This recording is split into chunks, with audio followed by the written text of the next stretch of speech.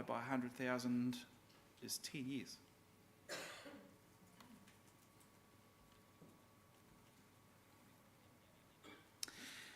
We've received about $100,000 less per annum in our grant from the Royal New Zealand Foundation of the Blind since Mr Mulcair made his decisions that cut our funding back dramatically several years ago. And the reality is that Mr Mulcair's legacy lives on because the wrongs that he perpetuated against this organisation and the antagonism that he shows have not yet been undone by the RNZFB.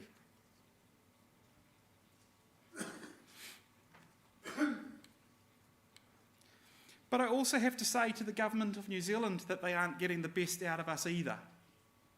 The New Zealand Government supports DPOs at the DPO Coalition table for the work we do at that DPO Coalition table.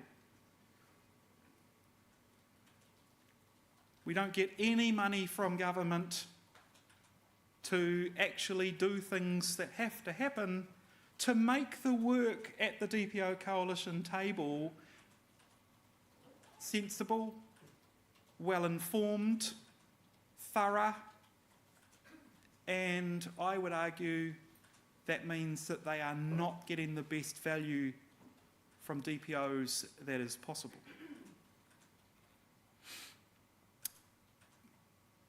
To people present, your board members work as volunteers. The branch committees and everyone who contributes to this organisation at branch, network and board levels and any other activities in between are acting as volunteers. There are other organisations out there that pay, other disability organisations that pay their board members, including at least one other consumer organisation.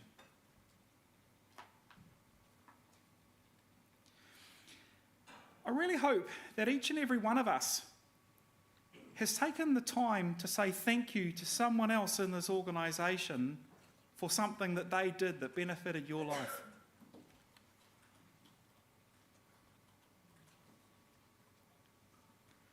This organisation, in effect, is surviving on the willingness of individuals to show goodwill to other individuals, both who are members of our organisation and others in the blind and low vision community. That means that this organisation is surviving on the time that all those volunteers are putting in. Time that we could choose to put into other endeavours. Everyone who's a volunteer is making a choice. And so I'm going to take this opportunity to thank those people for choosing to give this organisation and our community their time. Thank you. And if you're wondering if you are in that thank you, I suggest to you that every time you have a conversation with someone else who is a member of our community, you are contributing to the well-being and the future of our community. Just a conversation. Two people talking stuff.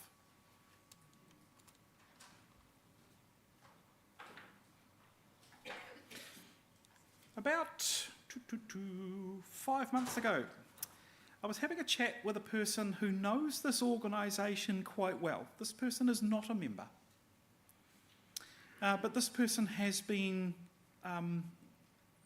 hanging around, knows a fair bit about the way we work and the way we tick. And he said to me, "Jonathan, what are you going to do with your time when you're no longer national president?" And I looked at him and I must have had what the expression on my face. Why would you ask me that? And I didn't have a very good answer. In fact, the only answer I could come up with was, don't know, but I don't have to worry about it until next year when I have to make a decision of whether to stand as president or not.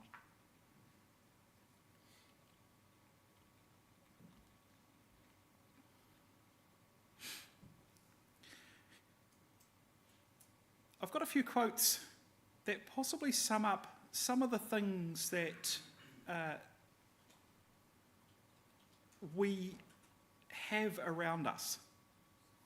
And maybe they're partly true for me. So I'll partly own these, but I'm not alone. So Seneca, a Roman philosopher, very dead.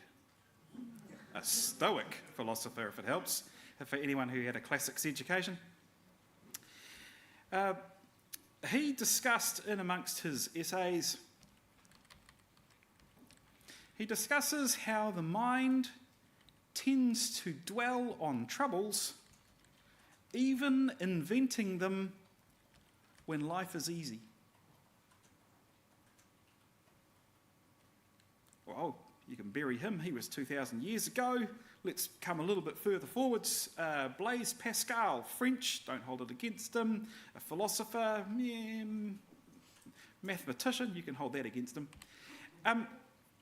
Pascal said that humans cannot sit quietly in a room without seeking distractions or problems. Now, I suggest to you that our community doesn't have to seek problems. We're pretty good about mentioning them. But actually, a lot of what we have to do as an organisation is about working out which of those things are distractions and which of them really are problems we should be working on.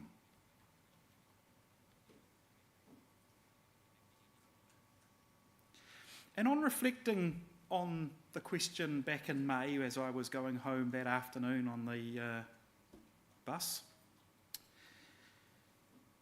I sort of thought, yeah, there's a whole bunch of things I really do like doing for Blind Citizens New Zealand. And then I thought, yeah, and then there's a laptop sitting beside me that I have to open and engage with on the way home.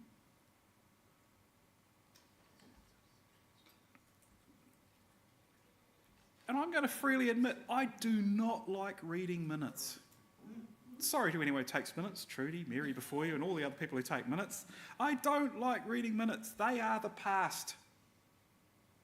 I really do like reading agendas because they are the future.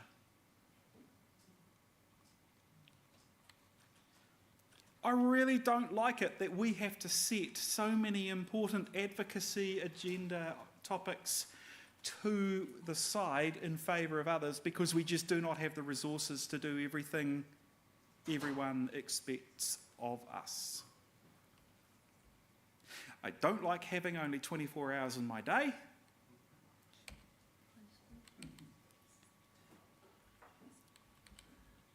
I do like hearing people sharing their aspirations for both themselves and for others. I really do like hearing people help others around them. And I have to admit that I would rather eat sausages with friends than a fillet steak on my own. And it seems to me that everything that I do like about what I do with Blind Citizens New Zealand involves people. People being good to each other. People being good with each other. And people, therefore, being good for each other. The value of this organisation is its people. The strength of our organisation is our people. The future of our organisation is our people. I say to you, hei tangata, hei tangata, hei tangata. Thank you. Kia ora.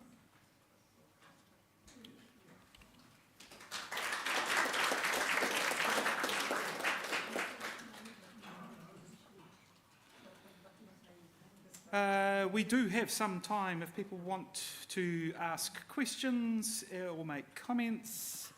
Otherwise, I've got to switch files to the agenda again. Is there anyone?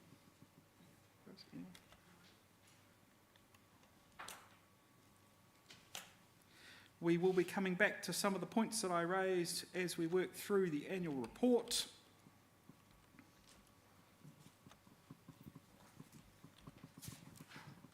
If there's no questions, we will.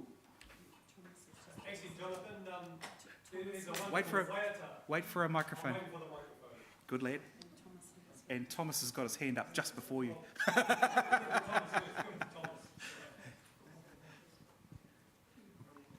Thomas? Kia ora. Thanks, Jonathan, for a nice and concise address today.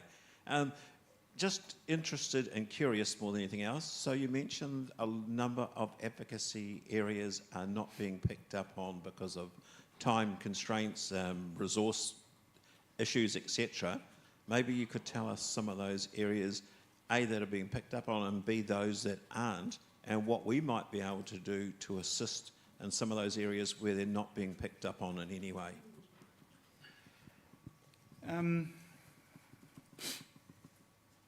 I think if we're realistic, we would say that our work in recent years has been dominated by opportunism. We're taking the opportunities that are right in our face rather than trying to create opportunities based on the wish list, the very long list of topics that people want us to work on. The number of opportunities that are coming through are greater than we can realistically handle without going and looking for others. And if I think back 20 years ago, we were spending a lot of energy as a board trying to chase people for the opportunity to talk to them. What can we do in terms of our people being more involved? Well, one of the things that the board has been wanting to work through is to modernise all of our public-facing documents so that more of our members have the resource that maybe we are better at creating so that they can go and talk about them in their local communities. And when we've gone back and looked at how many public-facing documents there actually are, they number in the dozens and dozens and dozens. I think Rose and I got two different lists merged and it came to over 30 different position statements that were still relevant today, and others that were more historic. In terms of more people getting involved, we are spreading the load as much as we can. When we are given opportunities for representatives, there is an increasing tendency to look outside the board. So in the last couple of years, we have, through the DPO coalition work, been asked for representatives. We have 5 people, I think, 5 of our members that are not board members involved in that work on behalf of the DPO coalition and all disabled people. So that's helping push the Blind Citizens New Zealand agenda quite well.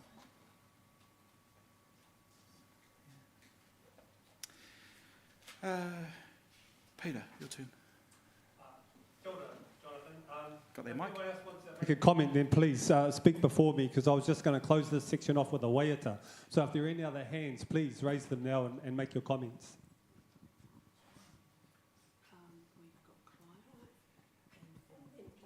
Clive and Vaughan, in that order, please.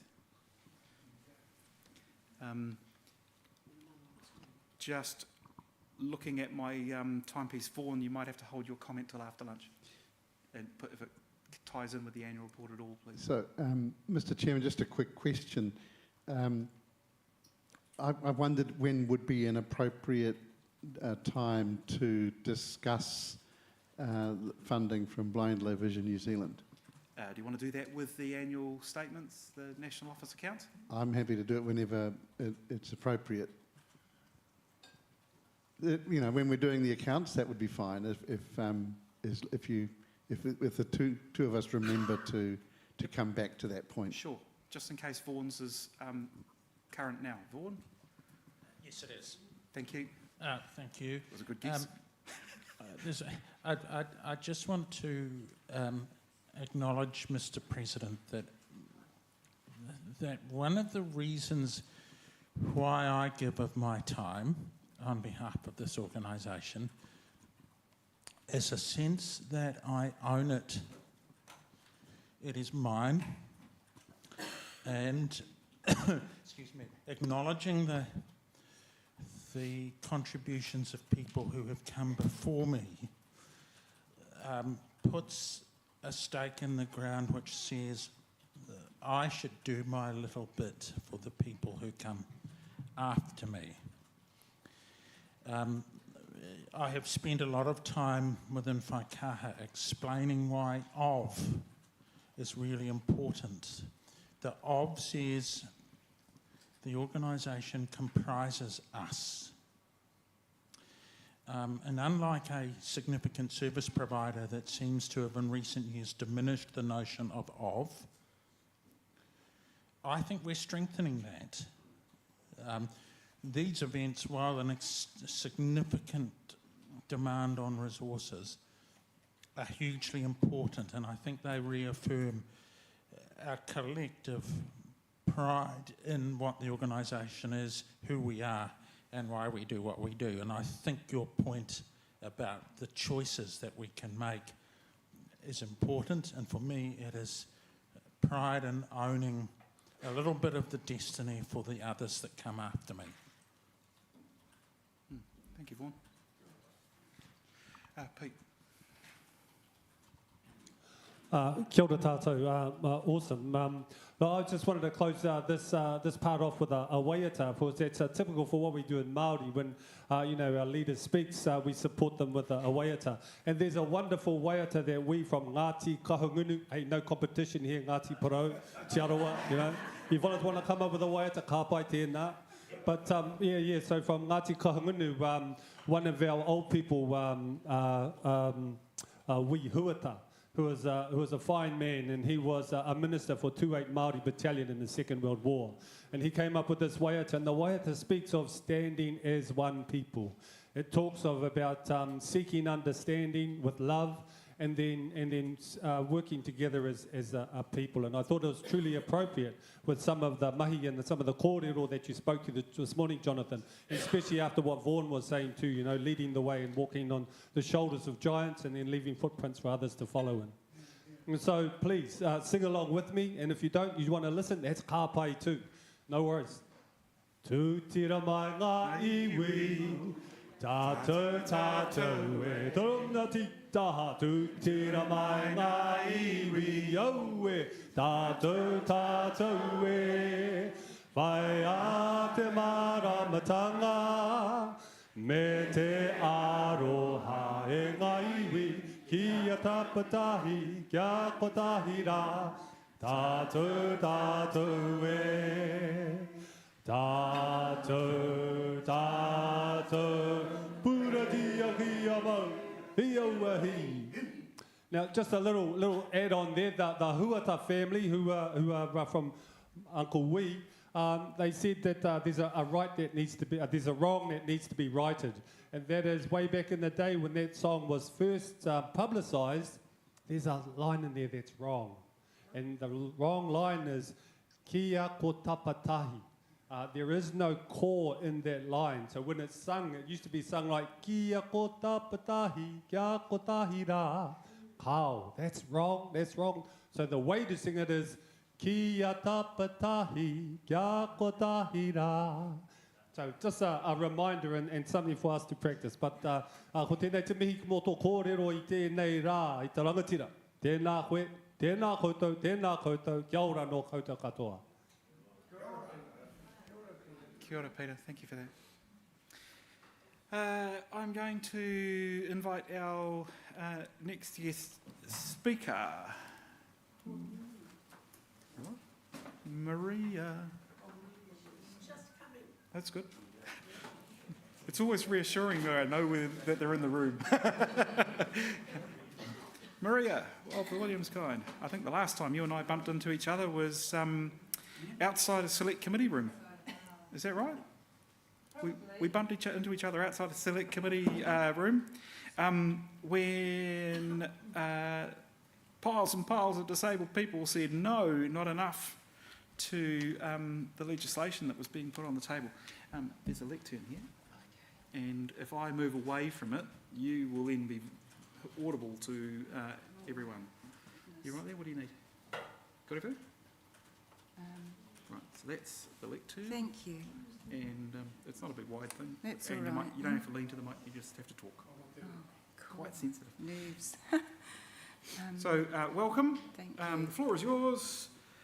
I need a drink. Thank you. Yeah, so do I actually, doing this talk. I'm nervous. I've only got water.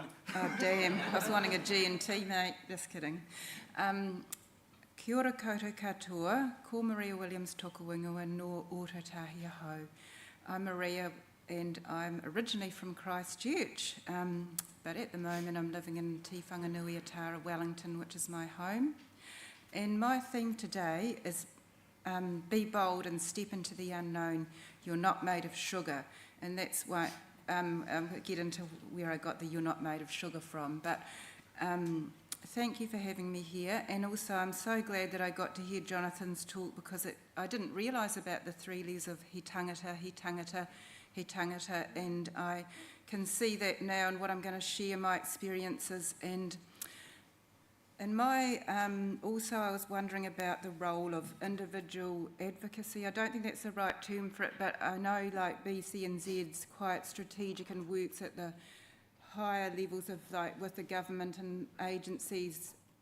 But what I'm going to share with you today, I see as more working down on the ground with people, and a lot of it's to do with luck and happenstance, but it's about me as an individual, and I've been very fortunate to succeed in things that I never would have imagined, and it's through the people that I've been lucky to link in with. So just as a background, I was born here, I'm the eldest child of 3, and I was born with low vision. And the good thing about the people of the past, they're still alive, but they're the past generation, they expected the same of me. They never really said anything about my vision was, you know, it was like, I was enough to be a foundation member. They actually thought I was totally blind when I was born. So they just expected the same of me as of my sighted sisters. And that was a good thing in a way because it just meant that I didn't really, I mean, I knew I had bad vision, but I didn't really focus on it too much. And I just sort of planned to do whatever my sisters were doing. But it was limiting because I wasn't able to talk about, I never had much experience talking about my vision limitations and what I needed. Asking for help was really hard, and that even at, like when I was at university saying, oh look, I can't see this, I need, you know, X, Y or Z assistance. So I lost all my vision when I was in my early 30s. And at school, of course, because of I was terrible at sport, I hated it. I'd do anything to get out of PE. I'd tell them I've got this terrible eye strain, I've got eye pain, I've got a headache. And we had to go these horrible sporting days, and I hated going to them. I'd try and bunk them, and if I went, I'd just try and hide and miss the race or whatever, because I was always first at the wrong end of the races for running. So, and that was fine with me, because none of my friends are sporty, and I just thought, ugh, yuck, I don't care about that. But anyway, running. So, at the ripe old age of about 42, when I was working at MSD, one of my colleagues was running marathons, and she said to me, Maria, you should be a good runner. You've got the build of a runner. You could do long distance running. And I said, oh yeah, right. All I've been running is running to catch a bus or running before the blimmin' bar closes, or that sort of running, sprinting. I'd never be able to do it. Anyway, I thought, oh, she'll just, you know, forget about it. But she didn't. She persisted. And about 2 more times, come on, Maria, you should be a good runner. Now, luckily, I knew I was going to the gym at Afina House because that was back in Auckland when I went there, and I knew there were vision impaired people that were doing running, so thankfully I asked them, look, how do you do this? How do you do the tether? And Mike Lloyd was the one, he showed me the tether, so I copied his tether and I said, right, I'll do this run, I'm sure. Anyway, it ended up we did 2Ks, then the next time we did 4Ks, then 6Ks. So it was good, it was a positive experience, and then we ended up registering for the half marathon in Auckland. But then I had to move to Wellington because I took a secondment, so the whole thing had to start again. So then I was at the ophthalmologist in Auckland, and I just sort of said, oh, I'm going to Wellington, oh damn it, I'm going to have to find another running guide because, you know, I don't know anyone there. And he said, oh, my brother-in-law, he'll do it for you. And I thought, you can't just nominate someone that's never probably met a blind person or run with them or whatever. And I thought, oh, this will never happen. But it actually did happen. I did go running with this, and it was really good. But then he got into triathlon, so again, I was looking for another guide. So I mentioned it to my guide dog instructor, I'm looking for someone to run with, and she said, oh yes, I've got this handler, he's right into sport, I'll ask him. And little did I know that was Clive Moon and his friend Melissa. He said, oh, Melissa will come and run with you. Now, I didn't realise that was Melissa Moon, the famous 22 athletics titles in New Zealand, 2 times world mountain running champion. She was this Melissa that had come down in the freezing winter to meet me, and then I mentioned it to someone, and they said, oh, Melissa Moon, because I thought that name sounds familiar, but I didn't really look it up. But then when I looked into Google, I was like, oh my goodness, that's well, how would she want to run with someone like me? Anyway, we started running once a week, then it was twice a week, and then it was 3 times a week. Then she said, oh, we'll do the half marathon. So we did it. And at the finish, at the finish line, I said, oh, I feel really sick. And she said, good. And I thought, well, that's not very sympathetic. And she said, oh, Maria, you've got the physical and mental, you'll be able to do a marathon. You've got that, you'll be able to do a marathon now. Because if you feel sick at the end, that means you've really done 110, you've really got everything, used it all up, and that's what you need to do. So I thought, oh, okay. And anyway, so luckily she had connections with Athletics NZ, and I was very lucky to get a start in the Para-Athletic World Marathon Champs for the London Marathon in 2015, this was a wee while ago, to represent New Zealand. So that was really cool. So we had to fundraise to get there and all that sort of thing, so that was more people helping us to raise money. But that was a great, achievement, probably, one of my biggest achievements. And, that was, due to Melissa and her qualities of, and Clive did mention when he introduced us, he said, Melissa can extend you, and I had no idea that that would be to this world stage marathon experience. And now Melissa, for the people of the future, she's going to be going to the London Marathon next year to support the para-athletes, not running, but just in the arranging things. So she's, going, so that's the future people that she's working on, I see, from, swimming. Swimming has been the longest journey for me. When we were kids, our parents, because we used to go camping by the beach, so they probably just thought, look, we can't let the kids drown, we'll get them swimming lessons. But honestly, I can't remember anything from that time. But then, at an older age, my friend Tricia, we were trail running, and she nearly lost me over a bank into a river. She said, oh, Maria, would you like to try ocean swimming? And I thought, oh, okay, that'll be interesting. Anyway, so that we started going into Wellington, and I honestly didn't realise I didn't really think about it. I just said, oh, this is an opportunity to give it a go. And it was, I didn't think, it was actually, even in summertime, the water's quite cold in Wellington, as you can imagine. And just getting used to the wetsuit, and it feels like it's suffocating you because it's so fitting. Then just getting 120 metres, because there's a little event they have every couple of weeks in the summer, the Splash and Dash. So you do a swim and then you can run. It's not a long run, just a like it's just a fun thing. So I started off with a 120 metres, and every 10 strokes I'd have to stop and gasp for air. Because I sort of thought, oh, look, if you can run, you should be able to swim, you know, it's all it's all fitness, you know, but actually it's a whole different game. And it's technical as well, swimming. Which I just, so I was terrible. It's almost like I had to learn again as an adult and as a blind adult. The other thing we find in the sea as well is we have, at the start of the first one of these splash and dashes, I was standing in the water up to my sort of waist, and I heard someone say, oh, there's a stingray, and oh, there's another one, oh, there's a stingray, and I thought, oh my God, is this is this a good idea, you know, like, and then, oh, no, because, you know about Steve Irwin and all that, and oh, no, they're more scared of us than we are of them, so I just said, okay, just forget about the stingrays and just do the thing. And other things we have in the harbour, which you'll probably get here too, in the summer. So in the summertime, it's lovely. The water's a bit warmer, like about 18 or 19 degrees. However, we have these things called salps, and people just call them porridge because they're these little things. And honestly, when it's really hot, there's more of them in the heat. So it's like swimming through a big, I don't know, you can imagine. Porridge is quite a good term.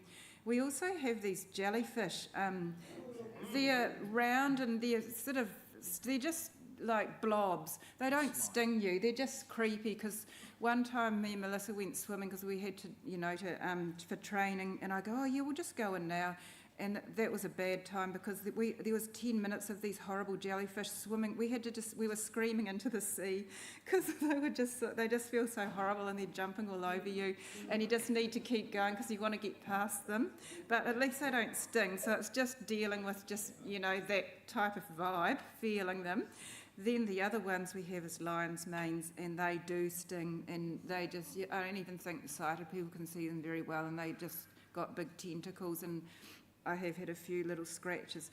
And as you can imagine with the sea, every time you swim, it's really different. Like sometimes it's lovely and flat and glassy, and other times it's real rough and wild, like whitewater swimming almost. And then sometimes in Wellington we have the Code Brown where we just don't even go in there. I tell you a little story the other day because we couldn't swim because it was too rough, and I was wanting to train, but last Thursday, me and my friend Karen, we were like, okay, we'll go at lunchtime. And luckily, our colleague was looking on the internet and she said, oh, there's a pipes bursting near Parliament straight into the harbour, because I was literally going to go and get changed. And I was like, oh, thank goodness she saw that blimmin' note, because yuck. That would have been a terrible thing. But in the wintertime, my friend Karen, who works with me, this is another way of how, another person that supported me. She likes to swim, but she won't swim alone. So when she heard I was doing swimming, she said, okay, Maria, I can pick you up on the way, and that'll make me go swimming because I won't want to let you down. So we started swimming a couple of years ago, and we wanted to swim throughout the winter. So that was a bit of a challenge. So in the winter, when we swim in the morning, it's totally dark, and you have to swim with a buoy all the time, but we have to put a light in the swim buoy to, for safety. And so that was just, we always have a cup of tea at the end of the swim because sometimes it's actually quite cold. In the winter, the coldest I've been in is 9 degrees. And I know there's crazy people who do polar swimming. I think Mary Fisher might have tried that this year, and I think that's like between 2 and 5 degrees. Oh my goodness. So Karen and I, we've been swimming about 3 times a week, and again we had to figure out how to swim with the tether, and again I called on the people who have done it before me, that have done the triathlon and swimming and trying different things, being a bit of a MacGyver and working out the best way to swim. So now, because Karen and I have been swimming 3 times a week, we're part of the swimming community, even though we're not as fast as some of these wild swimmers. And I decided to put my name down for 5 ocean swims for this summer to do around New Zealand, tomorrow I'm going to be swimming across Auckland Harbour from Bayswater to the Viaduct with Trisha, and she's the one that was telling me, you're not made of sugar, like if we had to go running in the rain or we had to swim in the rough sea, she'd say, you're not made of sugar, Marie, you're not going to dissolve, like you have to be, just do it sort of thing. So, so tomorrow we're going to be doing that swim, and I hope that it's not going to be too rough, because sometimes, triathlon. So, back in 2021, or whenever the Tokyo Paralympics were, Melissa rang me up and she said, oh, Maria, she said, look, I've just seen this new event, the sprint triathlon. You swim 750 metres, run 5Ks and you bike for 20Ks, and it's a new event and it's in the Paralympics, and there's people of all ages doing it, younger and older people. What do you think? She said, you've got a bike, you've been swimming, and you can run. And I thought, oh yeah, that'll be cool, let's give it a go. So we got it linked in with Try New Zealand, and just to find out what do you have to do. And it was a real bit of a journey with the cycling, because neither Melissa nor I are very technical people, so we had to get a lot of help from other people with our bike, like the tyres, and I don't know, it's just so technical, the bike. Anyway, we trained on the bike in Wellington. Then we found out, well, if you would like to try to get to the Paris Paralympics, you need to actually win the national champs, which I luckily did win it that year, and then we have to go and do world events, like all around the world. They have them like triathlons all over the place. So there was the first one we were going to do was in Canada, in Montreal, probably the furthest place you could ever go to, but that was looked like a lovely flat course. And the thing with these events is that you only find out 30 days before that you've got to start in it, so it's really last minute.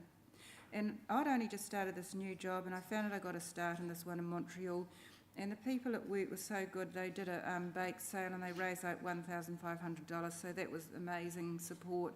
But basically it was more fundraising and going to the world events. And travelling with a tandem bike is 2 metres long, the bike's packed up as small as it is, but the box is like 2 metres long, like 1.8 or something high, and about, I don't know, across, so it's huge. And this is back in the post-COVID, travel's just coming back online, so we arrived at Montreal, and there was 1,000 pieces of luggage waiting because they didn't have any staff to like sort them out. So, and our race was in a few days, and we really needed to get our bike because we needed to get it put back together and then figure out the course and all that. So, gosh, I don't know how she did it, but luckily, Melissa, we just kept going back to the airport and advocating that we need this bike. We're in this world triathlon, and luckily we got it and could do the event. But every time we travel with the bike, there's always a bit of an adventure. It got damaged. We did this one in Yokohama in Japan, and the bike got damaged in transit, probably because, I don't know, they probably chuck things around, or it's quite fragile. And it was taking forever for them to get it ready, so we had to have backup plans, like maybe we'll have to hire one, maybe we can borrow one, maybe the worst case scenario is we'll just have to swim and then just disqualify ourselves.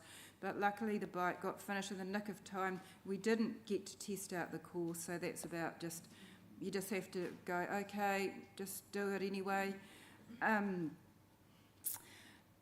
So I did 3 world para-triathlons, and so in order to get to Paris, you have to be like in the top 8 in the world, and so you have to do heaps of these events to get points, because you've got to finish within 25% of the winning time. And as time went by, there were more and more younger people, women, blind and vision impaired women, doing these events. So it was just, like when you're older, it's harder to be it's harder to get faster with age, sort of thing. And I recognised that, okay, this is not going to happen for me, which is fine, because like Melissa said, the silver lining, oh, Maria, you've raced against these people that you'll be racing in Paris, and it's going to be the same, probably a bit more red tape and things, but I got to experience the world events and all the, and meet the people, the other athletes, which was amazing. And so very thankful. Like, it was Melissa that really got me to all these opportunities. She saw in me that I could do it, and she supported me, and she taught me techniques and tools like how to manage pre-race, like stress, how to plan, how to be prepared for anything that can happen. And we did have some bit of adventures on our travels as well. So so in summary, I did ask some of the people that have helped support me. I said, you know what, why do you even do this? And they said, well, Maria, we actually get to share in the glory. We get to achieve as well. We use our talents, we share our knowledge with you, and we can learn from you as well.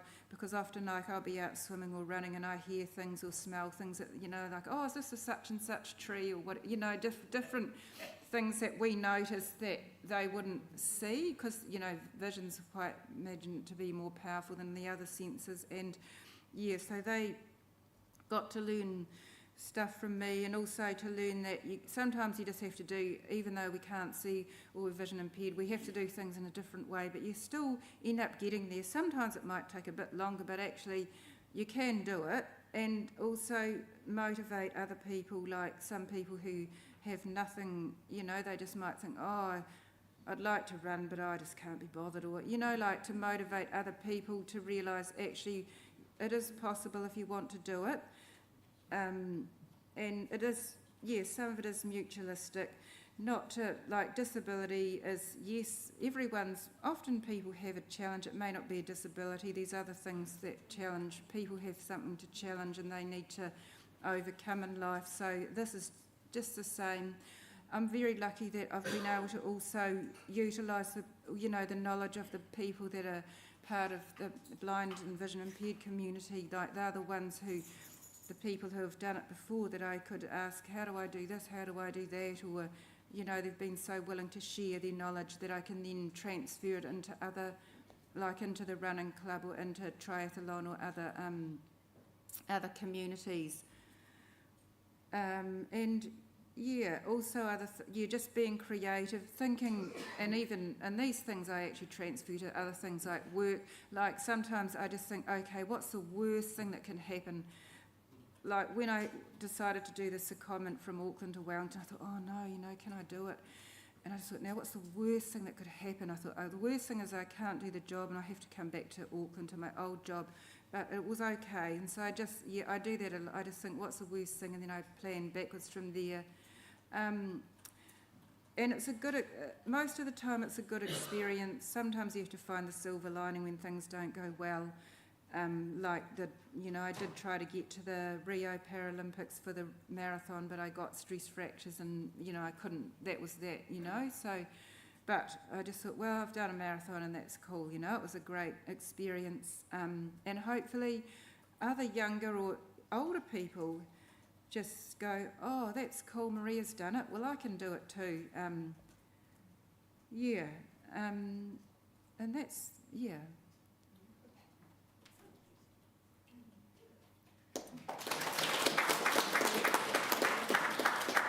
And I don't know if anyone's got any questions or comments, but when Jonathan talked, I did think about, I've done mine mine's just about kind of, and it is a lot about, I think a lot of it's luck and taking up opportunity, you know, just stepping out and just trying things and realising now some of these things might not work well, but it's just, I think I've, just worked around the individual people and Right, so let's see. Oh yes, we're live. So Maria's not made of sugar. People already want to ask you questions. We've got Patrick first and then JP. Patrick. Yes, I'm just curious, how long did it take you to train for the triathlon? Because it would have taken quite a lot of running and whatnot. Because I was already running, and it wasn't a long run, but it's about getting fast. So I reckon probably about a year's worth of, if you have never cycled or swum, and just getting up to speed with those, because it's 3 disciplines and it's really, really quite technical as well. There's all these rules when you do the races, like you're not allowed to take your bike down until you put the hat on, you're not allowed to touch the chin strap once there's so many rules. It's quite, that's kind of burdensome, but probably about a year to get used to all the 3 areas and get up to speed. But if you didn't want to do if you weren't worried about finishing it, it might not take that long. All right, thank you, and good on you. JP. Oh, kia ora, Marie. Kia ora. I'd just like to congratulate you on all the achievements that you have done. We were lucky back in the 70s. We had a great guy called Johnny Stratford. And him was about the only one that was doing sporting stuff. And he got us involved with athletics. There's two of my colleagues here today. We were four of the first blind people to represent New Zealand in athletics. Oh, cool. And after that, Maria, it carried on with different people. Yeah. So in this point of time, I'd like to congratulate you on what you've done. I've done just about it all, run marathons, had a good time. I know what it's like to get up at 5 o'clock in the morning. I know what it's like to Yeah. run 60 miles a week to keep that fitness up. Yes. So once again, my friend, take care and congratulations. Thank you. No other hands at the moment. Oh. We've got two, it seems. Chantal, you're first, and then coming to you, Gary, of the Auckland kind. Oh, okay. Kia ora, Maria. Is Kia this ora. on? Yes, it is. Thank you so much for your presentation. I'm really curious to know, and you might have covered some of this already, but when somebody is thinking about trying something new and or overcoming challenges, what would you say, how would you say you would approach that? Because they're two very different things. So you talked about the process you went through to start something new to begin with, and then to keep going when things get tough. So what's the one or two most important things you found in your journey? I think I was lucky because I could tap into knowledge of, like for tramping, when I lost my vision, I used to like walking in the forest, but then and I couldn't say, I thought, oh God, how do you do that now? But there was national tramps through the Blind Foundation, so I think it's good to do it with someone that knows about how to adapt it for vision impairment, and you just feel more comfortable. Like on the national tramp, I'm glad I could go with that group first, because then you could see how hard it really is. Because sometimes people go, oh no, it's not hard, the track's really not, but it's actually can be hard. So it's good to do it and test it out in a safe environment, or with people that if you're really slow or you might fall or trip or whatever, they aren't going to panic and they're just going to be okay with that. Because then once you get comfortable with what the reality of it is, or how you can adapt to it, then you can say, if there's a local like running club or whatever, you can stretch out into there. But I think just getting used to it with people that you feel safe with first is good to get confidence, and then they could spread out a bit further or go into other community groups or whatever to get more experience.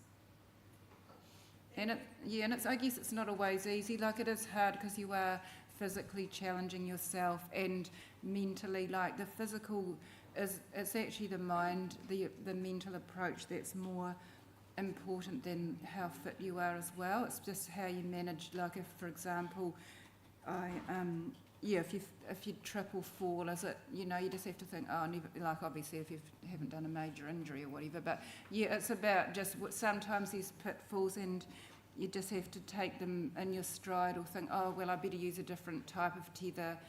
That one didn't work well, I'll try it this way, or that, just try it different ways, not to give up easily.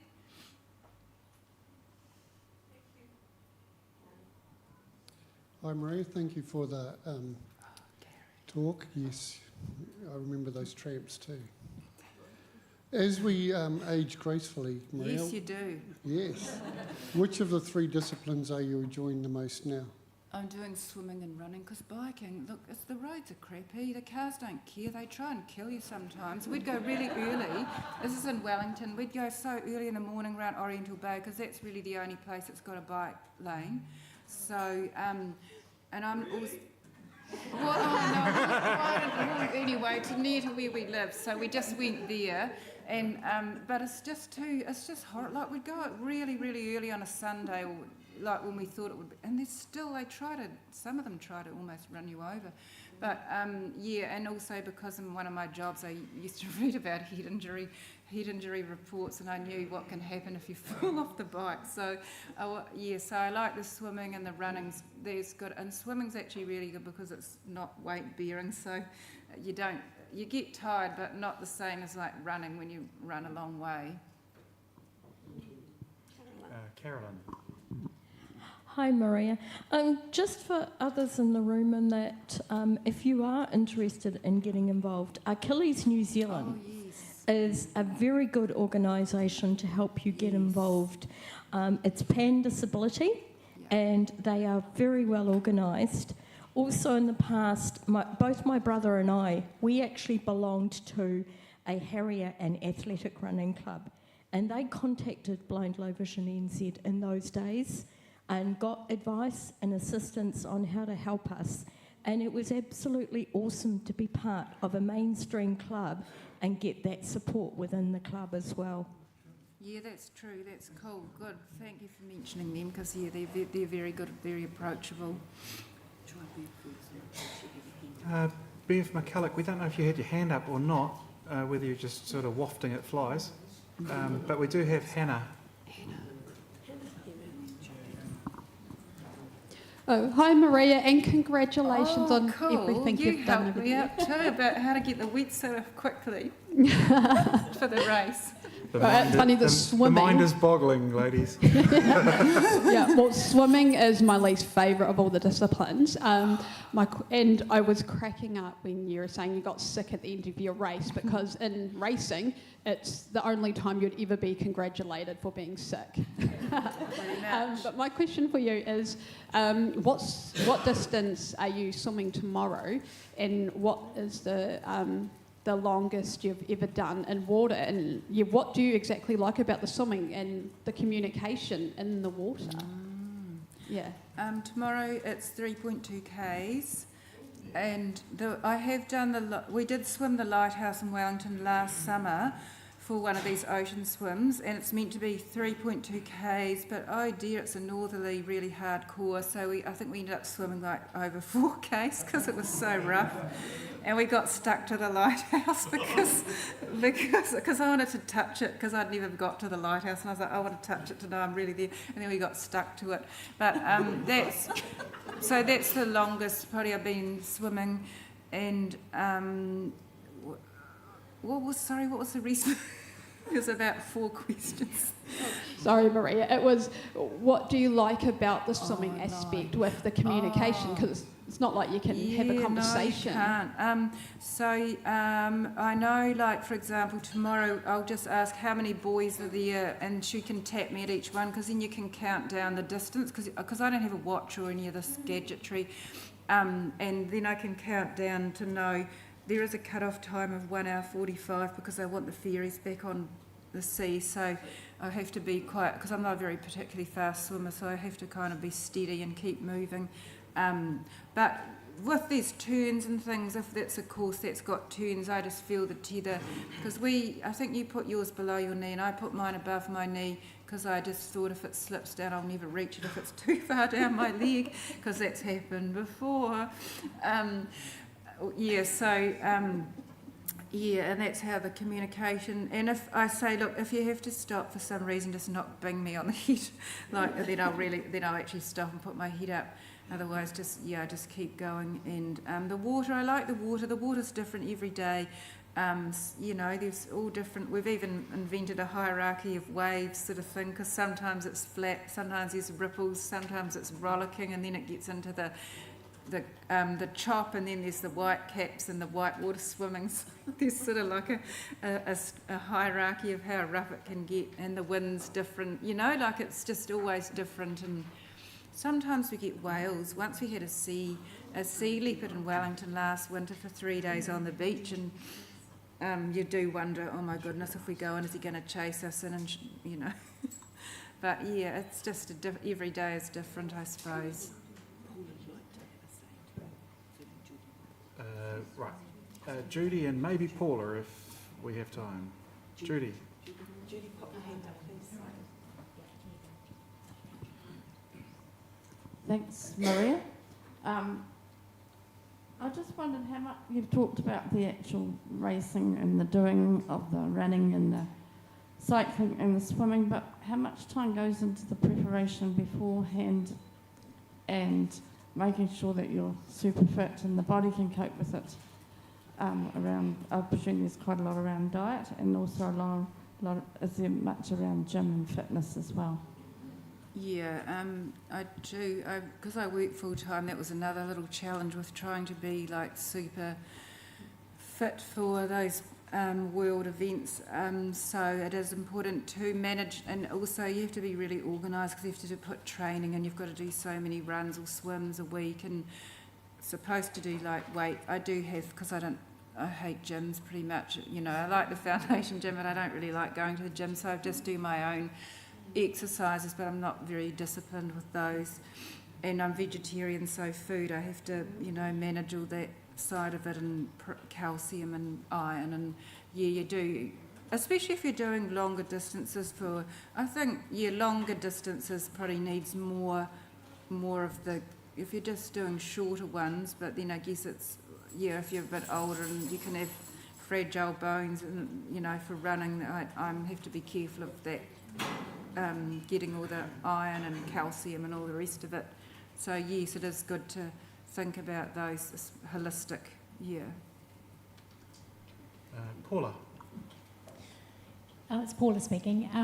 Thank you, Maria. I don't really have a question, more just as a Paralympian, former Paralympic cyclist, I'm often the one talking about my experiences, and actually it's really lovely just to sit back and hear about other people's experiences in sport, and to be able to sort of have a few fond laughs as you were talking about different things. I've had the privilege of travelling and meeting many blind athletes around the world in different sports, but primarily tandem cycling.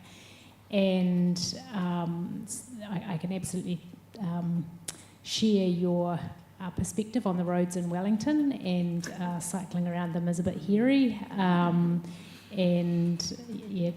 Thomas picked up your point about the issues with the various cycle lanes. So I just wanted to say thank you, actually, for sharing that, because it's really neat to be able to sit back and, as an athlete, and just hear other people's perspectives. And so if people are interested in, you know, exploring your sport further, just to add to, someone mentioned Achilles, who are awesome, and, you know, for young people, young blind people that you know of, there's the Hellberg Foundation, also Paralympics New Zealand, and some of the local regional sports organisations who are getting better at accessibility for disabled people. So go for it. So thank you, Maria.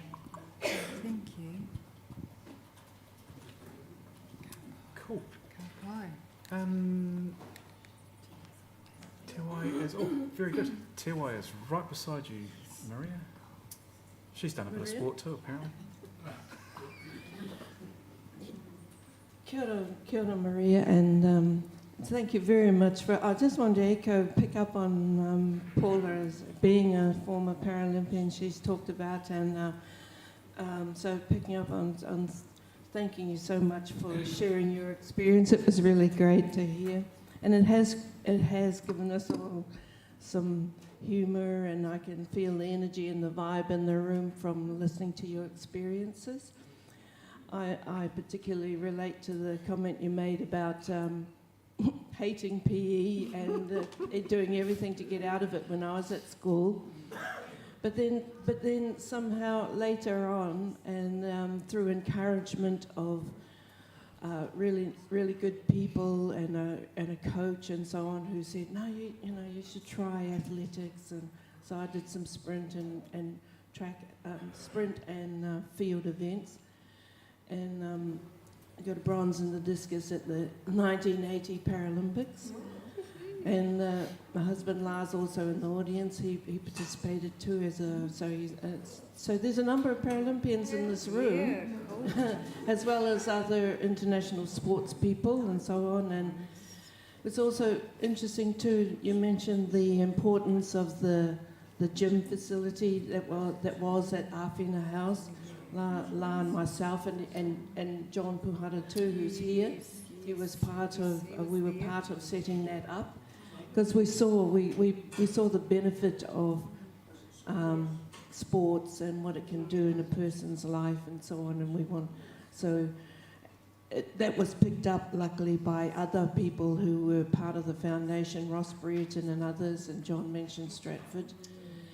That was picked up and became foundation, a part of the sport and leisure program, which was part of brought into the foundation's services and played a big part, I'm sure, in encouraging other people. So I feel like I haven't met you in person before, but I feel like I do know your name now, and because you've gone on to do these terrific events. So congratulations, well done, keep it up, and good luck for tomorrow in the harbour and where you go from here. So all the very best, and thanks so much.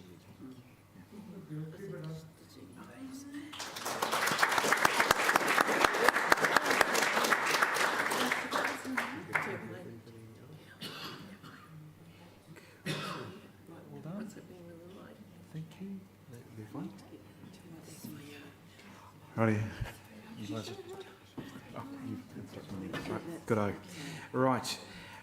People, just before we have a few moments heading up to your lunch break, we need to make some appointments.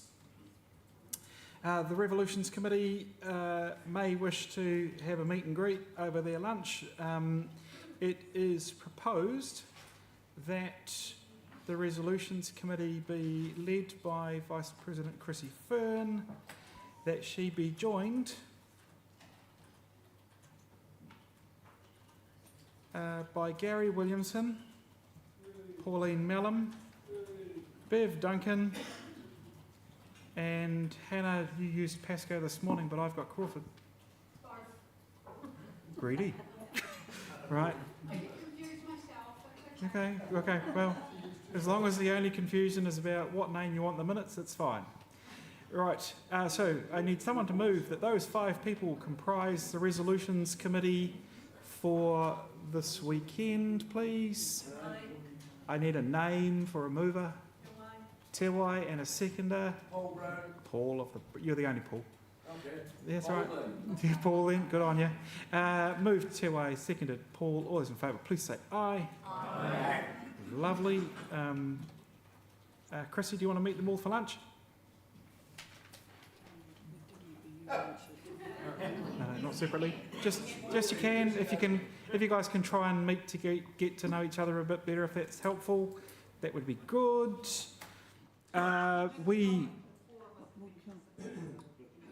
Okay. We'll need a mic, Chrissy.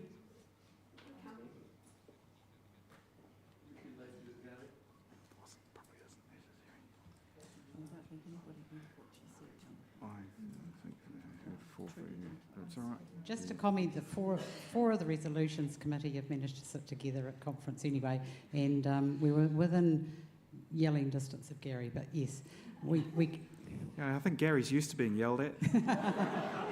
So, yeah. We may not need to touch Gary, base if you at can this find stage. Chrissy and friends. Yeah, cool. We may need a returning officer and scrutineers should we be getting down to contentious voting. We normally put Rose in charge of said things, and Rose, you would recommend whose assistance that you've voluntold, new word for 2024, voluntold people. That's like when you are volunteered. All right. So it's Rose, and I'm voluntolding Anne, Emily, and Annette. And Annette said, "What was that?" Yeah, so that's voluntold so in action. These are scrutineers if we need them. You just have to be able to count. Okay. So, So someone to move that Rose, as returning officer, be accompanied by those named scrutineers. A mover.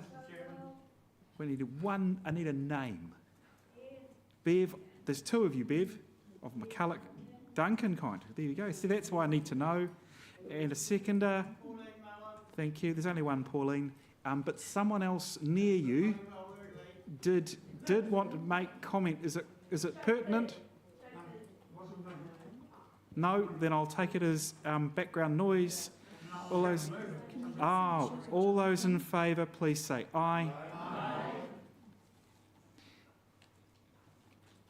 That means that when we come back after your lunch break, which, to remind you, is walk to the back of the room, drift right, go out the door, turn right, go in the door, end up in the room to your left where you had morning tea and hopefully breakfast. That will be lunch. You need to be back here by 1:45 when we will start the afternoon, please. Right, it's Rose. And just before you go, I think Thomas has his hand up to remind people about WBU lunch, Thomas. So we will direct people to a table. And can I just say, it's very nice for people to try and be helpful. If anybody has a concern, can you please direct those concerns or requests to Emily or myself? Because all that happens is different people going to staff ends up with matters being referred back to me, and it takes longer to resolve. So don't feel hesitant in raising anything that needs to be raised, but just look for Emily or myself, please, to deal with those things. Thank you. And Paul Brown has his hand up. Is it relevant, Paul? The Emporium. Paul's Where's your Emporium? That's what you want to... So two things. Jonathan, I've never drifted right. Secondly,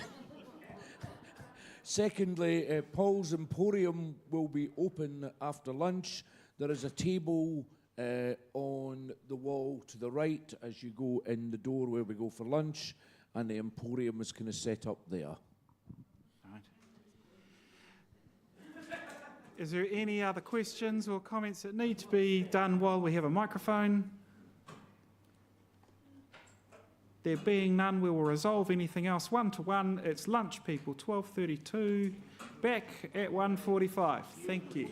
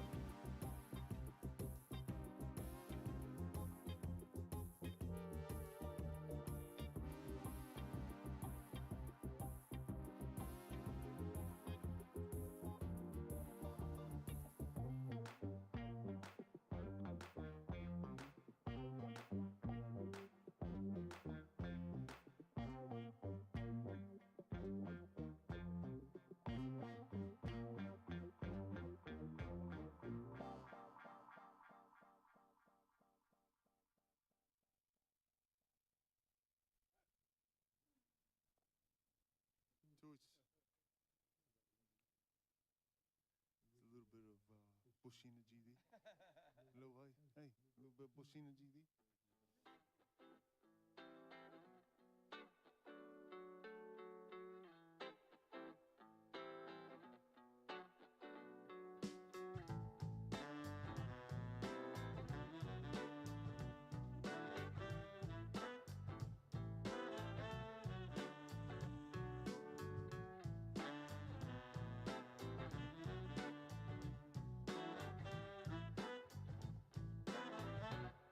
Oh,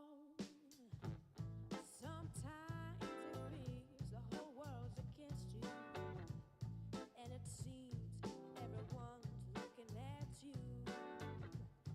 Times are making themselves much harder, but you know there's one place you can go. Oh, doors are closed, but there's another one open. Don't let your hope go. There's others you can count on.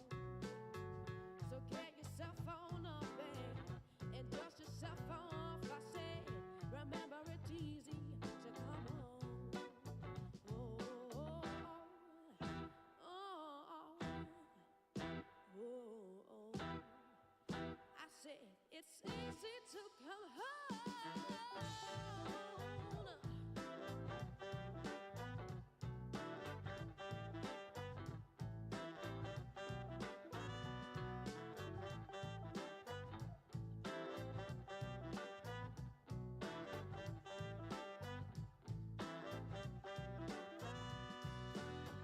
Your picture sits right by the open door. Collecting dust, we wait for you some more. The world it called and you followed. There was nowhere you wouldn't go. Oh, thoughts of day drip back into your heart. Take it all back then, all right back to the start. So get on board the homebound train. Said it's easy to come home. Oh, oh, oh, oh. I said it's easy to come home.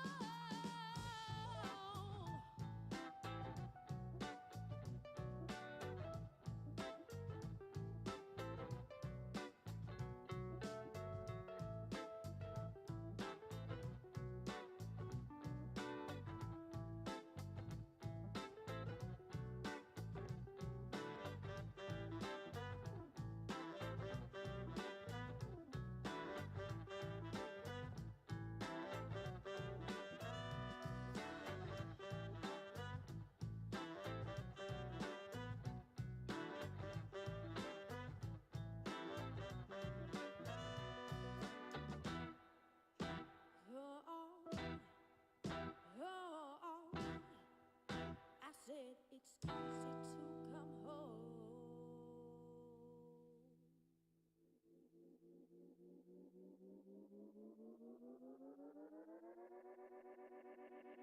I keep running down the same road, and the people keep on coming down to my show. Hold the king's memory and all the burned bridges. Everybody would put it back together again. I keep falling down the same stairs to a city with a nitty-gritty plan to brainwash on my ears. I'm free falling through the slideshow, free falling true and slow. Free falling won't stop me no more, 'cause I'm a bootleg rascal. Yeah,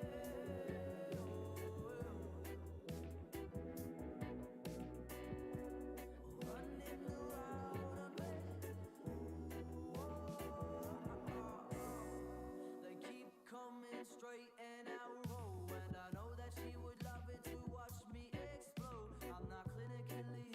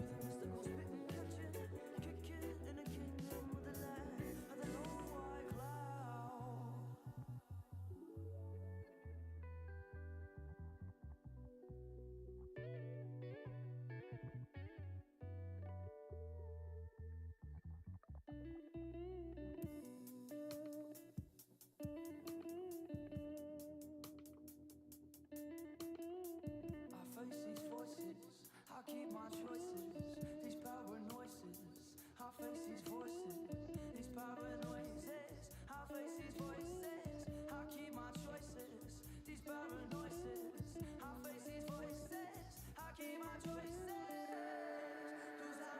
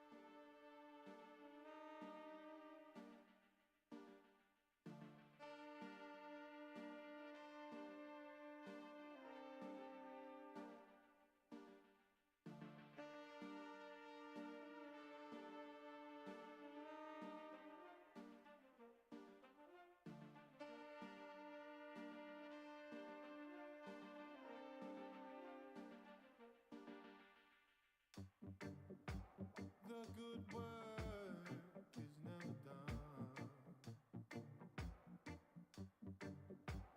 We rise and fall just like the sun. Just stand your ground and keep on shining. You know, you can run, but you know there's no hiding. Oh no,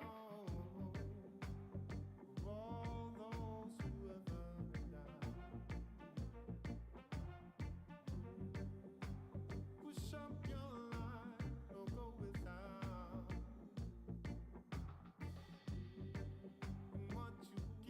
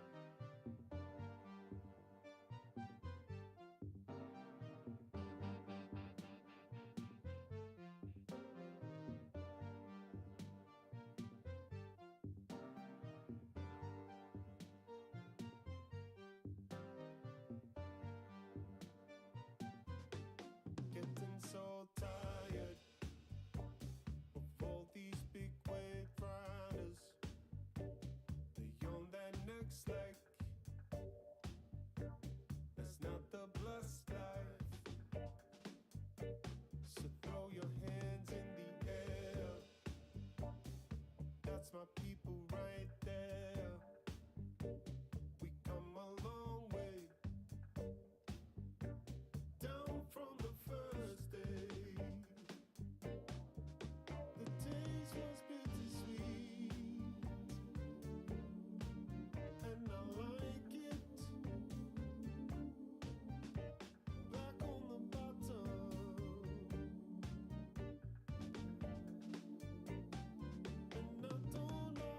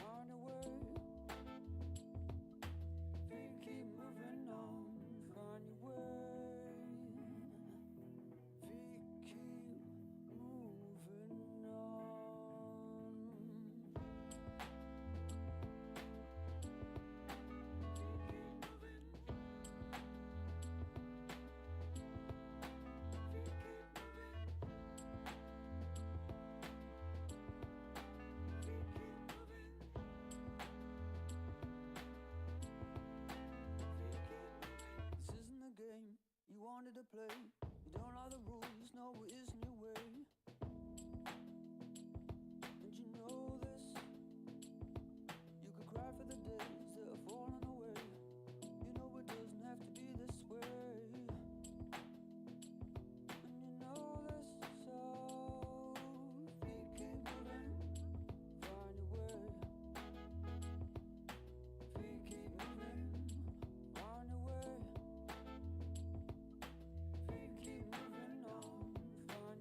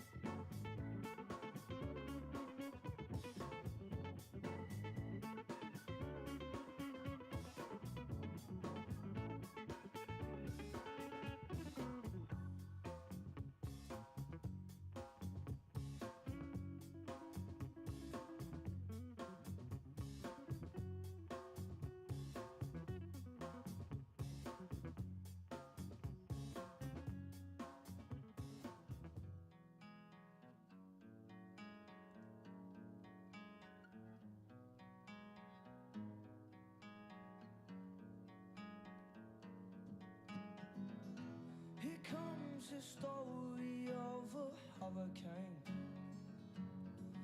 and a temple lost like quiet tears in rain. No love is lost, or no sweet wisdom gained. So save your tears and save yourself the shame. Oh, cyclone.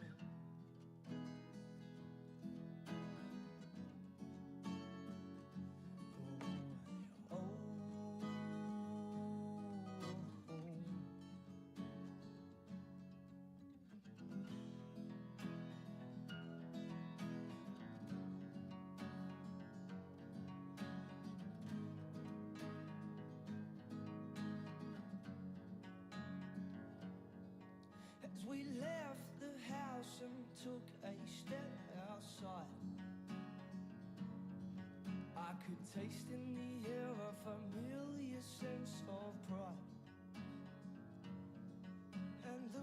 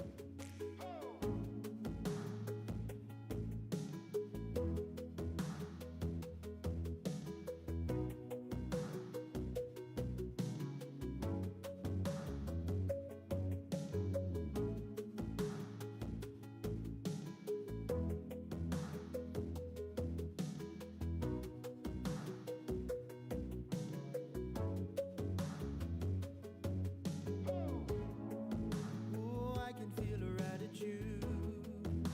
It's got him going in a mood. She couldn't really understand it, but now I know how he demands it. Taking hold of everything to be your man with the diamond ring. Don't know if she can even handle his love.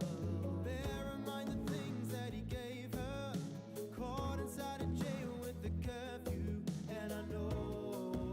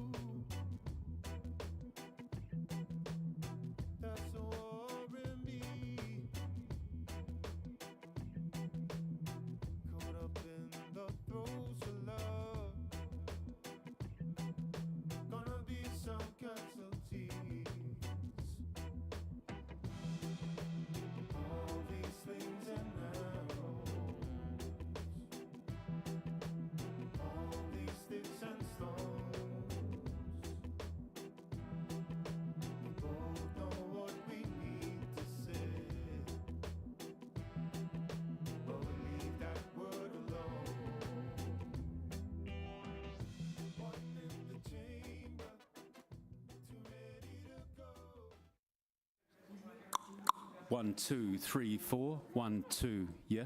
No?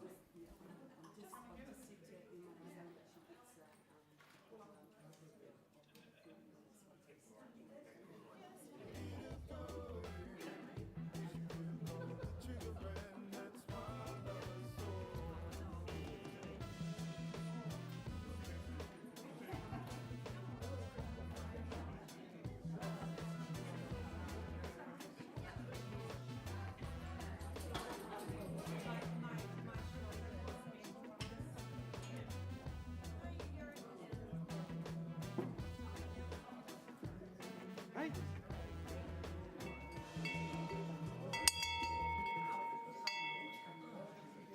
Someone needs to take that outside and give it a good lashing. So,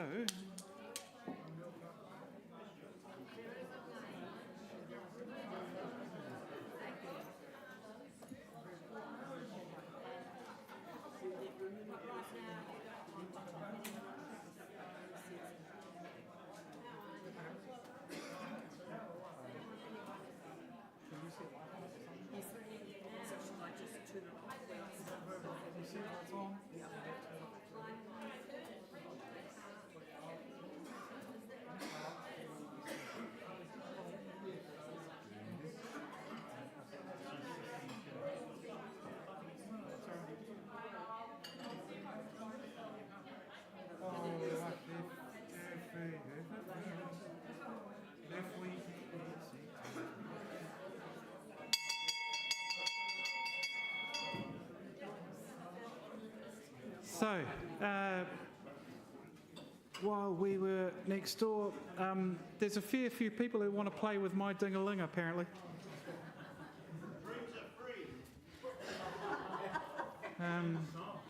You know, they were, and it was tragic enough next door, we don't need it now. People, we need to bring you back. Oh, look, it's 1:44. We'll bring them back early. Still got a minute to escape. Have you sorted out the door prize? They have to be visible on screen. Yes, the names of the people who are on Zoom do go into the bucket, but if their camera is not on and their face is not on screen, we aren't allowing them to walk around the house wearing their headphones and suddenly run back to the camera and go, I was here. No, stuff that. We're not playing those silly games. You're either in the room concentrating or you're missing out. All right? So that's a door at the back. You're either my side of it or you're on screen and visible. Right. So everybody So knows the rules. everyone knows the rules.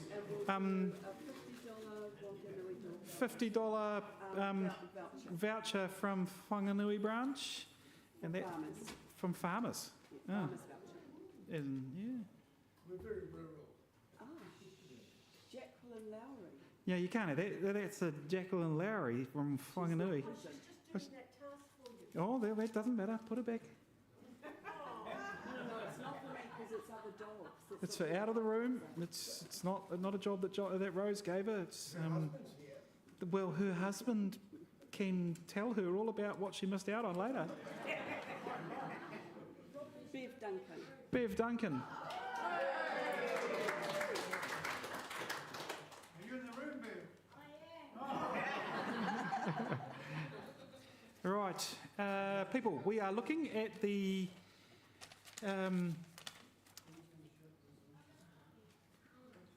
annual general meeting, item 5 on the agenda. 5.1, the first thing we need to catch up on is the outcome of the scheduled election, and we actually had an election, so there is something to talk about. You've written up the blurb. I have, but no. My laptop wants to do a blinking. There were 99 votes, 2 were deemed inadmissible. Actually, Jonathan, Have I you got will do it, thank got you. it? Yes. Oh, good, I can remember all these things perfectly. Right, well. You got it? Yes. Okay, everybody. Sorry about that. My laptop was just doing a little bit of an update. So this is just, so the outcome is that there was an election for the 2 member at large positions. There were 3 positions, 3 people standing. in alphabetical order by surname, Bev Duncan, Tua Hilatau and Maria Stevens. The outcome of votes in the highest to third polling candidates, 78 votes for Maria Stevens, 55 votes for Bev Duncan and 52 votes for Tua Hilatau. There were 97 ballots that were cast using the following options. There were 6 by Braille, there were 63 by hard copy ballot paper and 28 using Tell Me. And I think this time around it's the highest use of Tell Me we've had in one of our elections. There were a total of 99 ballots received, 2 of which were invalid, 1 because all 3 candidates were checked and the other was entirely blank. All right, so congratulations to Bev, who is here. Maria, who we haven't heard about the apology. Maria has a bereavement in the family again. But congratulations to Maria and commiserations to Te Wai.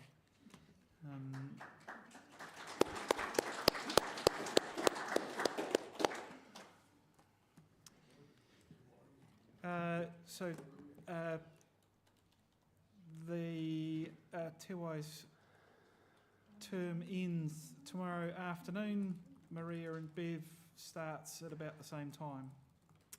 Well, not at about, exactly the same time. We also had, of course, Wendy Chang not offer herself again, which is why there was a vacancy. Maybe if there's a vacancy, it's what inspires people to stand. Good that we had an election.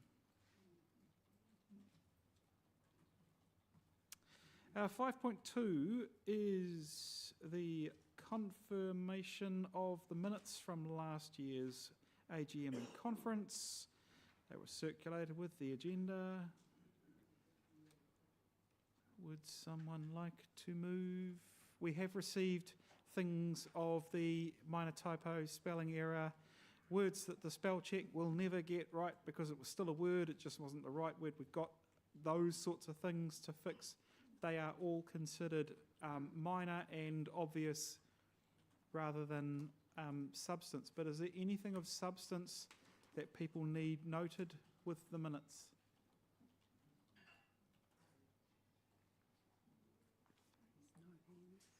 There being no hands, can I have someone to move by name? Thomas. Thank you. Look, he's a good boy. Someone to second? Pauline. Oh, we're learning. All those in favour, please say aye. Aye. Hallelujah. Right. 5.3. This is sort of our, if there's anything else we haven't put on the agenda somewhere. Some of those are documented in attachment A. You have some appendices to attachment A also, being the major outcomes with in relation to library, braille and guide dogs, not in that order. But are there any questions that pertain to matters arising that won't be dealt with somewhere else on the agenda? Right. It's Rose. Alan, just checking, I think the matter you've got is an item of new business. Yeah, we'll raise it as an item of new business. Is that all right? Yeah. We do deal with total mobility in the annual report. Is that all right? Yes, it is. It's perfectly right. Okay, Alan, so we'll deal with it during the annual report, okay? And I've noted that you have comments to make. Thank you. Thanks, Alan. So, any other matters arising? Well, there's none so far. We ought to be receiving that report. And actually, I'm going to do to you what the board does. We move receipt of every document, I'm going to say, of the reports, not the annual report. So someone to move that we receive all of the attachments outside the annual report from the board and the finances. So that will include all the branch reports and stuff. Chrissy moving, seconded by Paula. So that's everything received that doesn't need a specific recommendation. Oh, all in favour? Aye. Yay. I've lost something. We are up to notification of extra items. Should time allow, we may squeeze in topics for discussion. I, with my crystal ball, think Alan Jones wants to say something.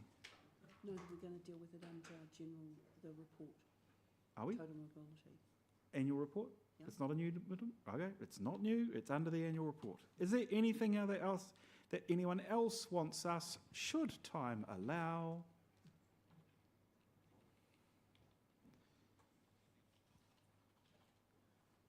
Three, two, one. Right. Then I suggest to you we know what's on the agenda. Everything has to fit within it. Jonathan, it's Rose. Can I just intervene? And I'm using the microphone, everybody, because I'm aware if I whisper to Jonathan, there are other people who get to hear and then you're all excluded. So just to let you all know, Raylene Smith is online. Raylene had joined us earlier, but there wasn't an opportunity to acknowledge that. Cool.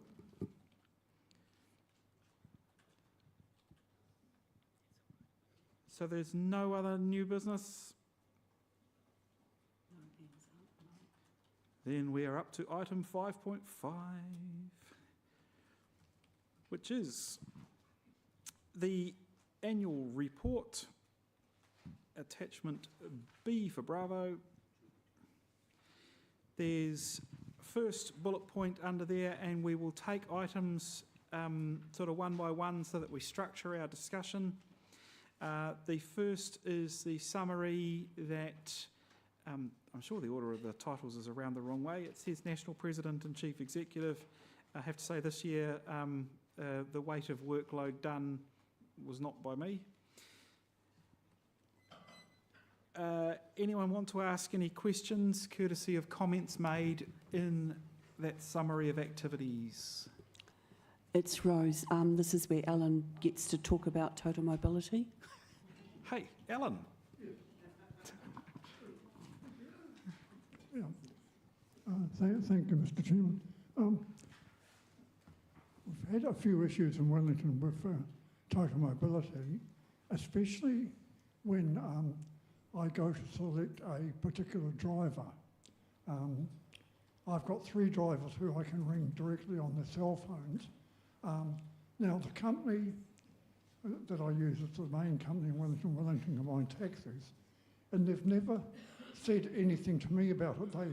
They comment to the particular drivers concerned. But now the issue has got that drivers will dob each other in. And it reminds me of the old, years ago, the blindies who used to dob other people in who played in dance bands. And it's quite a pernicious sort of thing. So I intend making a submission to the Total Mobility Inquiry about that we can select a driver. I now have 2 other disabilities besides blindness, one being hearing, but the other being not able to walk very far. And it's very, very important for me to have a driver who understands that and also hears what I'm say about pick-up points and drop-off points. So I just wanted to bring it up as a topic of discussion and wondered how many other people select their drivers and whether their companies take a dim view of it. So how are we going to sort of find out how many people in the room are actively engaging directly with drivers and not call centres? So in your standard tone of voice, if you contact drivers directly, please say yes now. Yes. Is there anyone in the room who doesn't have the number of drivers in their region? That's quite telling, Alan. Yeah. We're going to have a bunch of hands, Carolyn, and you might get yourself on the list in the end. So first up we have Carolyn Pete, we have Maria Williams, we Did have it? Paul Brown. Right, well, we'll do it in that order. Carolyn, then Maria, and Paul, you might tell us if they've said what you want to. Carolyn first. Okay, some time ago, this was a problem for us with Auckland Co-op taxis in Auckland. Auckland branch sent a representative of people to meet with the chief executive of Auckland Co-op Taxis and some managers. And we explained the situation, and we were told quite clearly in that meeting, yes, please, by all means, use preferred drivers. We are happy for you to do that. It makes our job easier. So could I suggest that perhaps Wellington branch have a meeting with management of Wellington Combined?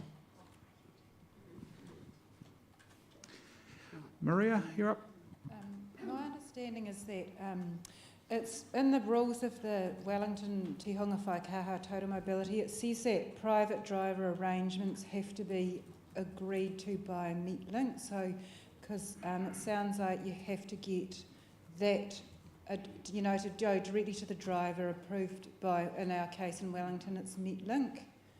That's what I understand is meant to be the process. Is there anyone with a great understanding of Metlink and its application of TM that can help Maria? So we've got Thomas Bryan and Pauline Mallam, whichever order. Oh, come on. This is like the catches and the slips, right? Yours, Thomas. No, I've got the mic. Oh, that's better. Wow. I've got the shell. I'm going to speak. I did say go to Thomas because I think he probably knows this far better than I do, but I concur with Maria. I'm almost certain that what Maria has said is written in the regs for Wellington Total Mobility is correct. We are not, it is rather frowned upon for us to use chosen drivers. That being said, given what Auckland's just said, I think I might be suggesting to our next branch meeting that we might want to do what Auckland branch did. Thomas? Thanks. Pauline's right. However, in saying that, we do have a meeting coming up with Metlink, and I'm pretty sure we will be raising that with them. But I don't know how hard fast that really is. I know Metlink are renegotiating contracts with providers at the moment because we're looking at producing some information in alternate formats to look at that. And so maybe we can have that built into that. So as I said, I'm meeting with Metlink in the next couple of weeks. And so we will be addressing that topic as well, because it's great to hear that what Auckland has been able to achieve. And maybe it is just a case of clarifying the rules so that Combined, but I think the issue really will still be an issue between Combined because they just seem to run the show, even though they're part of the Blue Bubble Brigade, they seem to have their own interpretations on what they will and what won't do. Kia ora. Paul, yes. Should I have this? You never said, Yeah. but I was handed it. So I've got 2 points to make. The first is on what we've been talking about, preferred drivers. It seems to work when people ring drivers directly. We have had some issues brought to the branch when people who have contracts go through the call centre and name a specific driver. Now that has been sorted out. If people like Workbridge and ACC will write to Co-op and deal with that, but there have been some issues there. The other issue I want to raise is more about the Total Mobility Review itself and just some notes of concern and caution. So in the interest of transparency, and Jonathan certainly knows this because he was at the meeting and Rose, I was involved, I used to do a bit of work with MR Cagney, the transport consultants, and people will know Bridget who was there. And MR Cagney got the contract to run the Total Mobility Review, or the disability engagement bit of it, certainly, that direct bit. There was always going to be some in-house stuff. Anyway, new government, and that was actually taken from MR Cagney and brought back in-house. I'm not saying or making any what's the word, wild accusations or anything, but I do draw it to people's attention. There was initially an independent outside of NZTA doing this review. New government, new broom sweeps clean and all that, and that was taken away and brought back in-house. And I do happen to know that certainly a couple of early papers, and I've been allowed to say this, that MR Cagney put in, were told by civil servants that they had to be rewritten because the minister would not wear it. So I think we need to be bloody careful, around the total mobility review, because what was independent, to my mind, is no longer so. And we've waited such a time on this review that we need to be really firm as blind citizens about our expectations from it, because this is not what started like a year and a half ago when MR Cagney first started doing this work. We're in a very different place. Thanks, Paul. I think we will see what discussion opportunities there are with the review when we get to see the review. But one of the things that we have been, when Rose and I have been doing things with the DPO Coalition and Ministry of Transport and NZTA BODs, is really requesting that people don't start again from ground zero, because disabled people are sick and tired of repeating ourselves for the umpteenth time. Tell us what we have already told you and what you've heard, including the research done a year ago with MR Cagney, ad nauseum, blah, blah, blah. Tell us what you have learned, and tell us, if you're going to engage with us, what it is that you want to know more about. We don't know where that's gone at this point in time. The terms of reference were updated, and when I was given the terms of reference document and Rose said to me, do you think we need to worry about these changes? And I just said, well, regardless of what those terms of reference say, people will say what they want, and we can weave your issues into any set of terms of reference. Okay, that's not the hard part. The hard part is understanding what the Minister of Transport will actually end up doing, and we have zero intel on that to date. But we did influence We certainly influence the terms of reference a bit, etc., but that's not influencing the outcomes for the review. Yeah. Hang on. Paul, I can't do your side chatter. You either get a mic and make it minutable. Okay, I have concerns, and I think I said this, even with what the Minister is getting. Because I certainly know of 2 papers that were going to be, that had been done by the independent organisation, that were going to be changed before they went to the Minister, because the Minister wouldn't wear it, was what was said. So very definitely the government officials have been quite honest with us. They have already said, yes, using language similar to what Paul just has, that the Minister isn't interested in that, this or the other, and they will work within the parameters that the Minister has set for them. That's called government and a democracy.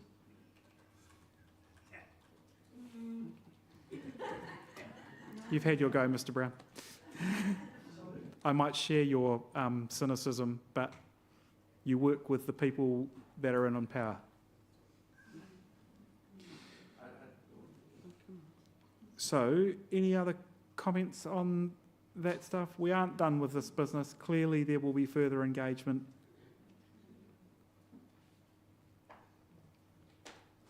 All right. Any other topics that people want to canvass that arise courtesy of the summary of the year, the wordy summary?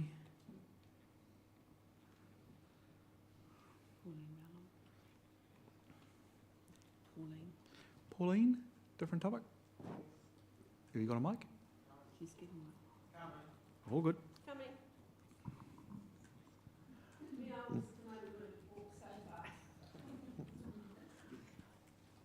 Jonathan, it may come up later in the agenda, but for those of us who wrote an annual report, either for our branch or for, in my case, Blends, are we going to get a chance to speak to that? Yes. Or are you asking for that now? No. Okay. I'm going through each one in turn according to the bullet points on the agenda. Perfect, thank you. You're and about sorry. 5 away. No worries.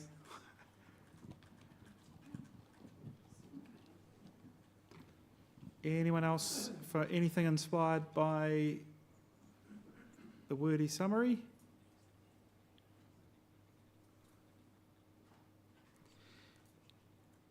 We then move to the financial performance of National Office for the year ended 30 June. And I think this is the opportunity to invite Clive to pick up the point that he made before, which is in response to the comments in my speech about the lower than historic grant that we have received from BLVNZ. I think it is important to note that BLVNZ is still our largest funder in dollar terms by far. That we do have income for participating in the DPO coalition, but all of that income covers the expenses related to being at the coalition table. We do receive other sponsorships. This includes in-kind work. You've been given a list that I don't have on hand, Horace. The in-kind, and I mean people doing things that would otherwise need to be paid for, and it's not trivial, right? Yes, please. Okay. And we might need to remind people what those organisations do at the same time. Yep.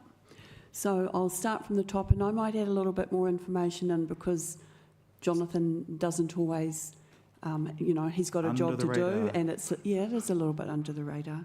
So accessible information communications, that is Clive and Mary, and I'd actually like to ask for a huge round of support for the work that Mary and Clive do, including for this conference.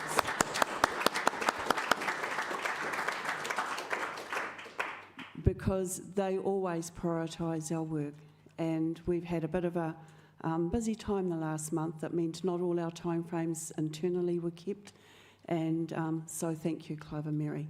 And that's, and it's not just now, it's for Tell Me, it's for all the other work that Clive and Mary do that benefit the community. Blind Low Vision NZ for our funding, and it's great to be developing a relationship with Andrea Midgeton. It's really good. Intopia, who recognise the work that we do on behalf of blind people, blind, deaf, blind, low vision, and vision impaired, and we at times get reasonably wonderful donations from Intopia to support the work we do. JC Computing is our IT guy, Jim, who comes in at the drop of a hat. There's no waiting 24 or 48 hours, and his pricing is, you just can't beat his pricing. Little Rocket is Tim, who does things again at the drop of a hat for us. He is the reason we've got all the live streaming happening, and he's worked with Shipley's to get that in place. I'm hearing that YouTube has got a really good audio, which is wonderful. And so Tim does a lot of work in the background for our website. Microsoft New Zealand with Rod Park, who's their technology strategist. We have an ongoing relationship with Rod. It's a little bit slow going at times, just getting to where we need to be, but nevertheless, it's all, it's offered at no cost to Blind Citizens New Zealand. Ministry of Social Development, we have a contract with Ministry of Social Development specifically around the information and advice role we have with the All of Government work with alternate formats, and that's the area that Thomas Bryan is contracted in specifically. Optics Magazine, who essentially offer us their magazine at no cost, but there are potentially opportunities to include items in their magazine. Stebbings, who again offer work to us at a reduced rate, turn the work around pretty quickly, and that's the copying of audio onto CD and USB drives. TB Digital, we have great relationship with TB Digital. Again, they do our large print calendars, they do Focus, and Andrew and John are our main go-tos at TBD Digital. And again, not only do they turn our work around really quickly when we're late, but for whatever reasons, they will always fit us in. And then to the many Blind Citizens New Zealand members and supporters, and many of you prefer not to be named, and we have, it's wonderful to have your support and receive that through the donations that are made to the organisation. Cool. Right. Hands other than Clive's, but Clive, the microphone is coming to you. You wanted to make comment. It's here? That's good. When he's ready. Thank you, Mr. Chairman. I just really wanted to make a couple of points, and that is that I think the days of long-term relationships don't work now in perhaps the same way as they did some years ago, and the reason for that is just the change of people in organisations, not just Blind Low Vision, but other consumer organisations, and even perhaps Blind Citizens New Zealand itself.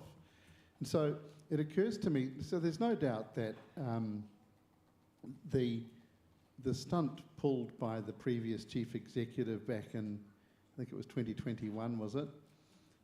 Was a disgrace, and the board acted to correct that. And the board has paid a price for that, with, in the minds of some other people who accuse directors of Blind Low Vision of being conflicted and, and showing favouritism, etc., etc. But the other thing that occurs to me is that I think at least 4 directors now have changed on the board since that time.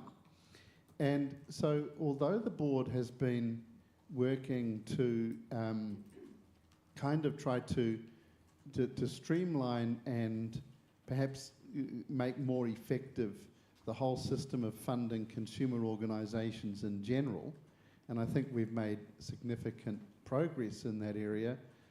When you're dealing with new directors who haven't had the long-term exposure to any of these relationships,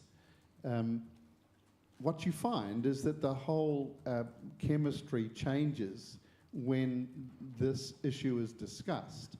Not specifically, there's been very, very little discussion of any specific consumer organisation, like Blind Citizens or, parents of vision impaired or couple Māori or whatever. But the principle of funding consumer organisations, although the board accepts that principle, there isn't a framework to know who should get what.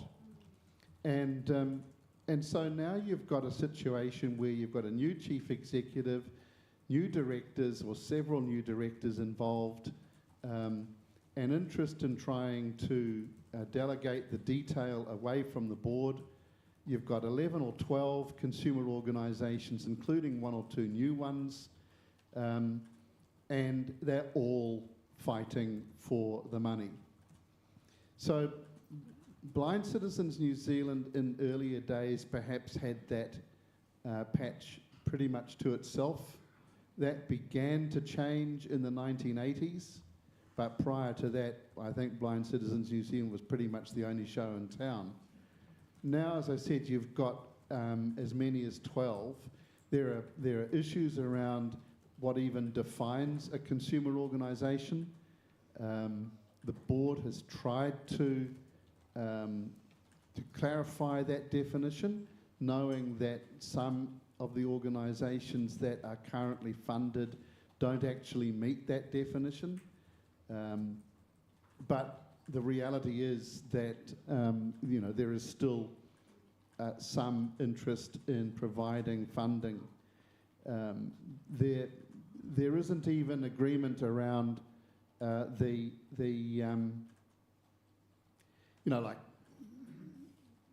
there are a variety of different groups, and they want funding for quite specifically but quite different reasons. So in the case of Blind Citizens, for example, a significant amount of the cost goes into actually running the organisation in terms of staff and office lease, etc. But for perhaps another organisation, they might not want as much money, but they're going to spend it on something quite specific like travel, because there's only a few people involved and they're travelling around and doing what they do. So I think my real point is that Blind Citizens probably doesn't do itself any favours by trying to, look back. I think Blind Citizens New Zealand has to recognise the changing nature of this whole arrangement and make the best decisions that you can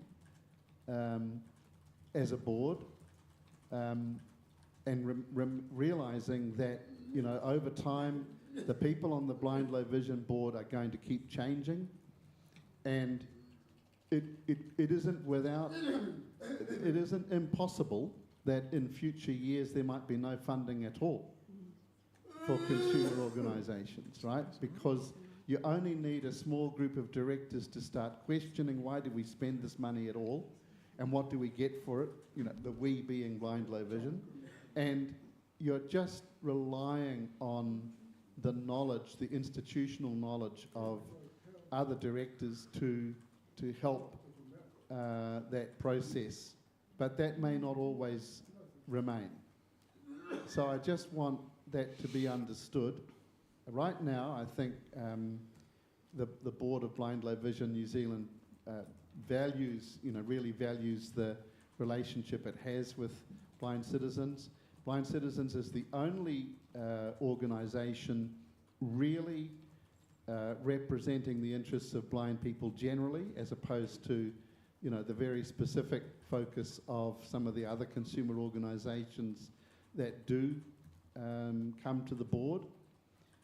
But that's another point, you see, for Blind Citizens to consider, because in some ways, and I will say this without being too specific, I think there are some of the other consumer organisations can actually be perhaps accused of leaving the dirty work to Blind Citizens New Zealand, right? So who's complaining about equipment? Yeah. Who's complaining about the library?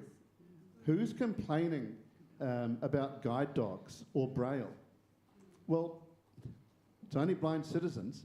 But if you were to go to, say, an organisation like Kapo Māori or Deaf Blind Association, or perhaps any of the other consumer organisations that represent blind people, they can say, we'll leave that to Blind Citizens. Because blind people are members of those organisations as well, right? So what I'm really saying is that the whole picture of consumerism is dynamic, it keeps changing. Blind Citizens has to keep its eye on the ball. It's not always going to be reliable. I think a lot has been done in the last couple of years to repair the relationships with consumer organisations, particularly in the area of trying to streamline the funding process, get back to multi-year agreements, keeping the agreements simple. And I think for the first time, we're going to see in the Community Impact Report an actual page or two on why Blind Low Vision funded consumer organisations and what was achieved. Simple things that were achieved as a result of that. because the board has wanted that in that annual report for several years. I think it hasn't happened previously, but I made sure it happened this year, that there will be a page in the community impact report to say, we spent this much money, it was donor money, we spent it on consumer organisations, and this is what they did.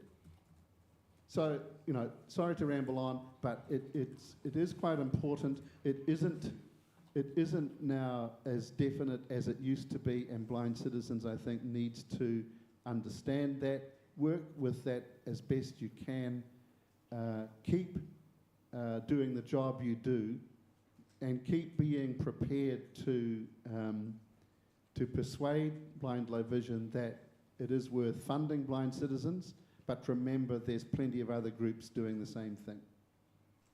Thank you, Mr. Chairman. Thanks, Clive. Just one thing of actual interest. When you say that there's going to be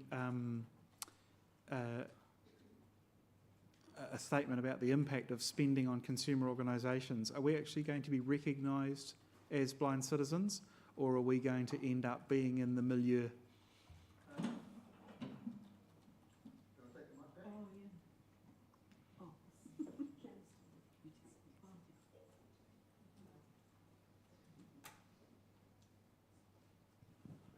Because this is the coattails argument, right? If we aren't recognised for the work we do, then other organisations get to say we're part of this consumer organisation movement. The draft that I've seen shows each organisation what it got and something about what it did that was taken from the reports that were received. Okay. So, you know, look, hopefully it's not a lot of words, right? In a big report, there's not a lot of space given to this, but the intention is to show that Blind Low Vision New Zealand does spend money on consumer activities.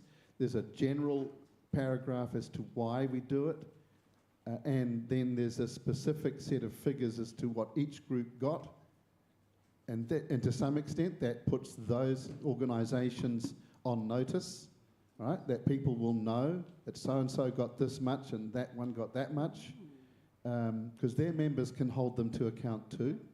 And it will say something about, just a little paragraph based on the reports, something about what was done. It's probably fairly general at, you know, it being the first time, but we've said in our policy for a couple of years that this is what we want to be able to do, and that's the reason for this, you know, streamlining the process, and so I guess you'll read it when you see it. Yeah. Cool. Thank you. Any other comments about the finances? This is just the National Office finances. So this is the money that the board is in direct control over.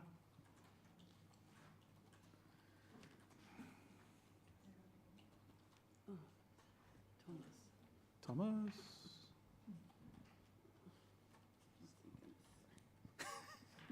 Thanks, Jonathan. In light of the comments just made by Clive, is there any investigations working with government to obtain contracts for work that Blind Citizens does that it's not being paid for at the moment? Obviously, you've got the money for the DPO work as part of the coalition, but is there more work that we would see that government should be funding Blind Citizens to do? It's the usual story, isn't it? You put all your eggs in one basket. When that basket starts to not gather or provide the fruit that you expect, you need to look for streams from other sources. So what work is happening in that space? I think we would be looking to the way that Whaikaha is developing in coming months with a lot of interest. You heard mention of the DIAS contracts in the question from Martine for Paula this morning. There's an opportunity there. We are heavily involved in actually helping government across the board work out what ought to be communicated with people. We have been pushing, referring to my own comments, we have been pushing for adequate funding of DPOs, existing and new ones. There has been no movement on funding the voice of disabled people through their DPOs in quite some time. Quite some time. The existing arrangement might have had a few tweaks along the way, but it has not fundamentally altered for many years. We are also in an environment of austerity, and I even listened this week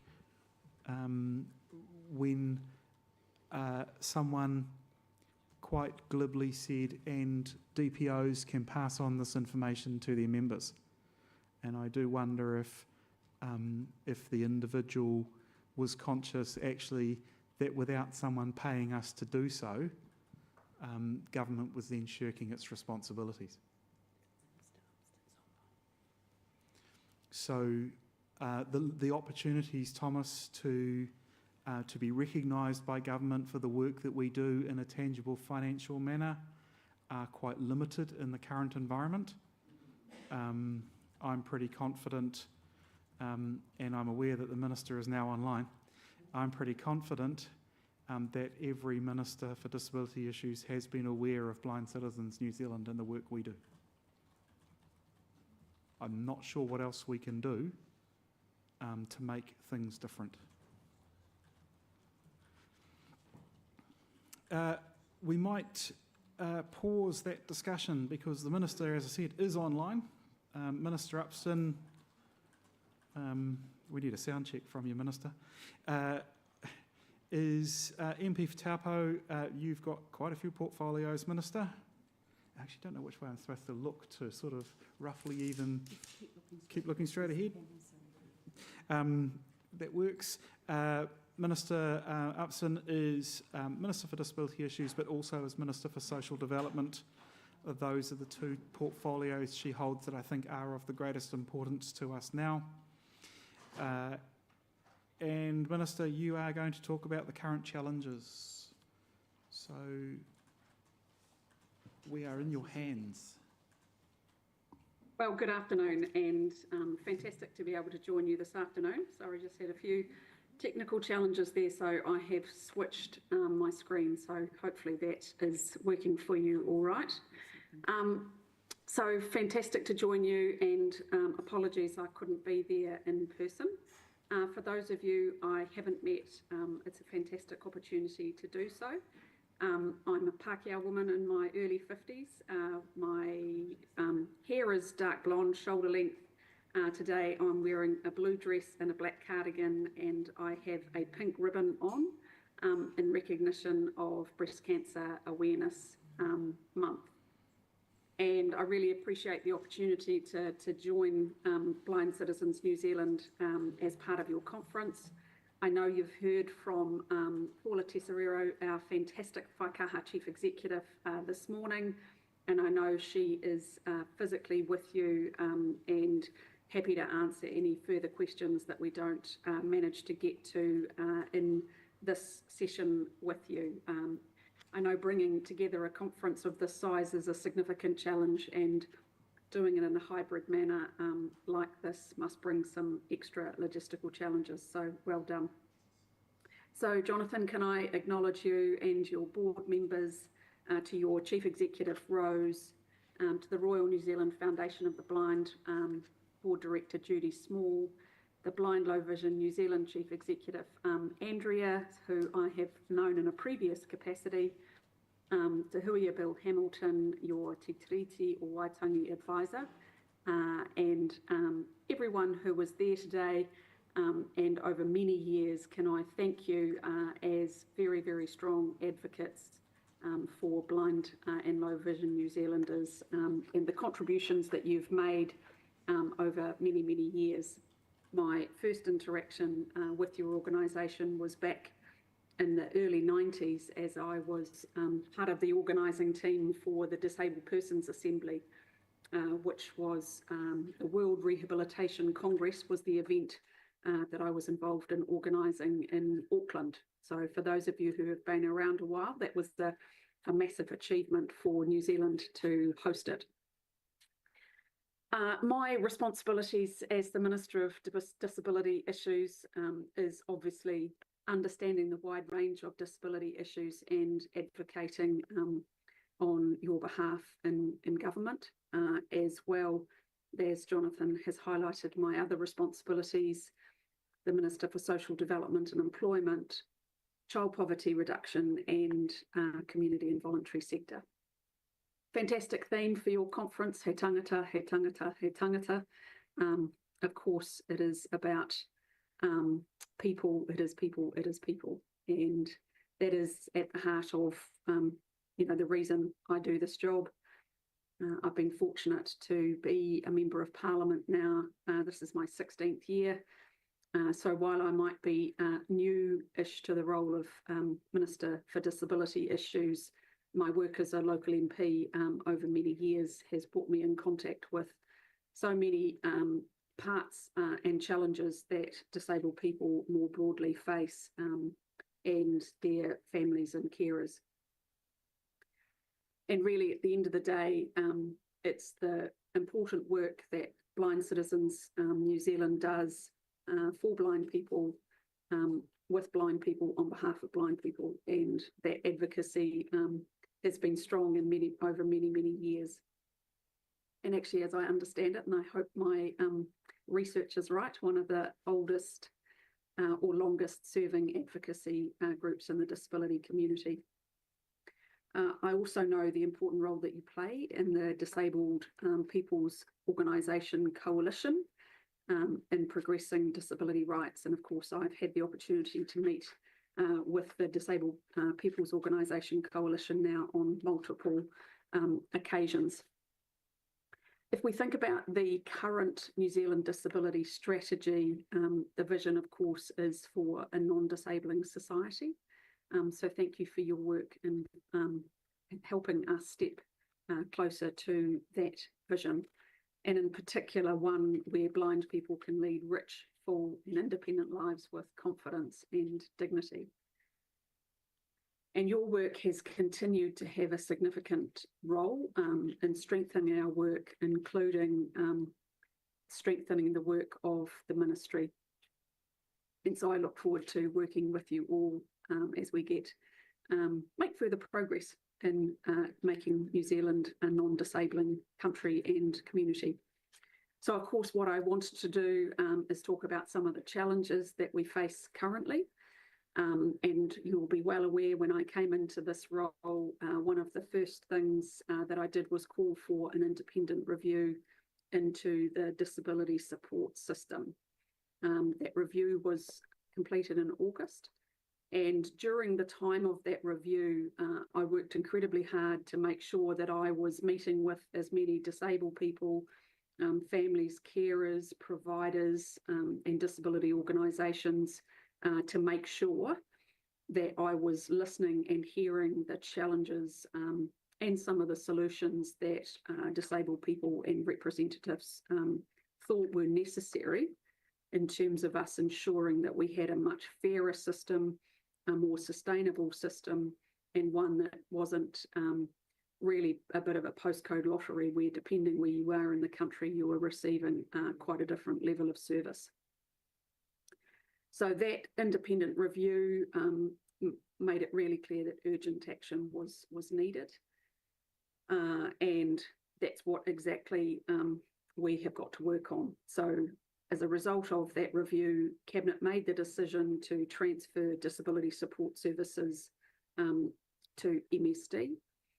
That was to ensure as a separate business unit, so in terms of the services that disabled people receive, no difference from that perspective. The front door is still the NASC or the EGL, but really it was making sure in terms of the financial and commercial settings, making sure we're able to stabilise that much faster.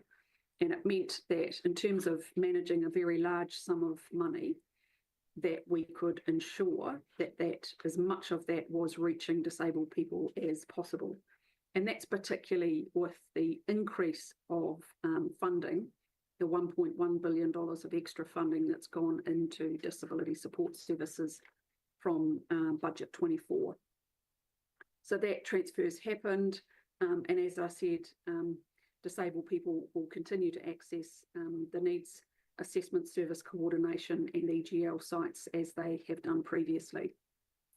So in addition to that initial shift, the task force has been set up. They're now operating at pace and making sure that the needs assessment and EGL sites that used to have budgets, those budgets have been put back in place, and they're working with those organisations to make sure that they manage within their budgets.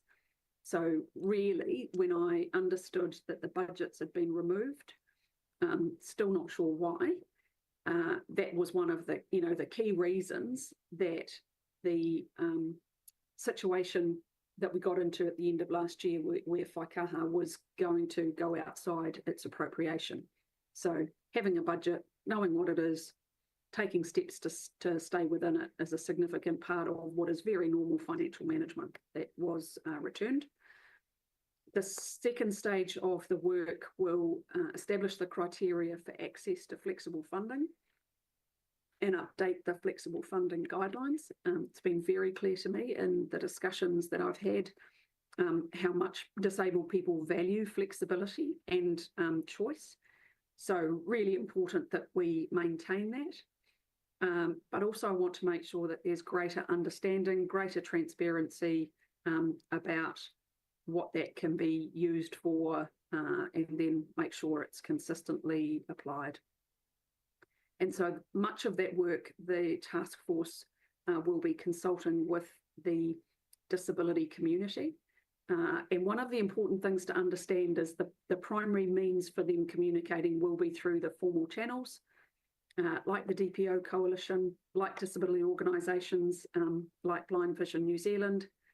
There will be the opportunity for individuals to interact, but there isn't an expectation that the task force will be interacting with individuals. It'll be through organisations. So I really look forward to your involvement in that process. The third stage of the work will be about improving monitoring of NASCs and EGL sites to assess need and allocation of disability supports.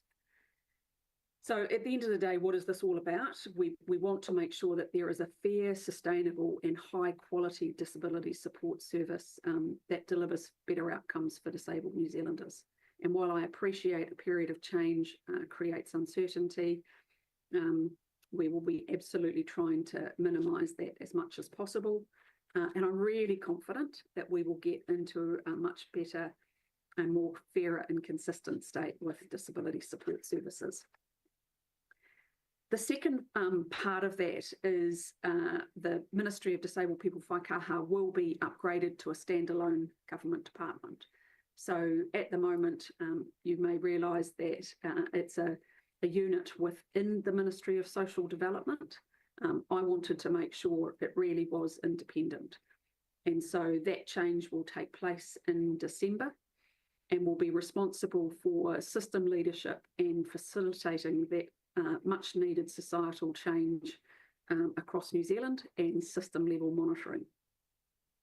It will be obviously working with the New Zealand Sign Language Board, refreshing the New Zealand Sign Language strategy, and developing a new disability strategy and coordinating and prioritising the work programs to progress the UN Convention on the Rights of Persons with Disabilities. For me, though, it's really about how do we ensure there is very practical, pragmatic change that disabled people can see, can feel, and can experience in the short term. And that's what I really want to make sure that we are delivering tangible change. So as it does now, the Ministry will be supporting the government's relationship with disabled people and other government agency to connect with the needs of disabled people. And the most important part from my view is influencing change across agencies so that disabled people experience better outcomes. My view and what I've heard over the last couple of months is that when Whaikaha was set up, other government agencies have really kind of dropped the ball and really kind of then said, well, anything to do with disabilities, that's Whaikaha, you know, that they can deal with that, which was never the intention and quite frankly unacceptable. So the standalone ministry will have a much stronger voice and will have a singular purpose on ensuring what is a really important part of the vision and principles of enabling good lives. And that's what the focus will be. The other thing I wanted to touch on, because a number of people raise it with me when I'm meeting with disabled people and organisations, is the accessibility legislation. I was on the select committee when that legislation was first introduced, and quite frankly, the submissions that were received were scathing. And I actually can't remember any positive submissions about that legislation, and that it very clearly wasn't going to achieve the results that the community was seeking. So I've made the decision to withdraw that bill, and I've asked the ministry to scope a work program that is about ensuring we can deliver concrete, tangible improvements in accessibility. And I firmly believe there is, you know, considerable gains to be made on ensuring existing legislation works better. I think about the disability assist dogs legislation that passed through the House in the last couple of years. And the issue with that is it's still not being enforced. And so while we have legislation, unless there's greater education and awareness about it, it doesn't actually have any impact on the lives of disabled people, and that's clearly wrong. So that is what we need to do, is to ensure that disabled people have access to the spaces and places they want to go, just as everybody else does, and they're not limited in their ability to get there. And I know many of you will have stories of disability dogs and the disabled people they work with being denied access, which is completely wrong and illegal. So that's just, you know, an example of what I mean by practical, pragmatic change that will deliver results. Another focus will be the next iteration of the New Zealand Disability Strategy, and the plan is to refresh that by 2026. So I'm sure you will be involved in that process, and your input will be really valuable. I know that one of the challenges disabled people face is around income inequity, and that is a challenge that I'm well aware of.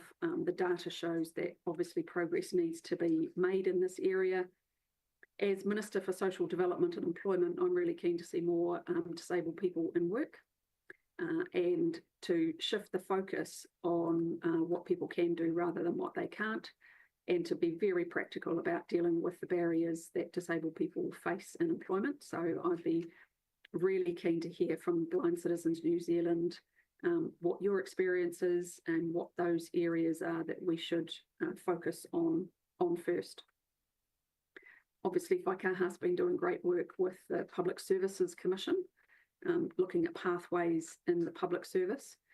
Then the opportunity is to take those lessons and look at applying those across the private sector. And I see we should be leading by example in the public sector, but making sure we are taking those lessons out wider. So, you know, I really encourage you to continue to advocate, to continue to participate in all of these opportunities that I've outlined. At the end of the day, it's what we do together that will improve the lives of blind and low vision New Zealanders. And I appreciate the opportunity to spend some time with you this afternoon. Next year, let's let's make sure I can be there with you in person. But I wanted to make sure I could at least participate with you this afternoon. And any and all feedback that you have is incredibly valuable. I want to say that I really think that the team at Whakaha are amazing. Paula, I feel so incredibly grateful to be working alongside you with in your role as Chief Executive. You're a fierce advocate, and I really appreciate the work that you and your team do. And we're on this journey together. If the Prime Minister was here, he would talk about the fact that we get the best outcomes for New Zealanders when government, business and community work together. And we only get to improve when we focus on issues together. So I shall thank you for what you have done, what you do, and what we will do together. And then I'm open to any questions you might have.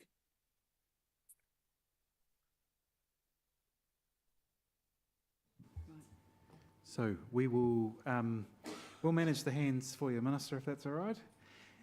Who we got? Sure. On you first. Sorry, can I just ask the technicians, can we have the Minister plus the people on Zoom on screen, please? So Anya and then Carolyn P. Anya, online.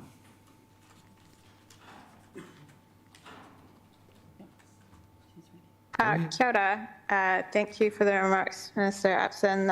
My name is Anya. I'm blind, chronically ill and neurodivergent and part of disability community.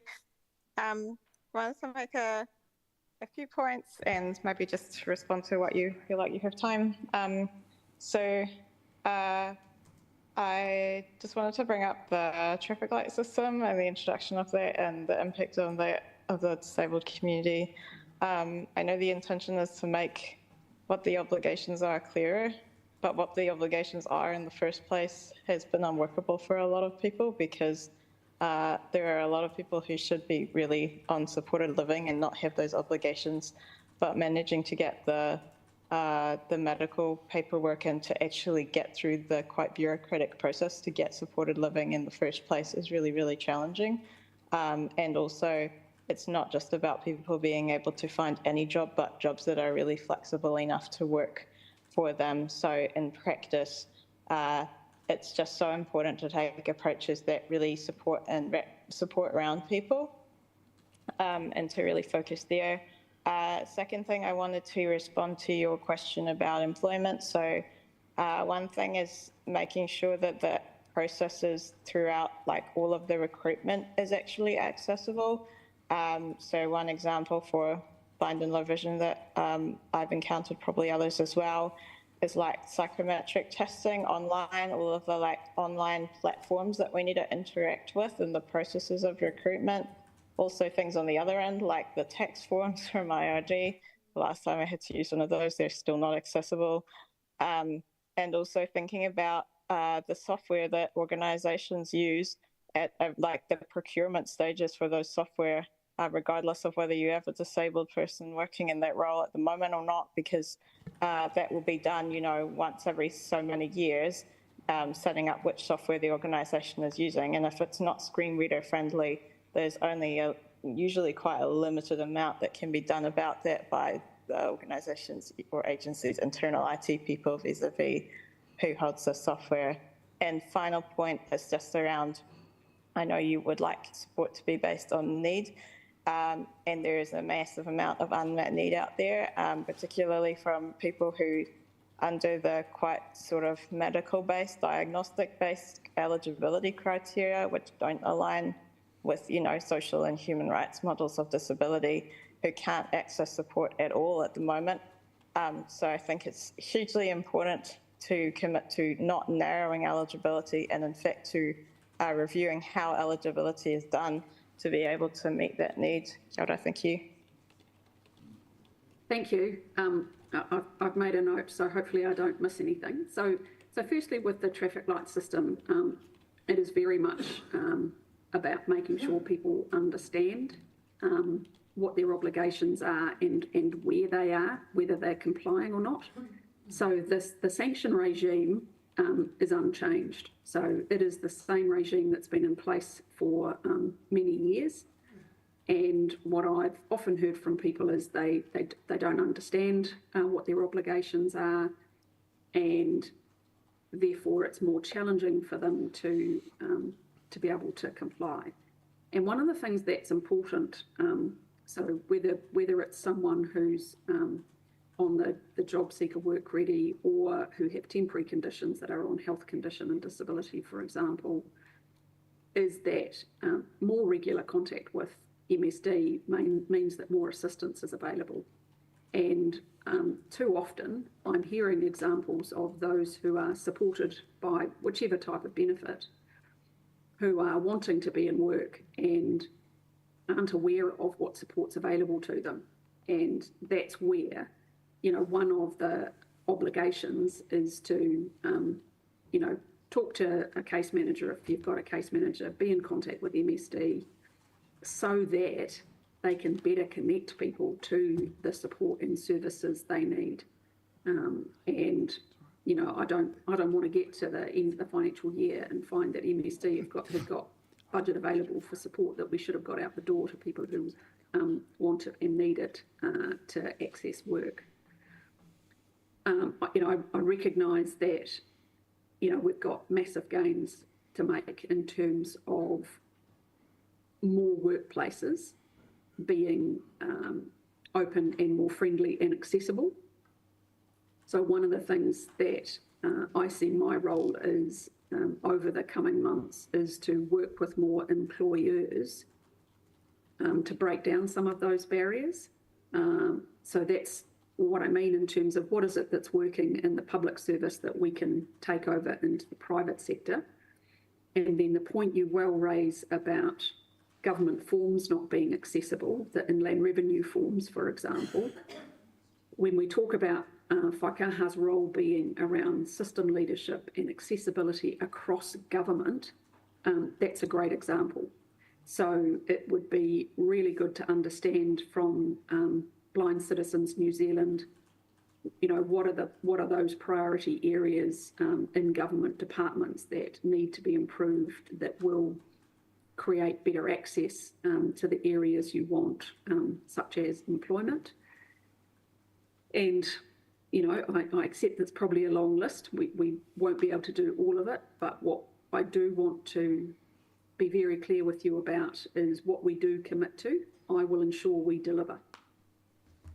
That will mean it may be a shorter list than you would like, but we will deliver those things and those commitments because I think that's far more important than just, saying we'll do a whole bunch of stuff and then it never gets done and you then don't have confidence in the government's ability to deliver. So that's what I'll be focused on.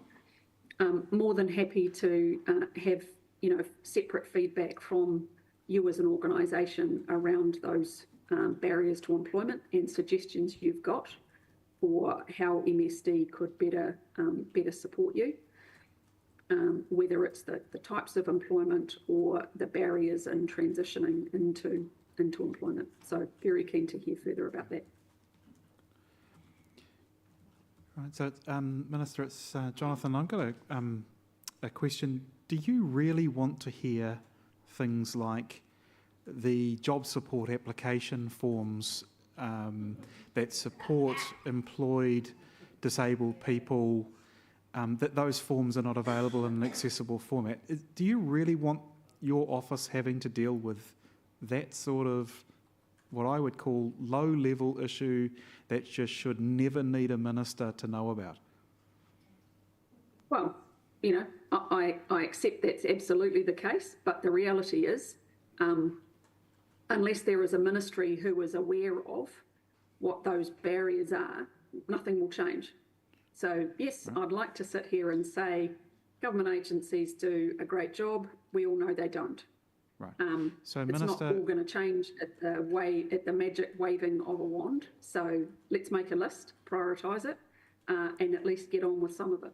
Okay. So first cab off the rank for you, Minister. The job support application forms are not accessible to blind people. MSD looks after that.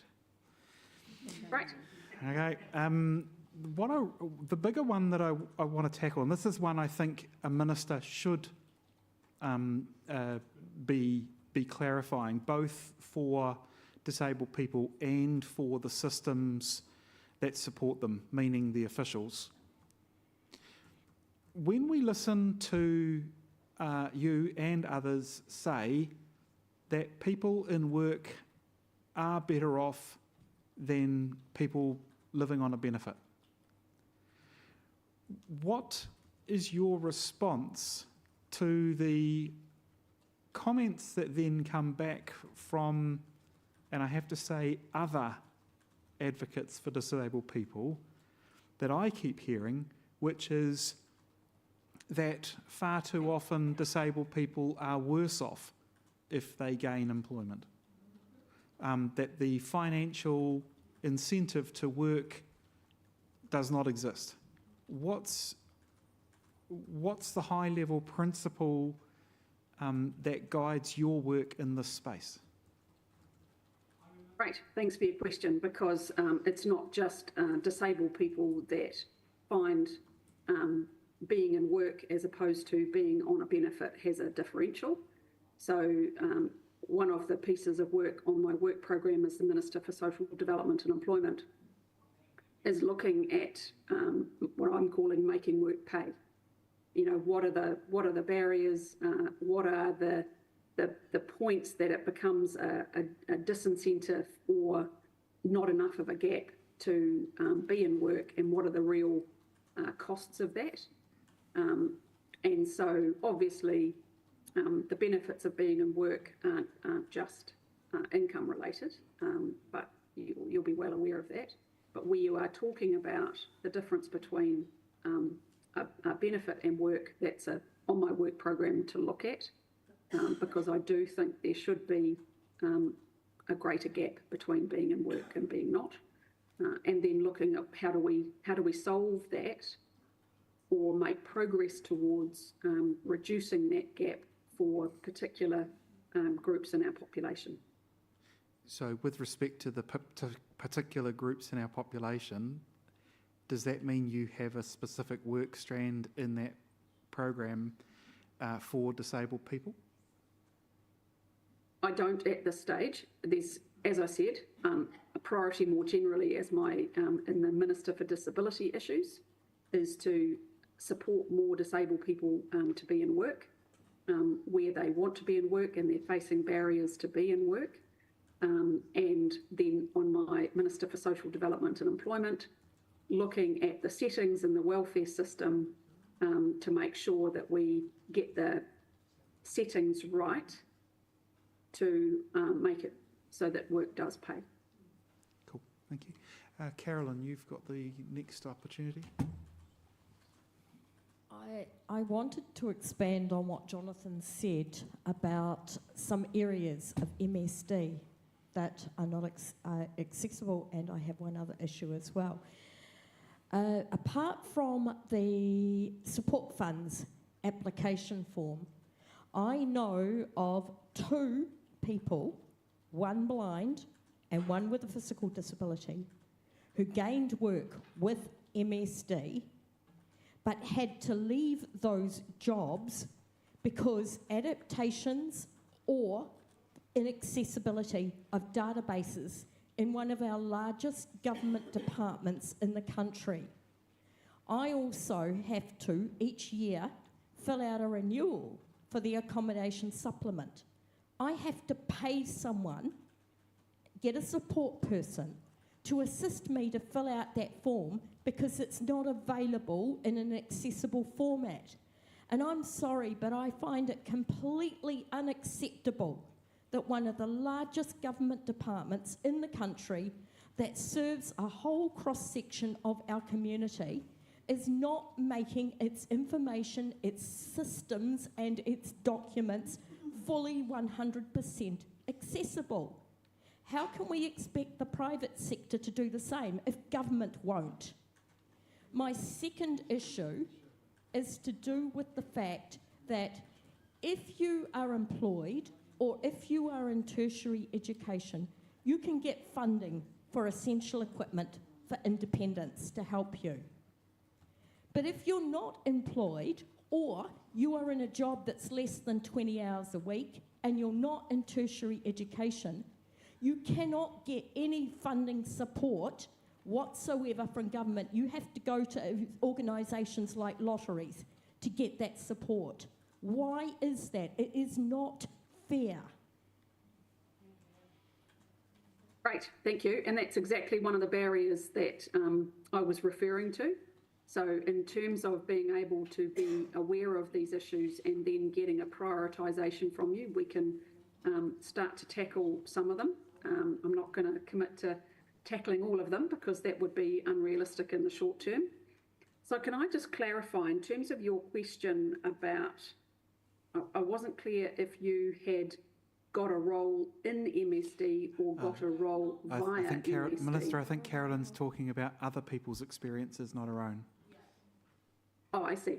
Okay, so sorry, could you clarify for the example that you gave, was it someone working, getting a job at MSD or through MSD into another organisation? There's one blind friend of mine who gained a job in the call centre of MSD. Okay, cool.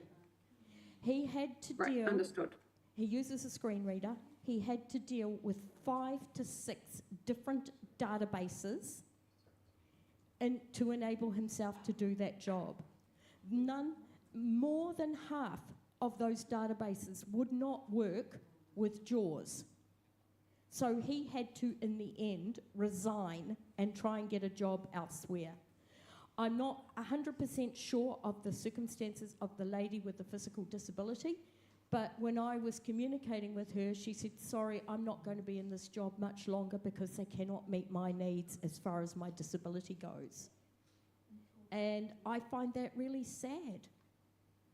Yep, so do I. It's incredibly frustrating. In terms of the MSD one, it is more a function of the fact that they have a whole bunch of cobbled together databases, some of which are 30 years old, that we are hoping to upgrade and replace in the near future. But it's a really important point that you make around, where someone's employed into a role at MSD, actually they need to be able to then do that job, and if the systems don't enable them to do that, that's a significant problem. So I appreciate that. In terms of the work tools with the under 20 hours, that's something that we can go away and have a look at.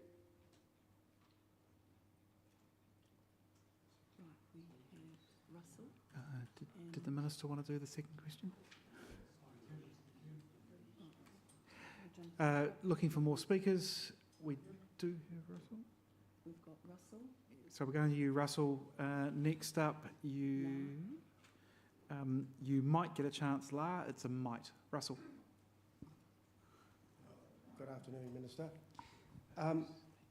I've worked for a government department for 20 odd years and tolerated the inaccessibility of databases, and the department I was employed in during that time was corrections.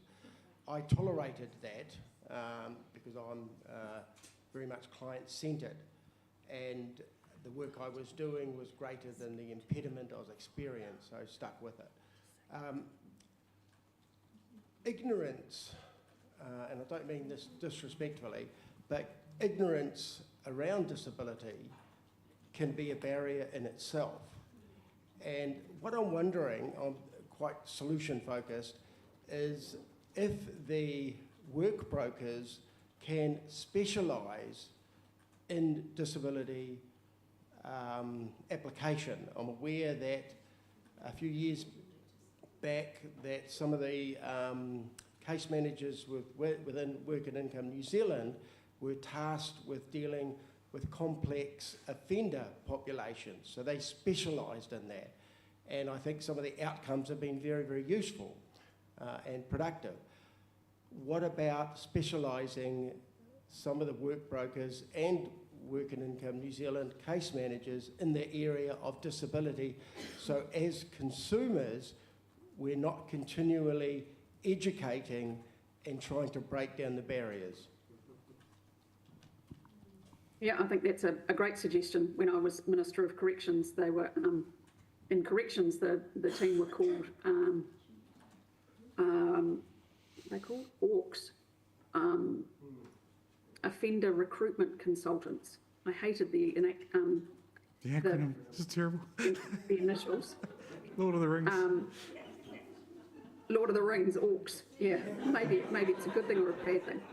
So I agree with the suggestion. One of the things that would be really interesting, because clearly the needs of blind and low vision people is very different from those, for example, that have autism. And so one of the things that we would need to then look at is how we provide that service and where. One of the pieces of work that I'm doing with the Auckland Chamber of Commerce is to look at how we provide better information to employers to break through some of what is ignorance and fear with employers, and breaking down some of those barriers that get in the way of them employing.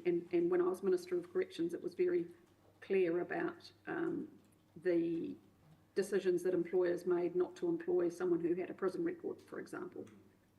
But I think, you know, some of the challenges are around ignorance and fear, and by breaking down some of those barriers, we can get much better results. And I really like your solution of specifically disability-focused case managers and or work brokers.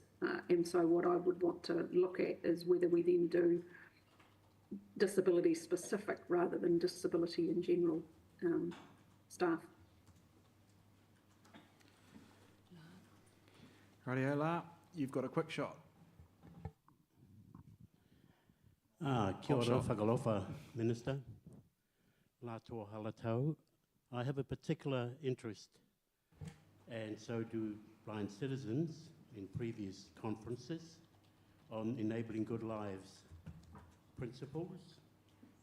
And the area of government commitment to EGL, I hear what you're saying, and that EGL is the front door, and NASC is also front door. I like to see that in a positive light, but what I'm wanting to know is whether the commitment is still strong and whether the action to strengthen the political machinery for disability and development. In your position as Minister, do you have the support of other ministers, particularly education, and those who were in the demonstration of enabling good lives to make the approach successful? That is pooling funding from various ministries so that personal budgets can be allocated with a plan. Thanks for your question. And you know, being part of Cabinet when Enabling Good Lives was first rolled out, the first pilot sites, absolutely committed to the vision and principles.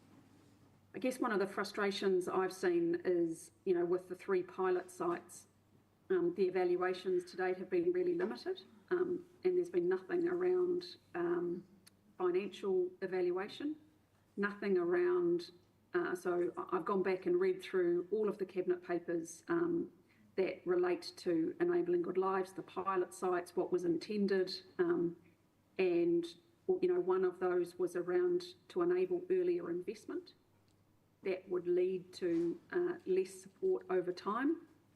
But unfortunately, none of the evaluations have looked at those sorts of things. The evaluations have, of course, said that disabled people value greater choice and control, greater flexibility, which, of course, is, you know, what we would anticipate as findings from an evaluation like that. The other piece that's concerned me is, what those disabled people can access in the areas where the pilot sites are is very different from other parts of New Zealand. So where I'm looking at next is the opportunity to, more broadly apply those positive elements of enabling good lives across the country, but to do it in a way that is financially sustainable. And if I then say, right, where do I see the focus of whaikaha needs to be, is absolutely improving systems across government, and that's what I referred to in my opening comments, because education, I think we need to do a way better job in education, and that area does concern me. And I will be taking a cabinet paper before Christmas to, restart the ministerial committee, so my colleagues have greater visibility and we have a work plan together to improve issues for disabled people. And again, we will not scratch the surface of the wide range of challenges that disabled people have faced for decades, but we will make an important start and focus on those things that will make a difference. Some of you will have heard me in my frustrations around education, and we have a compulsory education system where students between the age of 5 and 16, education's compulsory. Between the times of 9 and 3, and unfortunately far too many students are not experiencing an inclusive education system. So if we can't get a compulsory education that is inclusive for disabled New Zealanders, it doesn't give me great hope for including disabled people once they're in the world of work. So that is why education is a very big focus of me in this role, and looking at how we can improve it.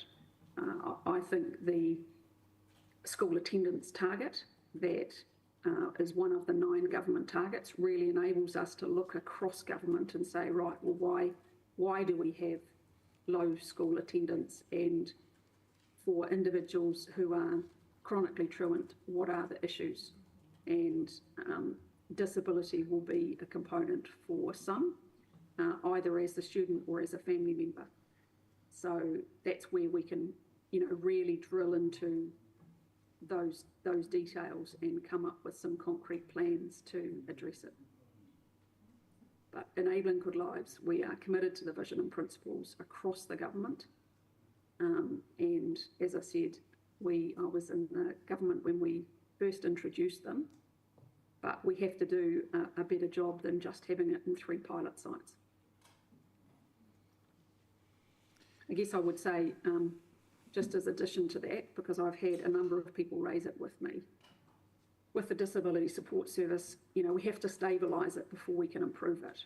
And that is why one of the recommendations from the independent review panel was to just put the rollout of Enabling Good Lives on hold. It was just so that we can stabilise the disability support system before we look at improvements. All right, with that, Chrissy, it's yours. Good afternoon, Kia ora, Minister. I'd just like to express appreciation on behalf of the Blind Citizens New Zealand Conference here today for you giving some insights into the changes, challenges and opportunities in your portfolio as Disability Issues Minister, and including updating us on the Ministry of Disabled People as a standalone government department, and updates about accessibility legislation and the disability strategy. We thank you for listening to our concerns and answering our questions, and we look forward to progress in this space.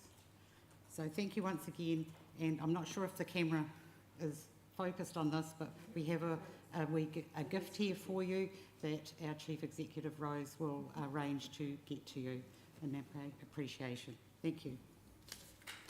Thank you so much. And just to say that if you do have questions, while she's there. Thanks so much for allowing me to join you this afternoon. Enjoy the rest of the conference. Thank you. People, that is your afternoon tea break. It hasn't moved. It's still next door in the room. Go to the back. Move to the right, not drift. Move to the right. Go out the door. Go in the door. Tea will be served. 3:45, please. We commence.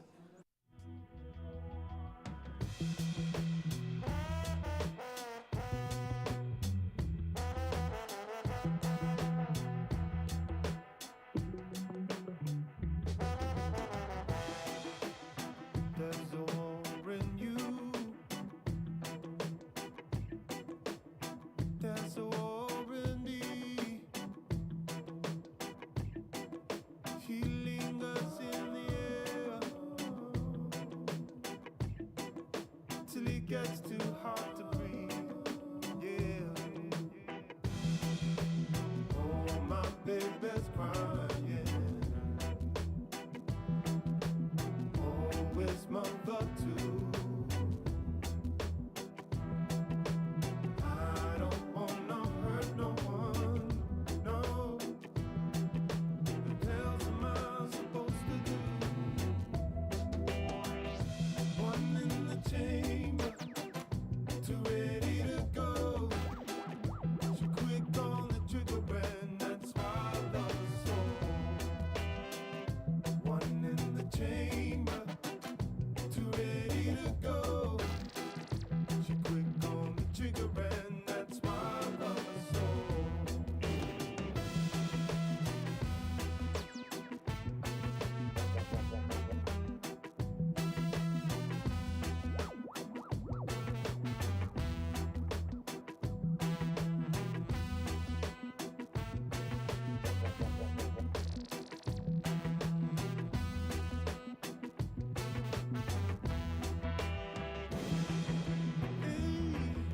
Oh no, no,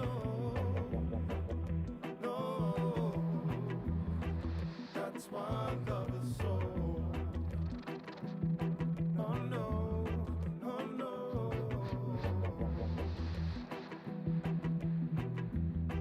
That's why I love her so.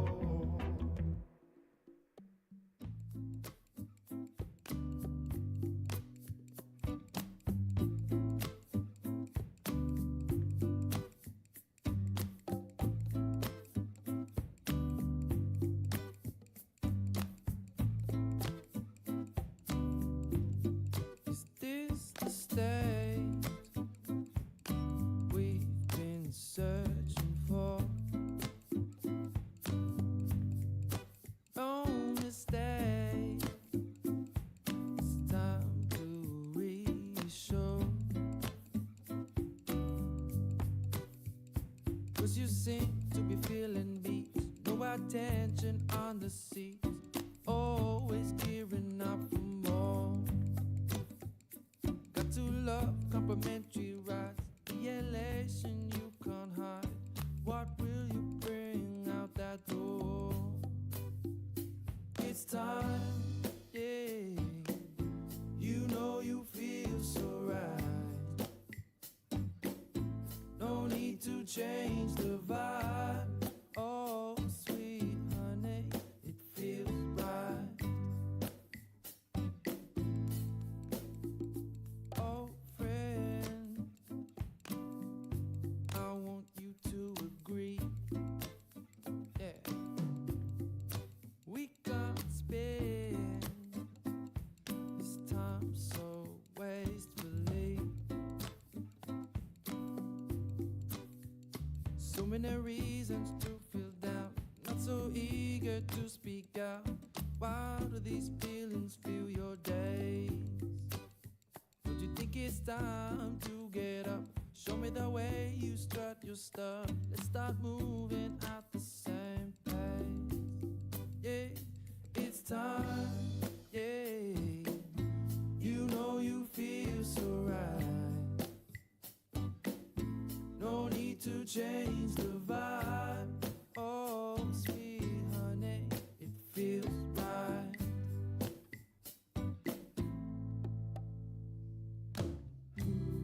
Yeah.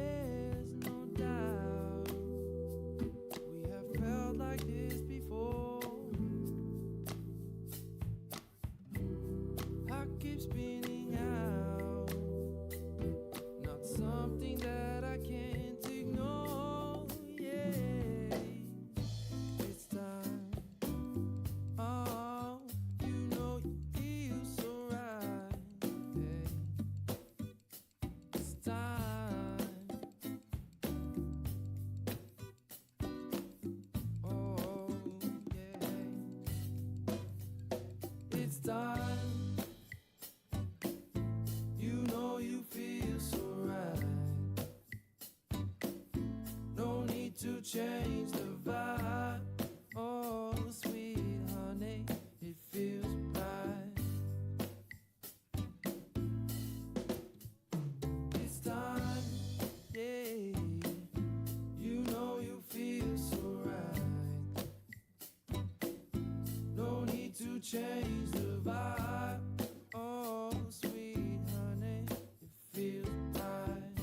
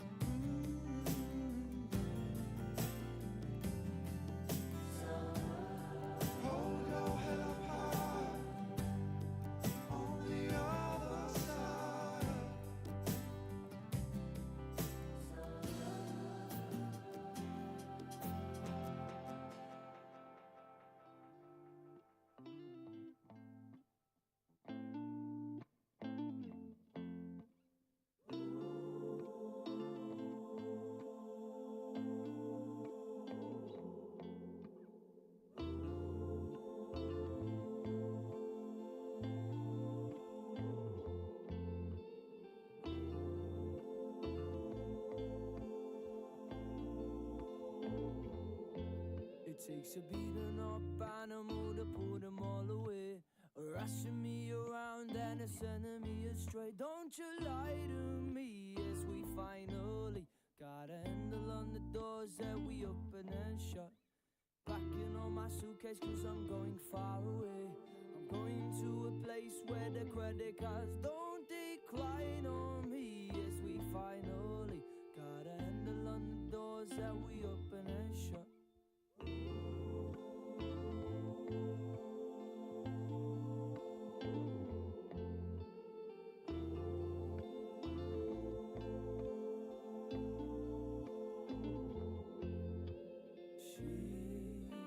She took her time, took my mind, to forget mine. Me and my frame of mind, we took our time. She took mine.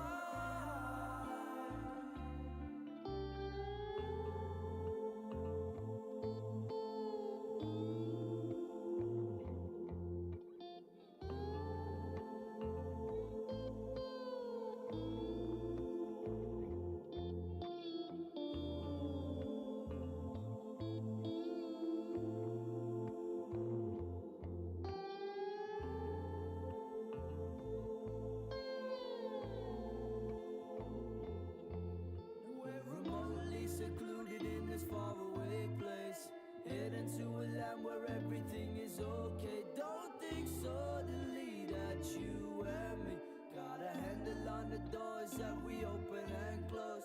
Can you take a little time, we go balance your ways? Cause everything we do and we put on display, maybe you and me are a little the same. So what do you think of, or what do we make? She took her time, took my mind, forget mine. Me and my frame of mind, we took our time. She took mine.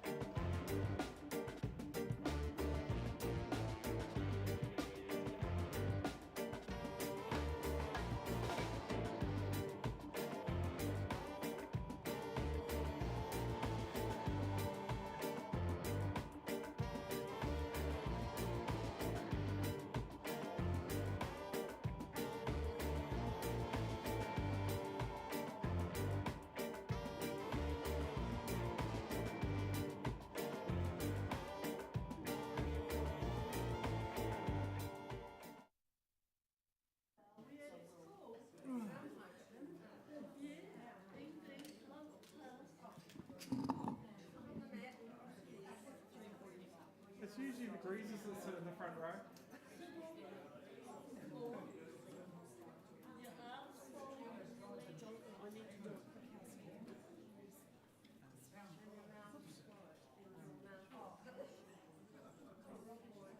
We are due.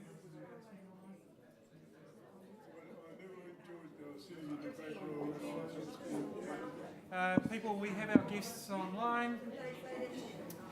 We have people from the Reserve Bank. These are the people that make. These are the people. Oh, that's geez. I'm yelling in my own head. Now I'm yelling in yours. These are the people, Reserve Bank, who make the money that you like to spend, or maybe if you're Scottish, you don't like to spend. Apparently. Say no. Yeah. Yeah. Right. Yeah. You've got to have the job first to make it. Ooh, touchy. There's a bit of feedback to do with having a job. Robbie, and you've got a bunch of friends online. Can I hear Robbie? We're here. Can you hear us?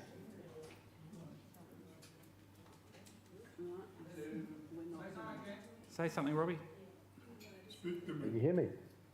Very lightly. Hello? Hello? It's getting better. Can you hear me? Yep. that How's the okay? alphabet going Is that- backwards? All right. Can you hear us okay? That's a bit better, Robbie. Now, Robbie, it's Jonathan Godfrey. We have met when you and your team interacted with the DPO Coalition. Are you able to hear me okay? Yes, perfect. Yeah, thanks, Jonathan. Good. Good to see you again. Right. Now, you're coming in a little bit clearer even there. You've got some of your team with you. We don't have a lot of time to talk about digital cash. The people in the room with me and those online, our conference attendees, have read your paper. I'm willing to bet, because I didn't understand all of the content therein. A very honest assessment from one individual, Robbie. And so this new fangled possibility of digital cash, I'm going to leave you to introduce it a little bit and tell us how you want us to use the 3/4 of an hour of your lives, you and your team. 41 Great, minutes. yeah, well, thank you very much. Yeah, thanks a lot for having us here today. Kia ora koutou. Yes, I'm Robbie. I manage the money and cash policy team at the Reserve Bank. I'm joined here with colleagues JC, Alex, Harley, and Marnie. And yeah, we're here to talk about digital cash, or sometimes referred to as central bank digital currency, which is a new form of money that the Reserve Bank is thinking about issuing. So we're still sort of in the process of considering whether it's the right thing for New Zealand. We're really here to answer questions and listen to your feedback on this topic. You want to hear what people have to say about this. So just a little bit of background on digital cash. So digital cash would be a new form of money. It would be like banknotes and coins you use today, but would be usable online. It would not replace physical cash, so physical cash would still be available. It would sit alongside other existing digital payments products like the ones you use today. You could use it by using an online app, a digital wallet, a payment card, or some other digital device like a smartwatch, or anything that can integrate a digital payment. It would be issued by the Reserve Bank, so you wouldn't need a bank account to use it. But the services needed to use digital cash, the apps, the digital wallets, the cards, would not be managed by the Reserve Bank. So those would be managed by banks or other service providers that you might have a relationship with that wanted to offer services. So there's an opportunity for other organisations to become digital cash service providers beyond the traditional banks that you deal with today, and they might be more likely to tailor products and services to meet the needs of different communities. You could use digital cash online or offline, so that means when the power goes down or the internet's out, the aim would be that this digital cash product could still be usable in similar ways to physical cash today. The Reserve Bank would not be able to see how you spend your money or control how you spend your money. So the aim again would be to replicate the attributes of physical cash and a digital cash product. We're wanting to make sure that with digital cash, it supports people to have meaningful choice when they make a payment, and that the payment options meet their needs. And that includes when thinking about the costs that people need to incur when using different payments products like contactless or other things that have a surcharge today. So in that sense, we think digital cash could be another option and one that works for everyone and adds to the different payment options that are available today. But we're very early on in this work. So this is the time, for a discussion on the merits of the proposal and any ideas that you have about this product or this possible product. So we really value any insights you can provide us today, but we're also very happy to answer questions on what this is and address any confusion or comments that you have about the potential for this. So that's sort of where I'd want to start is, do you have any questions after reading the papers and my introduction that you'd want to make sure that we answer through this session today? All right. And I can hear some people deciding they're going to. So who are we on? Right, so we've got people. Keep your hand up for a moment, please. Keep your hands up, please. So I'm just going to read out names that I've got. I've got Andrea, I've got Bev McCulloch, I've got Vaughan Dodd, I've got Daniel Phillips. Sorry, Anne, I can't quite see everything. That's all right. I've got Thomas and I've got Chrissy. Have I missed anybody for starters? Okay, right. Right, so first one is Andrea Courtney, just in front of you. And then we'll go to Bev McCulloch. Yeah. Andrea. Hi, could you tell us how secure is this way of dealing with cash? Yeah, great question. So the aim would be, so it's still a concept, right? And we need to work through some of these details, but it needs to be very, very secure and from a cyber security perspective. It would need to be leading class from a cyber security perspective, but also would need to deal with some of the issues that are prevalent today in digital payments, like scams and fraud problems. The opportunity, I suppose, for digital cash is that we are building a new product from the ground up that's not dependent on the existing payment system, and so we aim to be able to build into the solution solutions to some of the challenges that you face today. But exactly how we do that, that's part of the next bit of work that we need to do to design what at the moment is a concept and sort of work out what it would look like in reality. But yeah, it's a key design parameter for us is that it's highly secure. And that's really key from the Reserve Bank's perspective because, we're an institution that relies on trust. And so this product needs to be trusted for people to be able to use it. Bev. Hi. I don't understand it very well, but my question is... Sorry, I can't hear. Oh, sorry. My question is, what benefit? I'm not hearing anything coming through, sorry. So I think there's a technical problem. Bev, say your question, I'll reiterate. Oh, she's holding it too far away, Jonathan. Okay, Bev, it's not quite an ice cream, you don't eat it, but you're going to pretend it is. I'm asking what benefit is there in having digital cash? What benefit is there in having digital cash, Yeah. Robbie? Sure. Yeah, good question. So there's lots of different ways we can answer that. So the benefits that the Reserve Bank is really concerned about are sort of twofold, really. One is we're concerned that with the developments in money globally, things like cryptocurrencies, but also other currencies that are being developed globally, would change the way that people use the New Zealand dollar.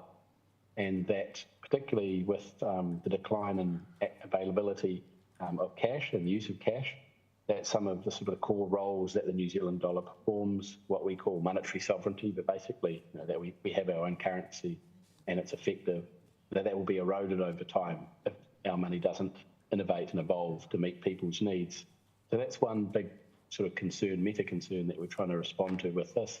The second one is a concern that with the decline in use and availability of cash, so the other product that we issue,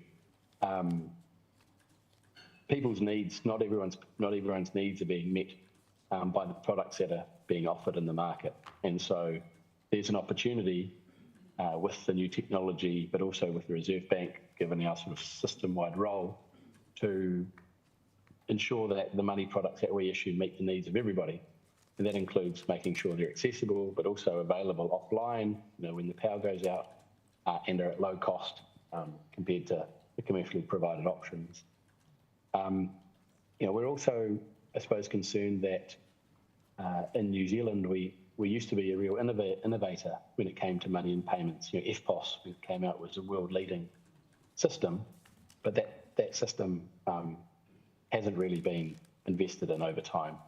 And so we are falling behind in some of these, with some of the products that are on offer in New Zealand. And this is an opportunity to create some competition, to spur innovation, so that New Zealand has better products and services into the future. So the benefits in our sense are very sort of high level, but you can see them translate into better products to meet end user needs, essentially, is what we're aiming for here. Mr. President, I confess to being an amateur economist, and so the thing that interests me about this is how does digital cash represent cash as well, no. There seems to me to be the risk of an infinite quantity of credit, because cash is a physical quantity. The bank knows how much it produced. It might not know so readily how much is in circulation, but in theory, at least digital cash means that it could, if the supply of digital cash gets out of control, we'll have some new types of inflation problems. So I just wonder what the thinking is about digital cash and its relationship to credit, the overall money supply, and store of value that, for the most part, in a stable economy, people can more or less rely on. Yeah, it's a good question. So we would manage the supply of digital cash in the same way that we manage the supply of money in the economy generally. And so there are, generally two forms of money that exist, that we issue at the moment: physical cash and banknotes and coins. We also issue digital money in the form of ESAS reserves, or exchange settlement reserves, which we supply to commercial banks, and that allows them to settle payments between each other. And so the fundamental role we provide in the creation of money through our balance sheet wouldn't change necessarily. It would just be a different sort of makeup of the money that we issue. And so all else being equal, we wouldn't expect this to be inflationary in any way beyond our existing sort of tools. But of course, there's lots of sort of dimensions to this that we'd need to manage, and the supply and demand considerations that over time that would need to be central to sort of the design and the thinking about how much we issuance and how we control the issuance, so it doesn't have negative consequences for the economy or for financial stability either. Hopefully that answers your question. Next speaker is Daniel, followed by Lena. Good afternoon. Can you hear me? Go ahead, Daniel. Yes. What's the difference between Bitcoin and digital cash? Yeah, great question. Yeah, so digital cash is just another form of the products we issue. So the substance of it, is the same. It is what we call a fiat currency. So it's issued by the government. It's backed by the balance sheet of the economy, so backed by the power of New Zealand. Bitcoin is, cryptocurrency. There's no backing to it. Its value is driven just by market forces, supply and demand, and an algorithm that sort of runs that. And so the price of Bitcoin fluctuates based on different factors, supply and demand factors, and how the algorithm drives it. So it's not stable.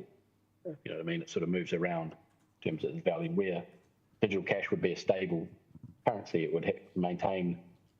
It would be exactly the same in terms of value as the cash in your pocket or the balances, the digital balances in your bank account today. It would not vary from that.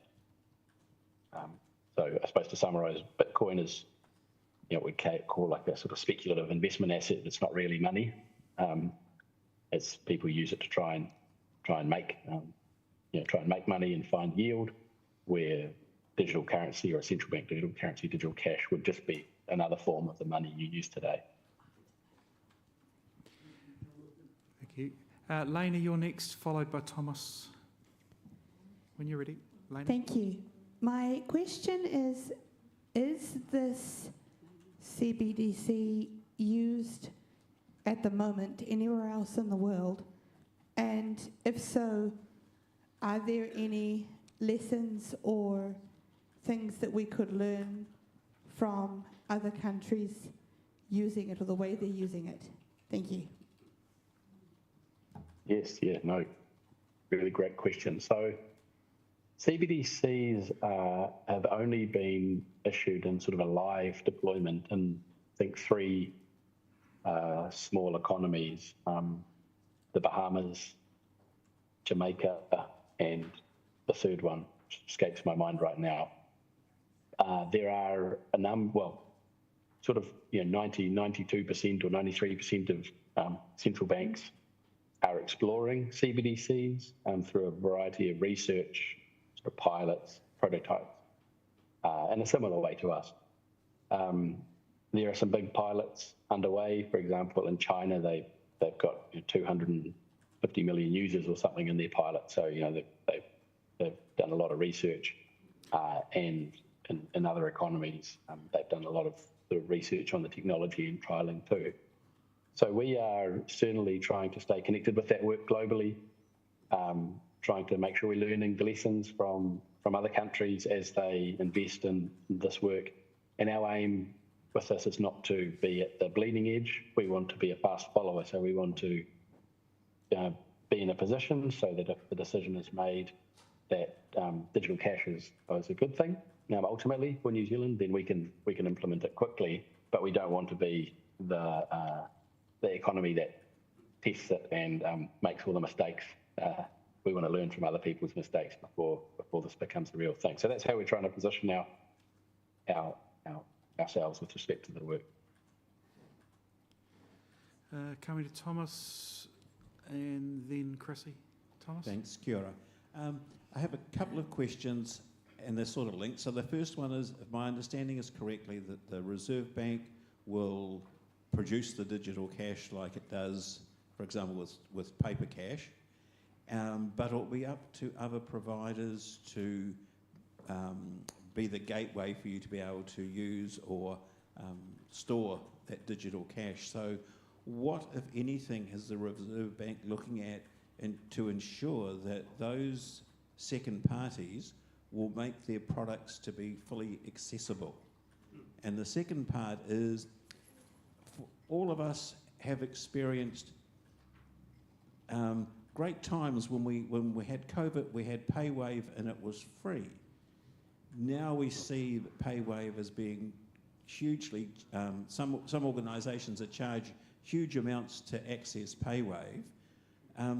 If we were to use a digital wallet, would there be still the charges imposed on us for using our digital cash? Yeah, kia ora, Thomas. Thank you for your question. So you've got that exactly right in terms of how we're planning to sort of the conceptual level issue, and then others issue the money, and then others will deliver services to end users. So on your first questions around accessibility, we do have a design principle that digital cash should be accessible to all. but we really need feedback from the likes of you and others on what that means and how to make it accessible, because we could take that lots of different ways. And so through the further work on this, we will really want to dig into that and make sure that the products and services that are offered meet accessibility needs. We've got a variety of different options in how we achieve that. For example, we could issue our own digital wallet, which would be one end of the spectrum. A middle ground would be to create standards or requirements that anyone offering products and services on the back of the digital cash platform that we operate has to meet certain accessibility standards, or we could leave it to the market to sort of work that out. But we'd be interested in some feedback on that. I think option 3 is probably the worst of them all. We saw that with the COVID app, and we've seen it with other banking apps where they are not accessible, and it's taken a lot of work to get banks to come on board to make their apps or their websites accessible. And the last thing I'd want to do would be to buy into something like a digital wallet with a particular provider. Oh, this works really well, and then they do an update to the app, and now I can't access my money. So I think either setting the standards or would be probably the best option, because that means that everybody else is playing on a level playing field, no matter what they're producing. And I'm sure Blind Citizens has a technology group, which I'm part of, so I'm sure we'd be only too happy to do any testing or provide any input, but that's, Great, yes, thanks, Thomas. That would we may take you up on that offer. Because we are about to sort of start trying to do some more proof of concept type work, so we'll be in touch on that one. Just on your second part of your question, which is around the costs associated with PayWave. Yeah, we understand that's a big issue. We can't, I suppose, at this stage commit to it being free, because of course the infrastructure and the technology associated with this has a cost, so it needs to be paid for some way. But we really want this to be either free or very low cost, and so that's part of the aspiration. How we get there, we've got some choices to make around that. But it's really good to hear, or important for us to hear loud voices, that that's a really key design feature for you all. Just on that cost question, Robbie, there is a cost to handling cash for corporations and banks, but no one ever charges me money for deciding that I'm going to buy something with cash. No one ever charged me in the days of handwritten cheques. No one ever charged me really, here's your 50 cents extra because you want to pay by cheque. Why are these electronic transactions with PayWave, etc., so expensive that the cost has to be actually explicitly passed on? Why is the cost so variable? And how the hell are we going to make sure that we don't end up with the same problems with digital cash? Yeah, it's a great point. We would, as I say, we understand the concern and the issue, and we agree with it in many ways. But part of it is part of further design. I suppose the dilemma we sort of have is, with cash and with checks and even with EFTPOS, arguably the cost of providing those services by banks and merchants and other things is the reason why we're seeing a decline, or with checks, a withdrawal of those services. And so, there needs to be a commercial model in there for someone to continue to invest in the ecosystem and the services. Otherwise, they'll try and stop providing them. And so, it either needs to be subsidised by someone or mandated, but there's or there needs to be a commercial model where someone can make some money off it. And so we need to work through what the best option is in this case to achieve that high level accessibility, low cost or no cost outcome that we're trying to work towards. The muttering is no cost for feedback purposes. Yeah, got it. The next person on our speaking list, because we do take hands, is Chrissy. Right. Jonathan, can I just intervene a moment? Because we've had people popping hands up and then down. So the other hands that I have at the moment are Pete, Mary and Clive. But I know there were a couple on my left-hand side.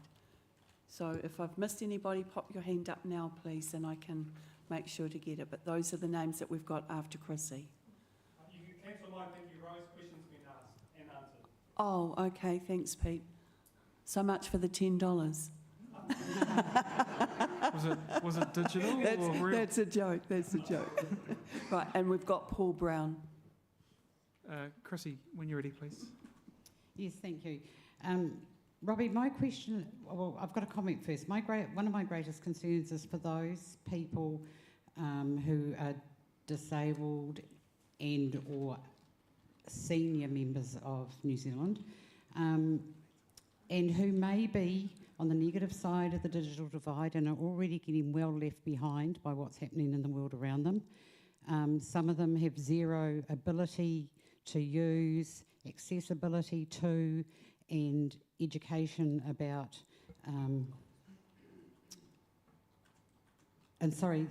education about technology and also the availability of it.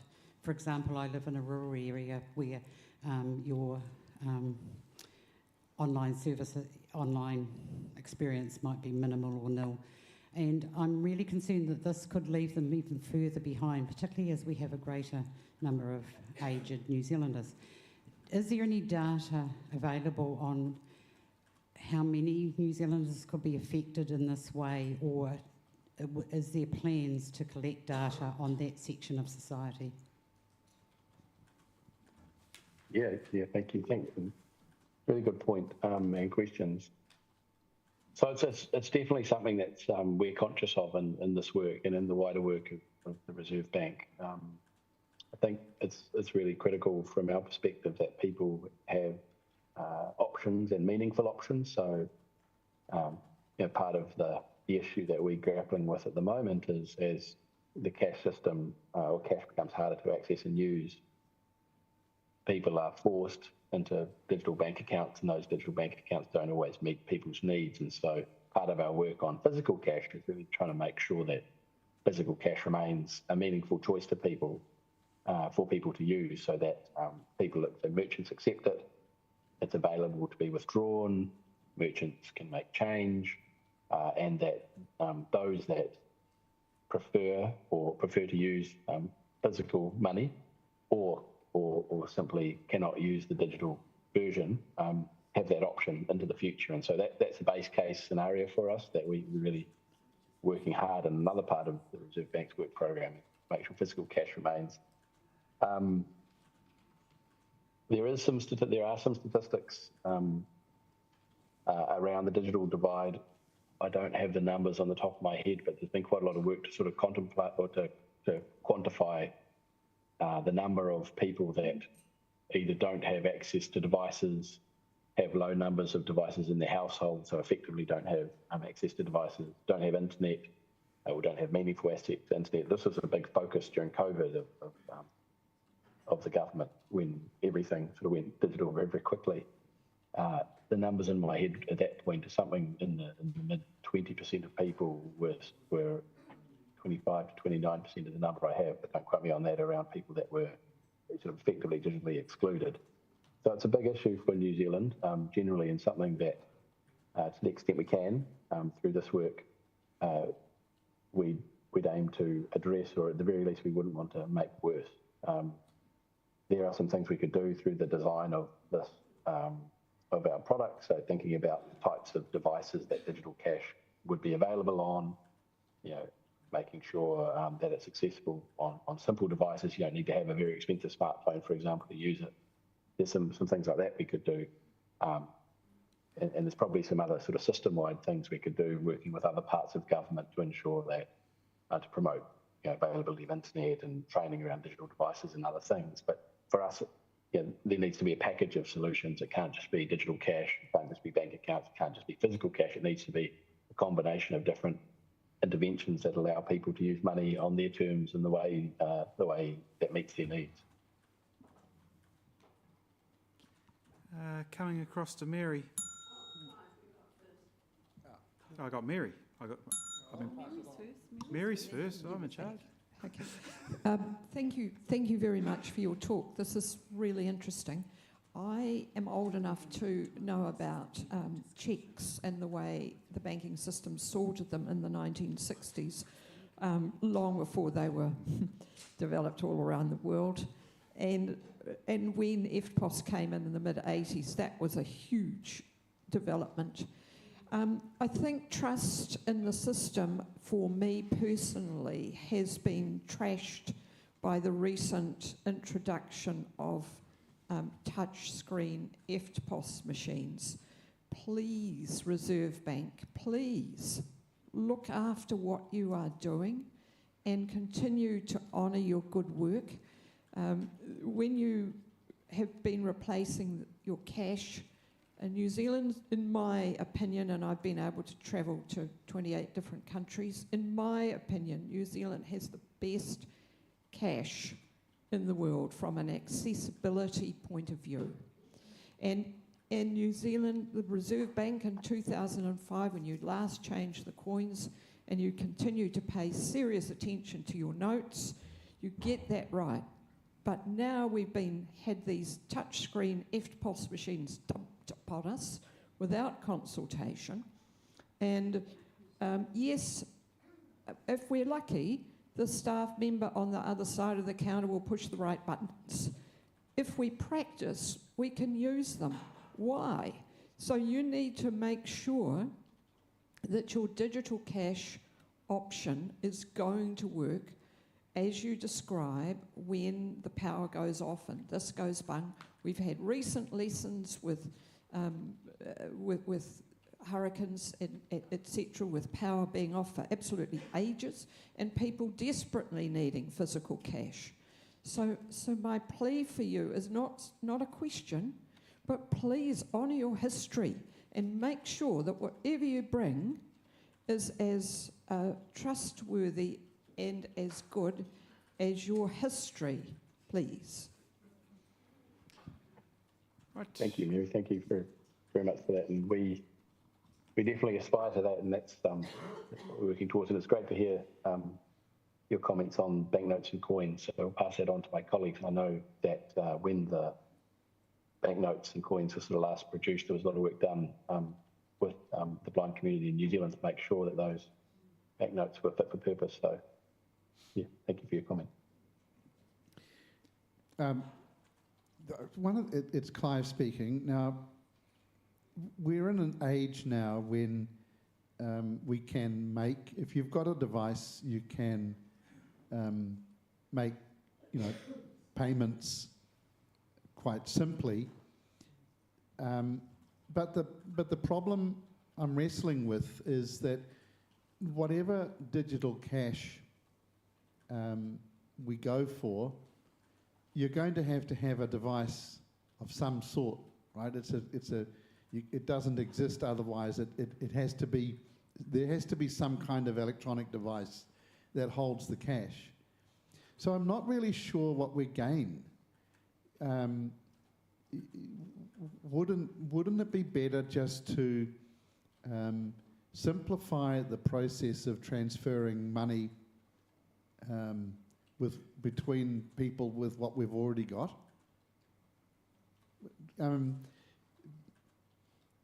Now, you talk about some people have needs for digital cash, but I think that's kind of code for the black economy.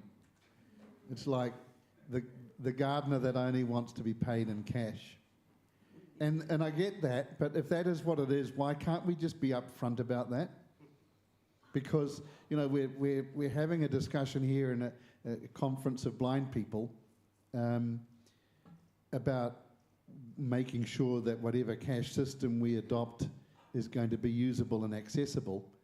But if the whole purpose is actually so that the criminal underworld can continue, I'm not really sure if our priorities are in the right place. We're already able to do transfers. We can already do payments. It's just that we need to be able to do them better, simpler, and at no cost. Yeah, I think those are good points. I think just starting on the second point, this certainly isn't about supporting the black economy. So digital cash would still need to meet AML requirements. It still would need to be money laundering and countering terrorist financing requirements. And so all that stuff is really important. We have to comply with that through this. So this is not about the black economy. It's about providing people with products and services that meet their needs. And I suppose the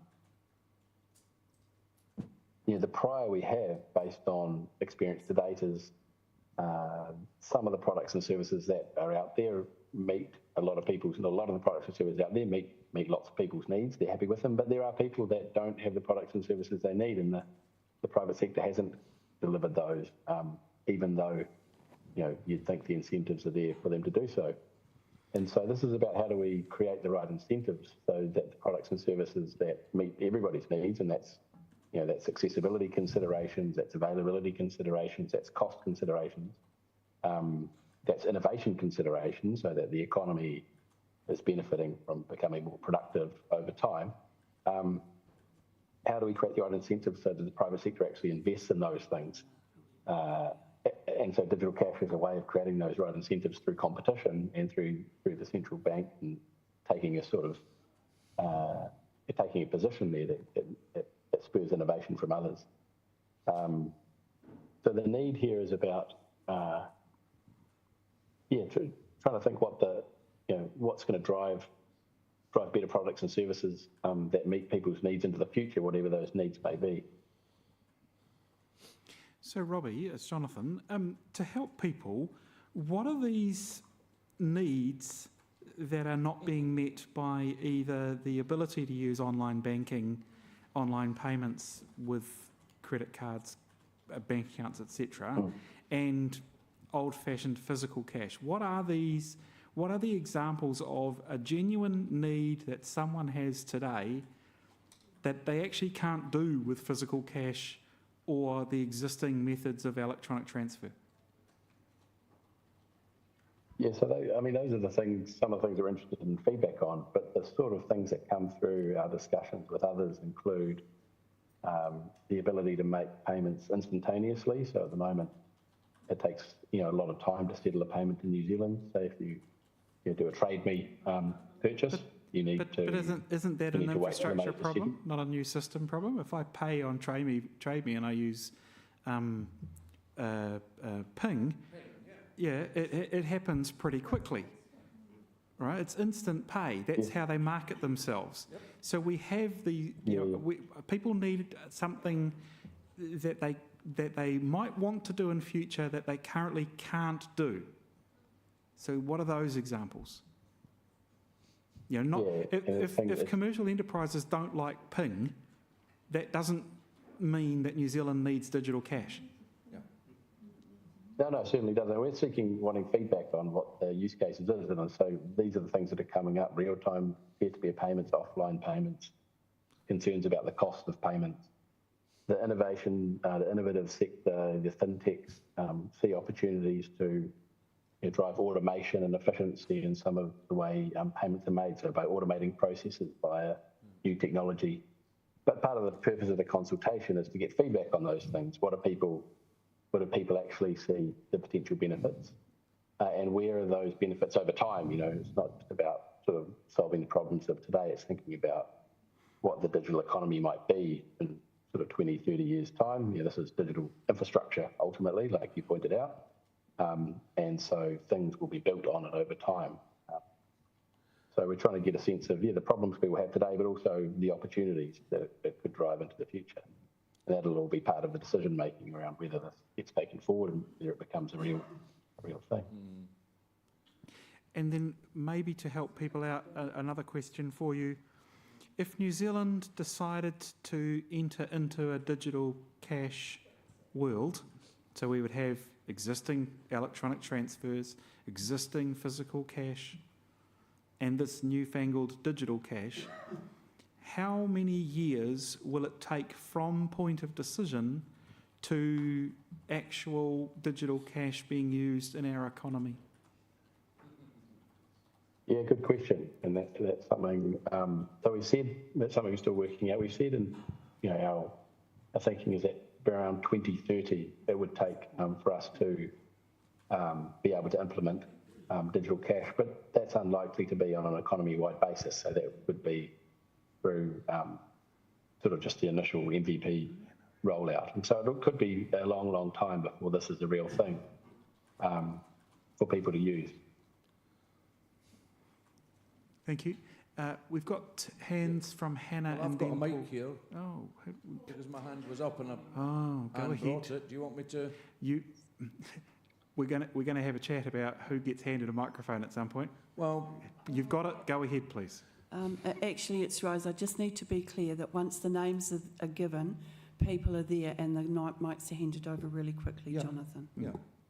I've had a mic in my hand for quite a wee while, Jonathan, before you started asking your questions. Anyway, that aside, I mean, I think the starting point here seems to be that this is about protecting the New Zealand dollar and having a currency around at some point in the future. And that seems to me to be the bottom line from the Reserve Bank. And I don't really have a comment on that.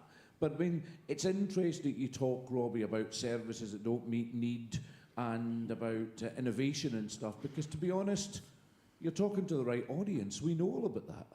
We know that our banknotes are pretty much all the same size. So I can't tell a 10 from a 20, and I've got to sort them a wallet a particular way. We know that FPOS machines, even before we got these flat screen nonsense ones, are all different. They're not all the same. Some you press buttons at the top, some we know that cash machines that once worked and had, you could stick your headphones in and hear, that few of them seem to work these days. So, in terms of a blind person, actually getting cash for me independently is a much bigger problem than paying electronically. And I think the issue is, if this is left to the market, then this will just be another barrier for blind and disabled people.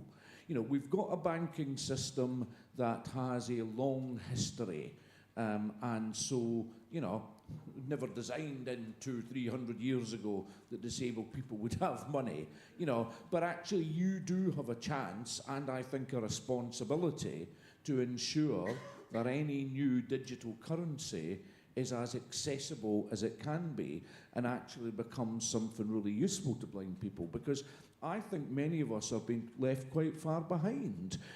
I was just saying that, I view a PayWave cost as a kind of cost of blindness, and now I'm able to do that, and I'm not crowing about that, it's just a fact, but others aren't. To others that's huge, and you shouldn't have to do that. But as I say, actually getting hold of cash is what I find most difficult, and so I think we need to really think about this seriously, if it doesn't just become another barrier to disabled people accessing goods and services, because actually we're not well served by the current system. Cool. Yeah, thank you. Thanks for those comments.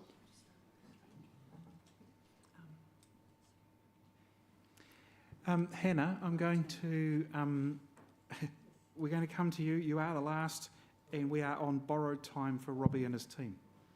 Okay, I'll have a good waffle then. Okay, just yeah, whatever. Just a couple of things. I was just sitting here listening to the conversation, and I was actually thinking about tomorrow night when we'll have our raffle session, and we all, scramble around seeing what cash we've got. And, how would that work in a digital society? We'd have to get out whatever device we have, if we have a device, and how do we pay for our raffles? It might be much easier to extort more out of you. Could be. And just those times where you just have odd cash on you. I was just and then I was thinking about, we have our like the comments that have already been said around, we have our debit card, we have our FPOS card, we're able to have cash when we need it, and then just adding on this extra digital currency, my mind's kind of going, oh my gosh, that's so much stuff. And then the second question I have is, Why is the Reserve Bank, considering shifting to digital cash when there's only been 3 other countries who have done so? Thank you. Thanks, yeah. I didn't pick up the first question. I was struggling to hear a little bit, but I think your comments sort of underline, I suppose, the importance of really thinking about the practical applications of this and how it would work, for people in different circumstances. So that's a point that's really well made and important for us as we take this work forward. So we haven't made any decisions on whether we will have digital cash, but for the reasons I described right at the start around the risks, to our monetary sovereignty, the role of the New Zealand dollar, the ability of the current system to meet people's needs when physical cash is becoming less and less accessible. And the opportunities that this presents to support innovation and to make a more productive economy for New Zealand, those are the reasons we're exploring it. And ultimately, whether this, we issue this product or whether it becomes a real thing will depend on feedback on whether the costs, whether the benefits outweigh the costs, whether there are good reasons, there are good problems that this is solving, and so that's the journey we're on. We certainly will be looking at what other countries do, and I imagine that whether other similar economies to New Zealand, advanced economies move and issue their own forms of digital cash, that'll have a bearing on our decisions here, I'm sure. All right, Martine, you're beside me somewhere. There's a lectern.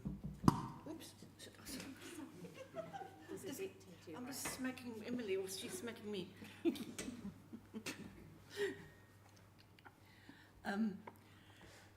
When I read your first, Robbie and team, firstly, thank you for bringing 4 others with you, because it's great to know that more than one person and a whole team is actually hearing from us. When I read your first paper, it reminds me of the person who goes to the bank and tries to withdraw $50,000. And she came home to her family and said, they said come back in 3 days' time. Why? Because the money is there, it's in my bank. So we all got past the notion of our money is not sitting somewhere.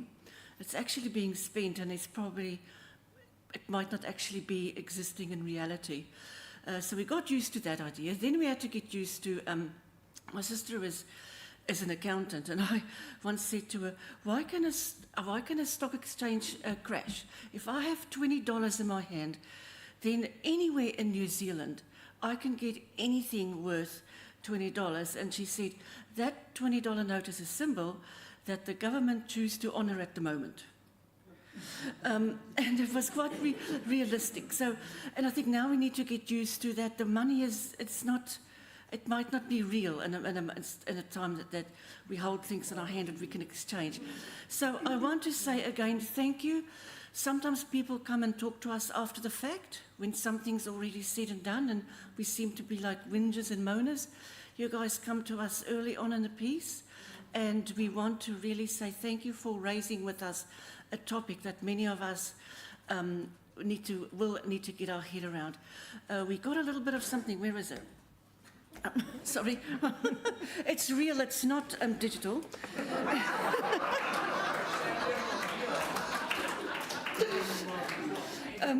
And because it's real, Rose can't ping it to you. She will need to make sure you get it. And because there's 5 of you there, you may need to do some sharing things. So thank you again. We do appreciate your time.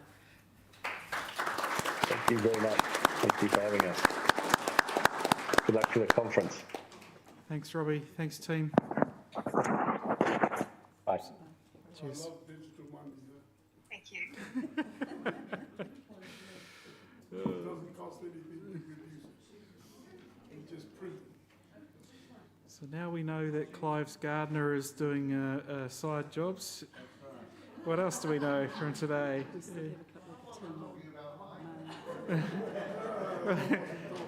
Clive might not be talking about his gardener. I don't know who else's gardener you want to pay, Clive. Door prize bucket is what I'm looking for. Before you do it, can you make sure everybody online knows that? Online, if your camera's not on at the point where Rose is looking at the piece of paper in my hand, you aren't part of the game. But what are we having first? Don't look at that. We've got Wellington Branch, $50 Woolworths. Wellington Branch, Countdown $50, voucher. countdown Woolworths, call it what you will. And we've got Lena Coleman.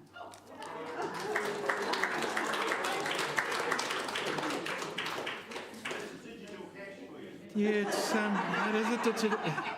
it is a digital cash mechanism in a sense. I have to say that the Mitre 10 voucher I've got is also digital cash, and then in the terms and conditions it says if you don't touch the account it evaporates. I want to go to Mitre 10, I want to go to Mitre 10. Why? To do a quick housekeeping, please. We need to do some housekeeping, so listen up, these notes are usually important. They usually involve something going into your mouth, as against the rubbish that comes out of it. Oh, well, it's Rose here, everyone. This is two quick messages. One is that Emily's going to be coming around, and so that we don't disrupt every bit of business that's happening, this is a heads up. There will be an envelope popped into your hand that has your meal tickets for this evening. And the second message is to say when we finish this business session at around 5:30, we have the President's half hour in the room next door where we've been having all our meals. As you go into that room, we will be giving you a little ticket to exchange for a drink, which will be beer, wine, or non-alcoholic drink. Okay? That's my two messages, Jonathan. Thank you. See, both involve things going into your mouth. And what I wanted to know was where's the door that I can go out so that I can go back in again? We will be watching. Oh. You give me a free ticket and I'll show you how. So All right. Emily is just starting to come around So now. look out for that. Don't leave them behind. Yeah, the that's your dinner. Yeah, and the intent is that there's no chit chat as it happens. Thank you. Yep, lovely. Right. We need to get back to the annual report. We've got, I don't know if we've quite finished the comments to do with the financials. Were there any more questions about the financials? I did have a comment in response to Thomas. Thomas? Yeah. So Thomas had asked the question, Jonathan, about what are the efforts we're making for funding, and you had talked about the approach. The one thing that we do annually is we also go to the Lotteries Commission for funding, and we also do look for targeted funding that works, that would meet Blind Citizens New Zealand's needs, such as the depot funding we got to enable the board to do its governance upskilling. There are not a lot of other opportunities out there. Most opportunities end up with a project to do, like upskill your board. Very useful, but it's not going to make the advocacy agenda go any faster. Any questions on the financials? Going to Pauline Mellon. I think you want to add something to your report. Is that the... Yes. Microphone is coming around the mountain, won't you? She'll be wearing pink... She has a pink top on. Ah, she's wearing a pink top.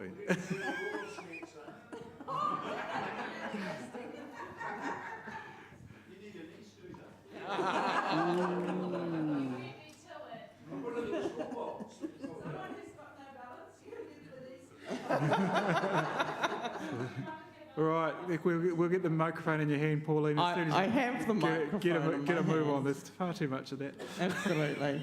On to the serious stuff. So, as you know, I am the Blind Citizens representative on the Blends School Board of Trustees.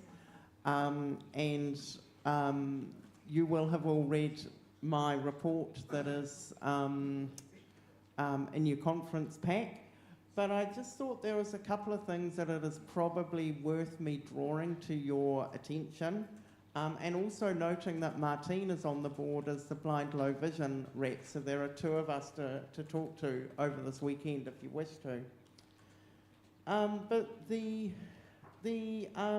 first thing is that the strategic goals for the school, it sets them every 3 years, I believe, are coming up for renewal in 2026 to 2028. So next year, 2025, we will be looking at what the school's strategic goals ought to be. That's important because if you don't like the direction that Blends is going in, or if you have questions or queries, then now is the time to start raising them with the representatives you can get a hold of, so that we can be feeding into that discussion. There's things that I raise quite a lot with the board. I'm constantly talking to them about use of technology and not relying on just really nice Apple products, but on things that will actually help people in the world of work. I also wanted to say that I'm trying to have a look into where Blends learners are ending up once they leave school, because actually we don't know, and we have no data on it. And so that's something that I'm trying to say, well, how can you say that the school is being successful if we don't know where our learners are ending up? I think another thing I'm trying to encourage, particularly with the new principal in role, is a closer working relationship between Blends and blind citizens. And I know that the principal and Rose have been in communication about meeting, which is fantastic. But maybe we might want to, if we're interested in the future of blind children, maybe we may want to invite him to a future conference. And finally, something which seems really trivial but is not, and is going to, I think, have a wider impact than just Blend School. We are finding at the moment the Auckland Regional Council, I think it is, I never get the right name, has actually asked Blends not to do orientation, I call it orientation and mobility, but DOM, in the suburb of Manarewa with children, because there are so many dangerous dogs on the streets that they are not able to get under control, that actually it is not a case of if a blind young person gets bitten by a dog, it is when. And the impact of that is not only on our young learners, because what they're doing is they're just taking them to an adjacent suburb and doing O&M round there. So that's kind of fine. But one of the issues that this is also going to lead to, and I think guide dogs are already having this discussion, is do we actually want to train guide dogs and release them onto the streets of Manarewa with handlers if they are going to be attacked? Handlers and dogs. And so we may start finding that people who live in Manarewa are not going to get guide dogs. And that was an issue that I don't think it's been said quite as blatantly as that yet, but it's kind of in the offing, and I think it's something that perhaps this organisation wishes to raise with guide dogs about what we can do. Thank you. Those were my extra points. Thanks, Pauline, for the update. I've got 2 notes here to say thank you. I believe that your points about making sure that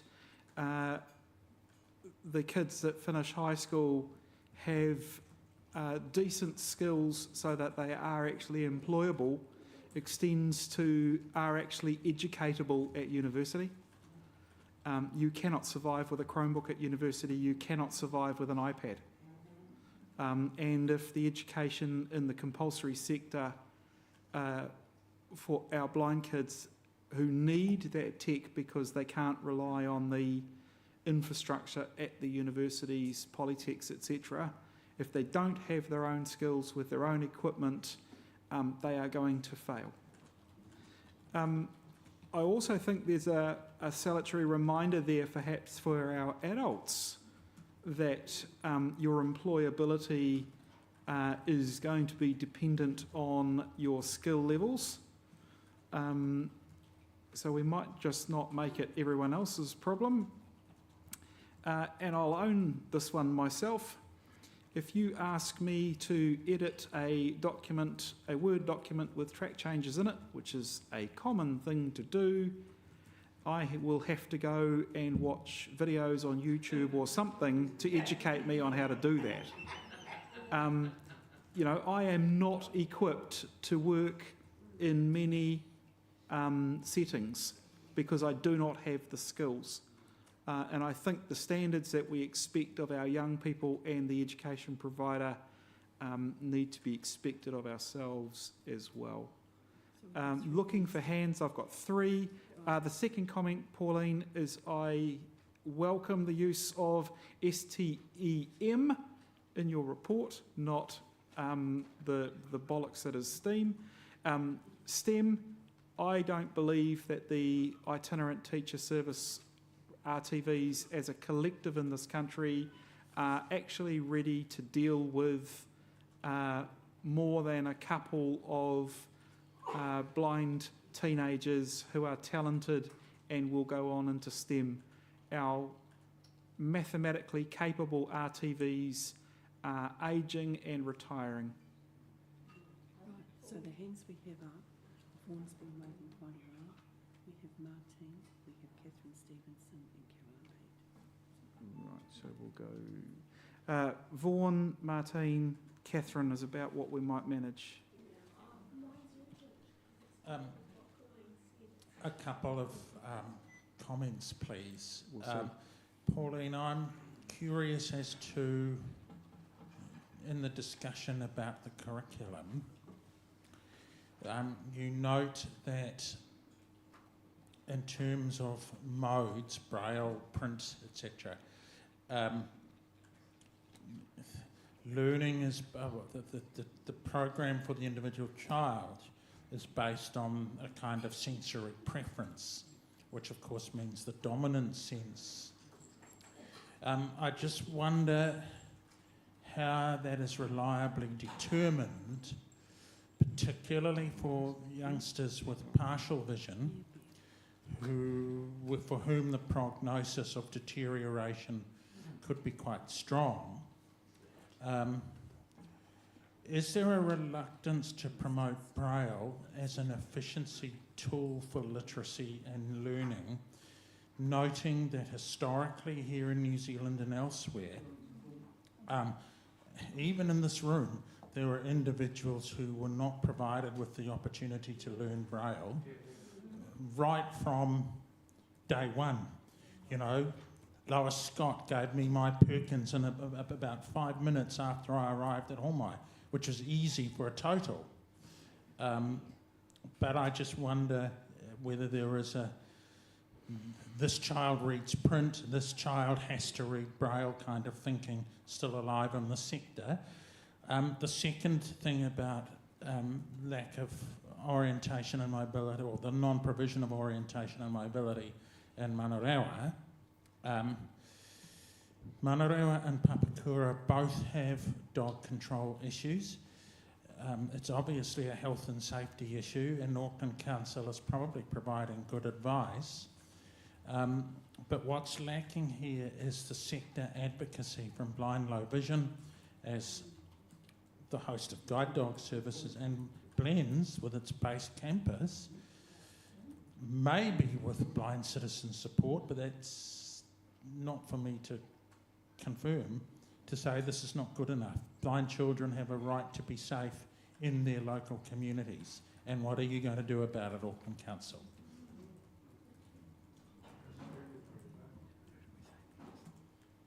Lena? It's Martine, you're next. Hi people, my first comment is with respect to my role with Pauline on the Blends board. You'll be glad to know, well, not glad about the topic, but this did come up at RNZFB board level, and Andrea Magin, the CEO, has already talked to Peter Hoskin.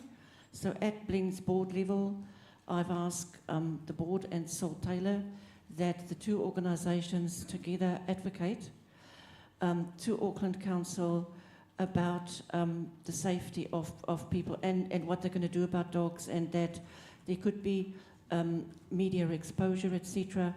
So there has been an action point going forward that the two organisations will contact Auckland Council. Secondly, my point is, and Andrea has said for me to go ahead and raise that at this other level too, as because I didn't want to feel to step in her domain. So as the co-chair of Auckland Council's Disability Advisory Panel, I've raised this matter, I've referred it onto them, and I've actually included a letter of a person who's currently being denied a dog because of the danger of her area. So I don't think there'll be a quick fix, but know that Blend's Blind Low Vision will be in touch with, or if not already with Auckland Council, and Auckland Council has been reminded and been made very aware and asked what they're going to do. And of course, once this is happening, if this comes up in other areas, then hopefully we've got an example. So, Martine, just to confirm that the fact that there is a member being denied because of the area in which they live? Yes. Right, right, that's good. Making sure everyone in the room is aware that that's what you explicitly said. Catherine online.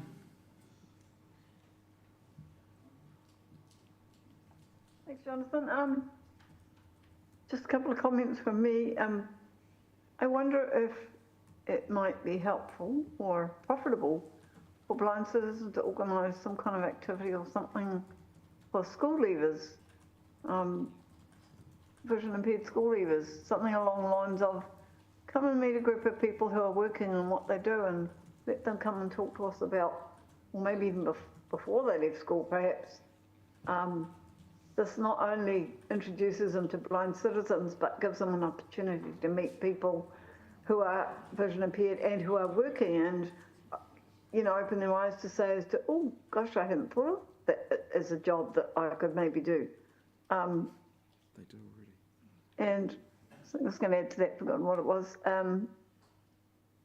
The other comment, just a quick comment about the learning of Braille for partially sighted people.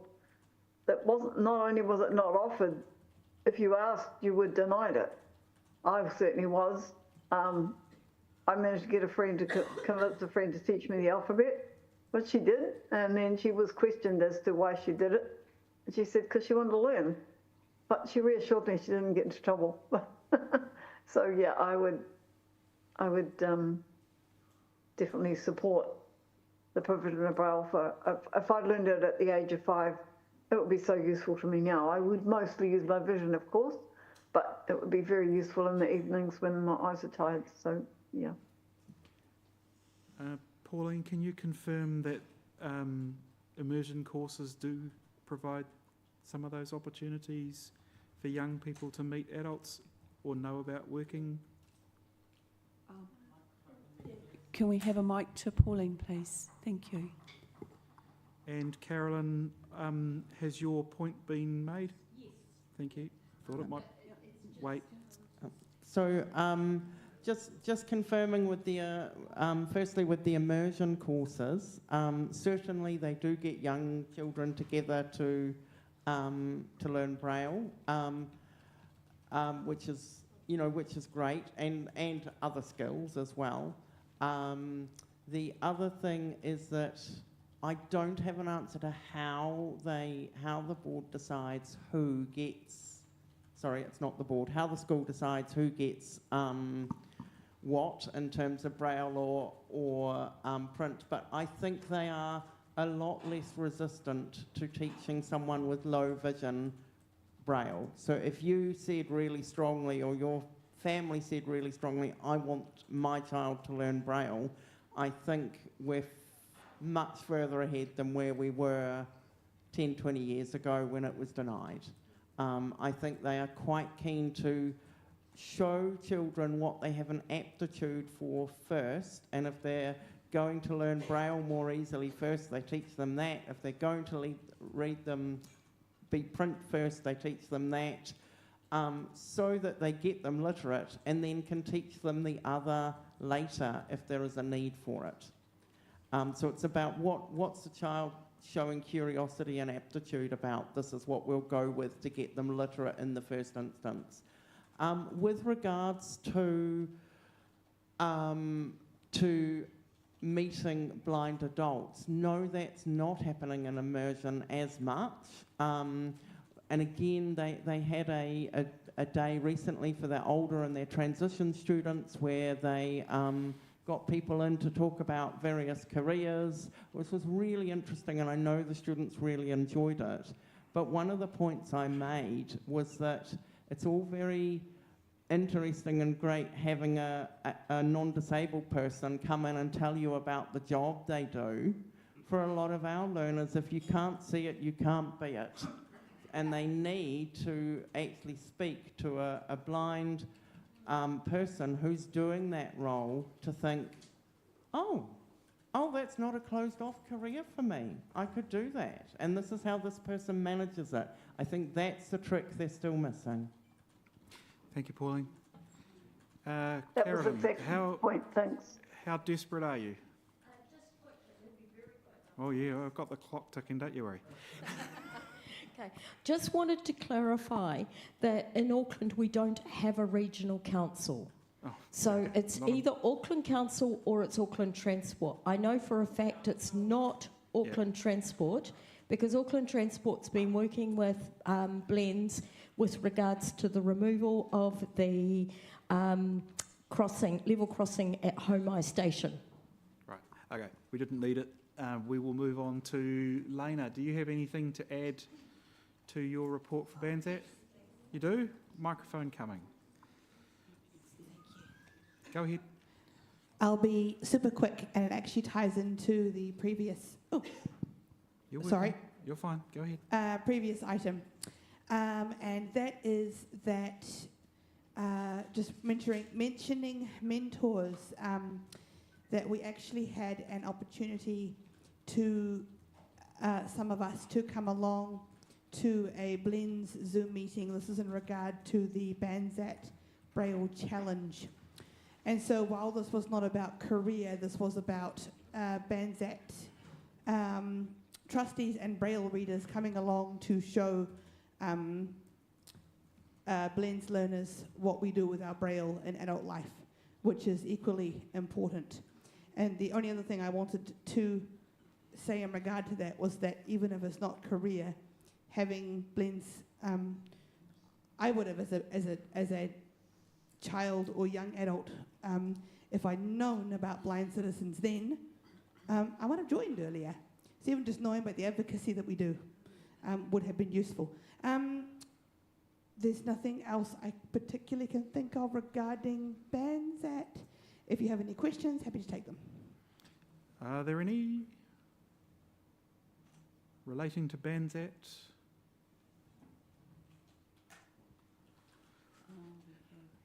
We have Vaughan. Relating to Banzat, Vaughan? Yes. Go ahead, please. I think Banzat deserves congratulations for its hosting of the International Council on English Braille.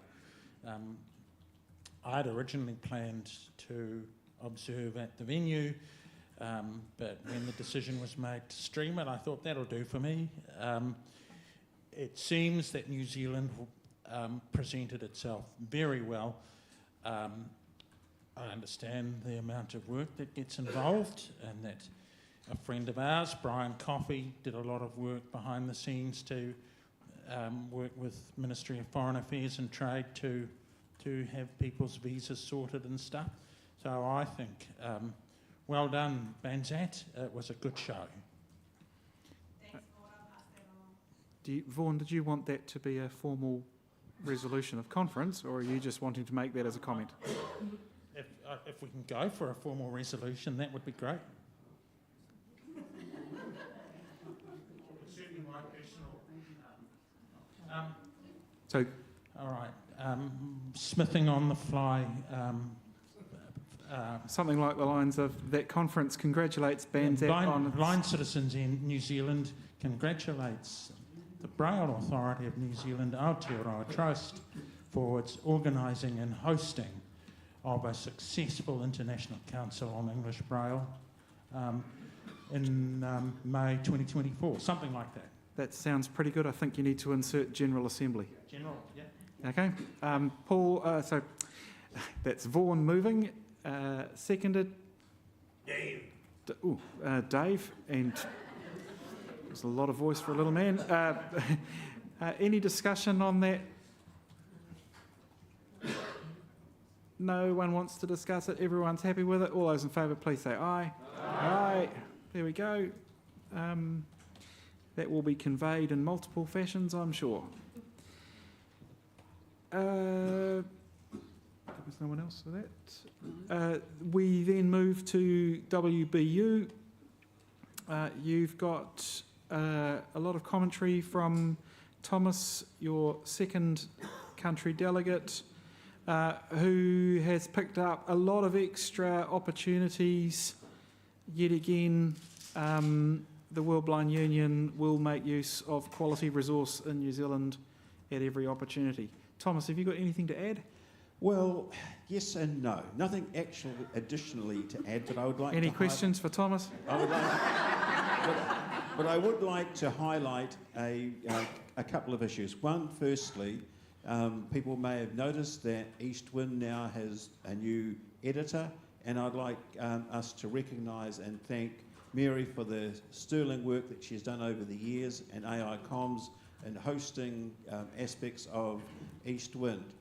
It's been a huge piece of work that's been done over many years, and the new editor and the communications committee is a huge piece of work for us moving forward to stand in Mary's shoes. So I'd like to thank Mary, especially, and Clive for their work that they've done to support WBU and East Wind for our region.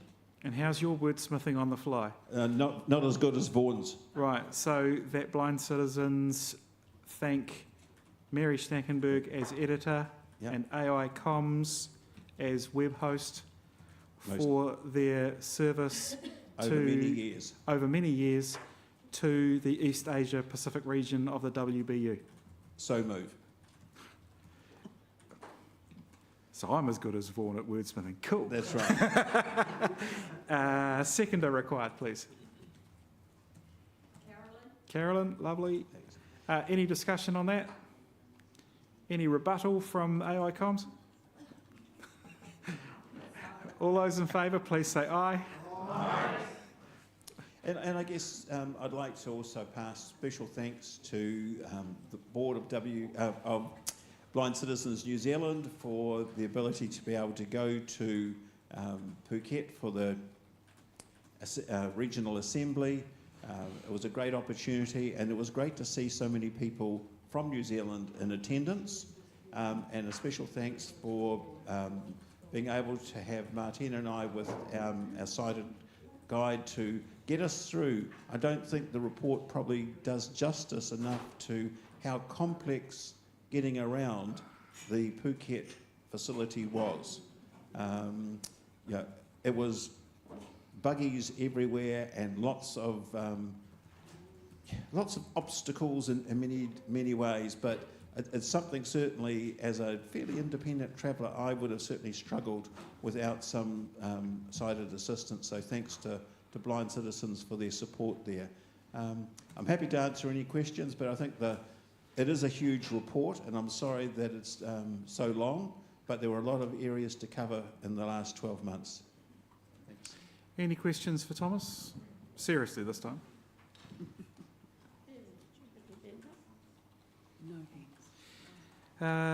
There's none, Thomas. You're off the hook. Moving to your Accessible Books Consortium.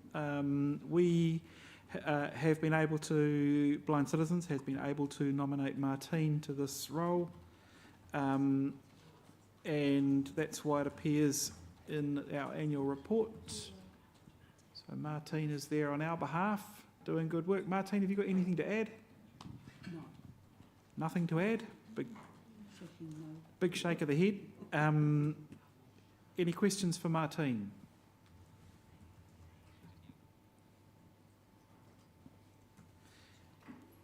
Martine, I'll ask one. How well is New Zealand meeting, as in the country, meeting our obligations to facilitating access to all the million-plus books? I don't know, because I work at international level, and it's up to this organisation's members to let us know how well they receive. Can they sign up as individual accesses to the Global Book Service? How many of the titles in which formats can they access? To hear from, we did ask, the board did ask our CEO to write to Blind Low Vision and to publishers associations in New Zealand about available courses and their responsibilities. So it's up to you to let us know how well we do, so that we can either contact Blind Low Vision, or that I should go back to WIPO and say, no, we need more information on something. Mary has her hand up. That seems to have inspired a question. Mary.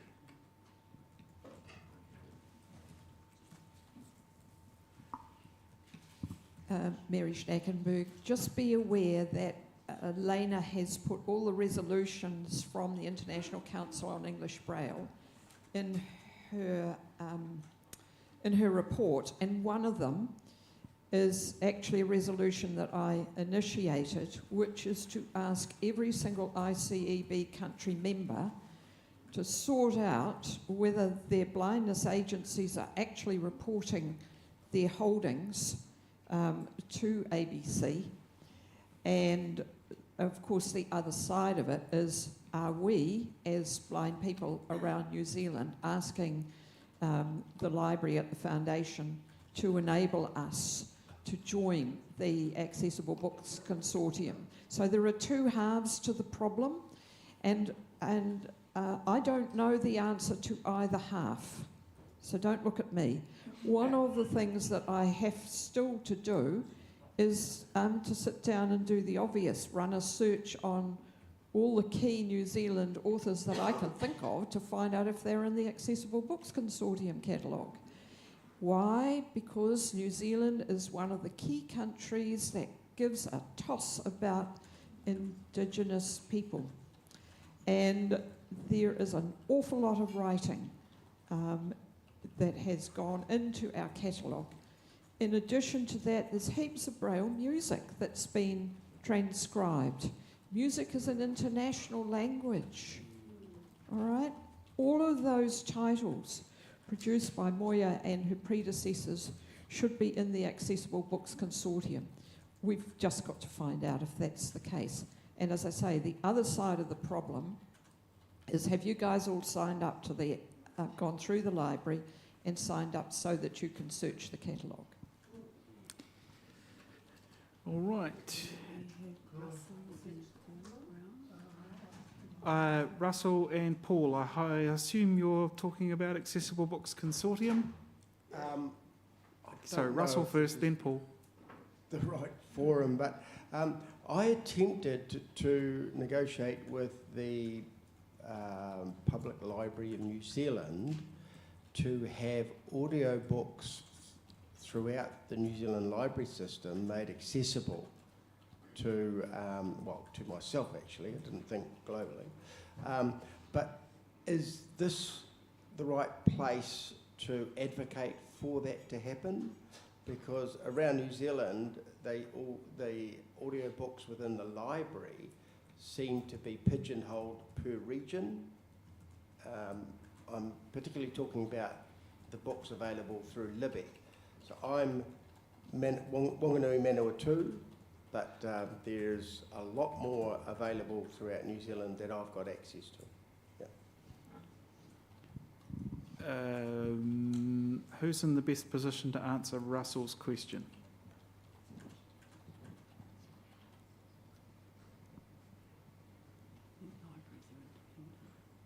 I mean, libraries are independent and they're not part of the Accessible Books Consortium, Russell, the public libraries. Being able to access books from libraries outside your region comes down to the interloan policy of your library, I imagine.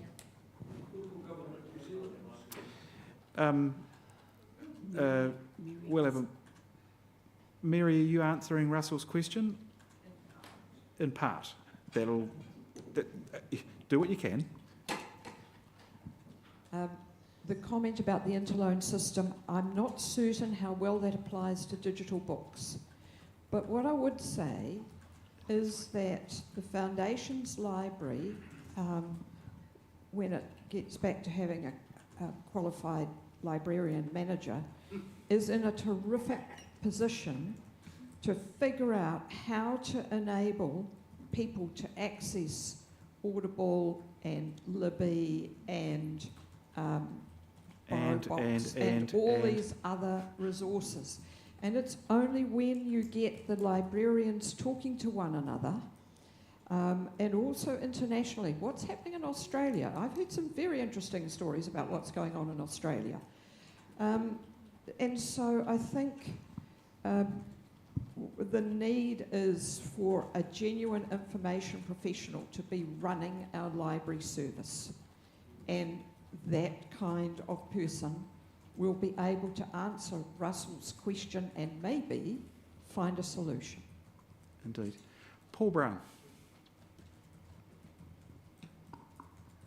In terms of a possible solution to Russell's question, our library system generally, not all libraries of course, but is run by local government, and so it may be worth getting your council to pick a councillor or a friendly one if you've got one to pick something up with Local Government New Zealand. Yep, that's in passing. I want to come back to individuals, the Accessible Books Consortium, searching the catalogue, etc., because I've drawn an absolute blank. So my esteemed colleague who's sitting next to me, Martine, keeps telling me that I ought to be able to get a number from the foundation to be able to search the catalogue and to borrow books online. Other esteemed colleague and friend, Gary, tells me that he's not aware of any number that I should get unless it's my membership number. I've tried other staff at the contact centre too, just to check Gary was telling me the truth, really.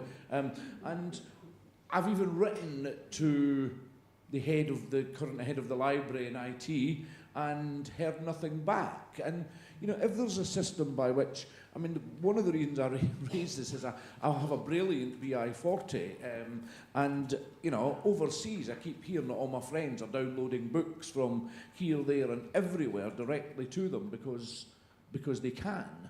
And just because I live in New Zealand, that seems to be a problem. And so, while I really applaud, you know, the amount of titles and all the rest of it, I don't know about other people, but I ain't getting access to the catalogue or to be able to borrow books. And it just seems that no one at BLVNZ seems to know anything about it. Again, it's one of these, I think there's an absence of policy and process for this to happen. And I've certainly been batted about from kind of pillar to post on it, with no access to the books there that Martin keeps telling me I ought to be able to read. Your esteemed colleague beside you wants a right of reply. No, I'm not blaming her either. People, I can assure you that our current library manager is very much aware of the beneficiary agreement, which is the additional agreement. So it may mean that this organisation will need to contact Blind Low Vision about how they're going to promote it.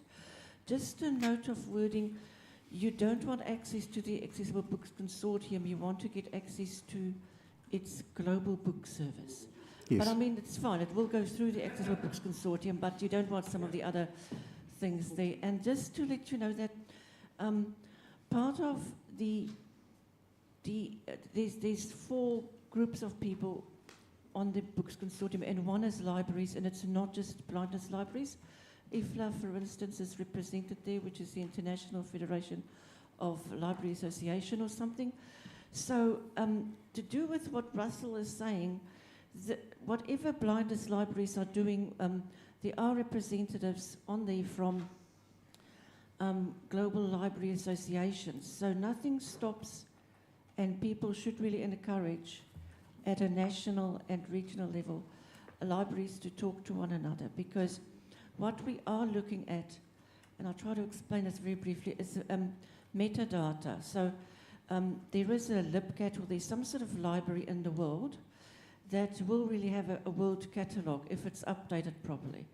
Now, what we know is that not in every country, every book will be equally accessible, because maybe it's not there yet, etc. So part of what we're doing, and not just making books accessible and asking publishers to do courses to make books accessible, is to have metadata available. So whether we go through Google or a library catalogue or somewhere to say, where can I find The Narrows by Michael Connolly? And then metadata will say to me that it's been, it's the 9th book, I'm guessing now, it's the 9th book in the Hieronymus Bosch series, and it's available from the following libraries, or from following points, and it's available in the following formats. So we are working on that. It's a huge job. But look at that, we are looking at what Russell's saying is the metadata side. So even if your local library know about a book but can't directly get it for you yet, they should be able to, if this project goes, to tell you exactly where you can get it from. Clive, you've got something to add? You'll be the last on the accessible books. Yeah, Mr. Chairman, I just wanted to thank Blind Citizens for the paper that came through to the board of Blind Low Vision. And I know that, for example, when I heard Paul talking about his Brailliant and not being able to use or effectively use it in New Zealand to access information, that point does come through in that paper. And there has been discussion about the accessing the Global Book Service. I think the point I wanted to just make was that the paper came to the board, which passed it immediately to the Client Services Committee, which has then said, well, look, there's lots of actions here. Before we discuss this in detail, we really need to hear from management. And so the next meeting of the Client Services Committee, towards the end of November, I think it is, will be, I think, hearing from management in response to the points raised by Blind Citizens. But it was very good to have a paper that clearly articulated these problems, because sometimes directors feel that we're the only ones saying it, and we knew that that there was a depth of feeling out there in the community that Blind Citizens was representing, but until that paper came in, there wasn't really any evidence of that for other people to see. So, like I said, it was good to have that paper, and we expect to be pushing those discussions along as soon as we can. Thanks, Clive. That's the end of the reports provided as from the board. So that would be the annual report from the board to members on our activities. Someone to move that, please. Move that we receive the annual report from the board. That's a Russell, seconded. Lena. All those in favour, please say aye. Aye. We then have the next thing that I know you absolutely love reading, the consolidated accounts. Gold star to anyone who actually read them all. All those in favour? You have to have read them to move and second. So I just want to make sure that everyone's aware it's his first time. Quite seriously, consolidating branch activities into the other accounts is an extensive exercise.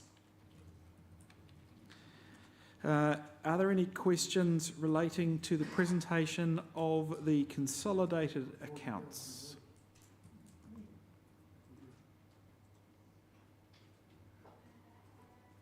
That would be no questions. Someone needs to move that we receive the consolidated accounts.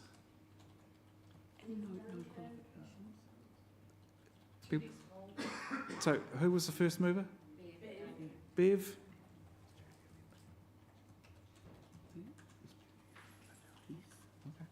So we've got Bev, and I think it was you, Judy, who seconded. Thank you. All those in favour, please say aye. Aye. The best thing about the accounts is that we did not have any qualifications from the auditor. That's a nice thing to have. Especially when the next topic is that we appoint an auditor. So these blokes are guys. I actually met some of them this year by accident. My fault for passing through the office at the audit week. Or audit month, as it might have been. So, Moore Markhams Wellington have been doing our audit for some time. We see no reason to alter. They continue to challenge and ask all the questions, and all the questions that none of you had 2 minutes ago. So someone to move that we continue the practice of using Moore Markhams as our auditor. JP, thank you. Seconded. Paula. Any discussion about the auditor? All those in favour, please say aye. Aye.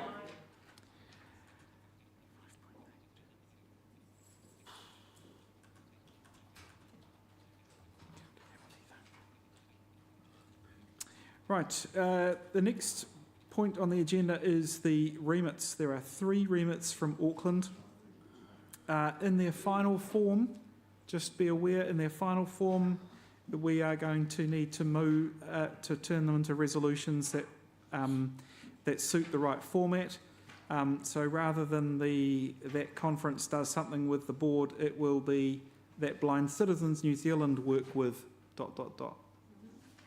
Okay. So that's the only point I have in introducing the remits. As is our normal custom and practice, branch representative for Auckland. Microphone is coming to you. It's Carolyn, isn't it?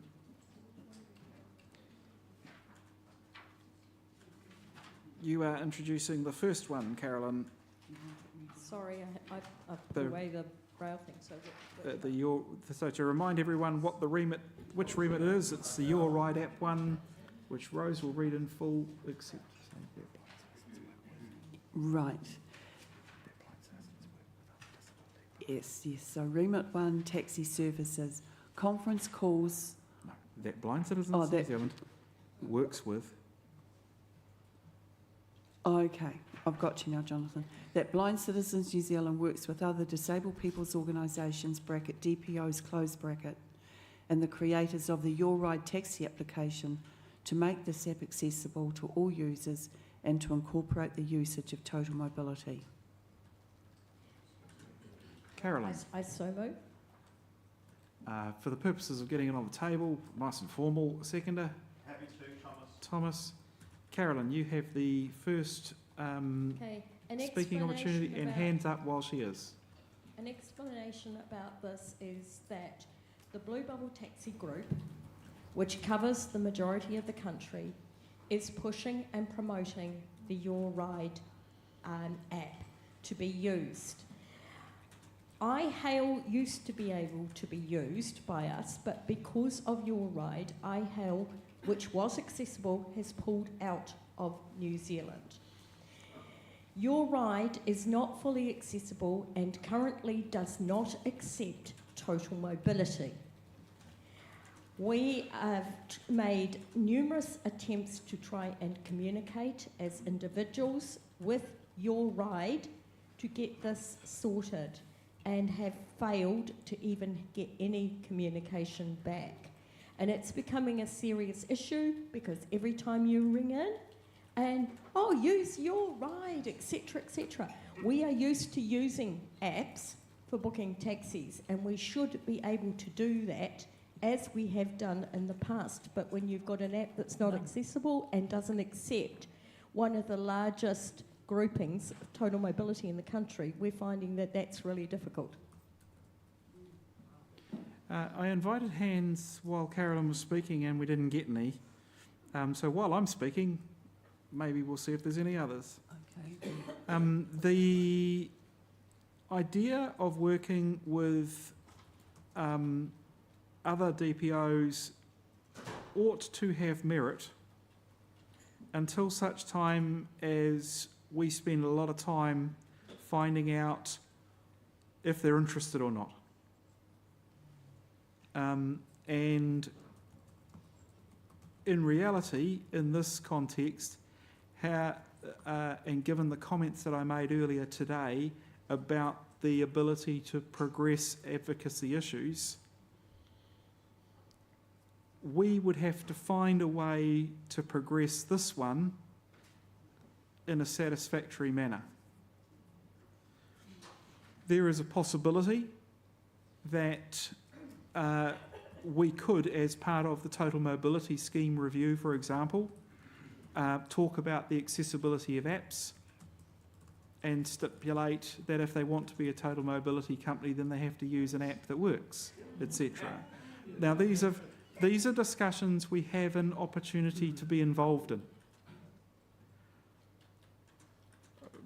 But in reality, in the way the remit is phrased, this is not going to float to the top of the pile very quickly at all. No. It's a lot of work with a low probability of successful outcome if we tackle Your Ride as a company. That's the history of advocacy for us. Whereas if we can find a better lever to work with, we have a chance of more success.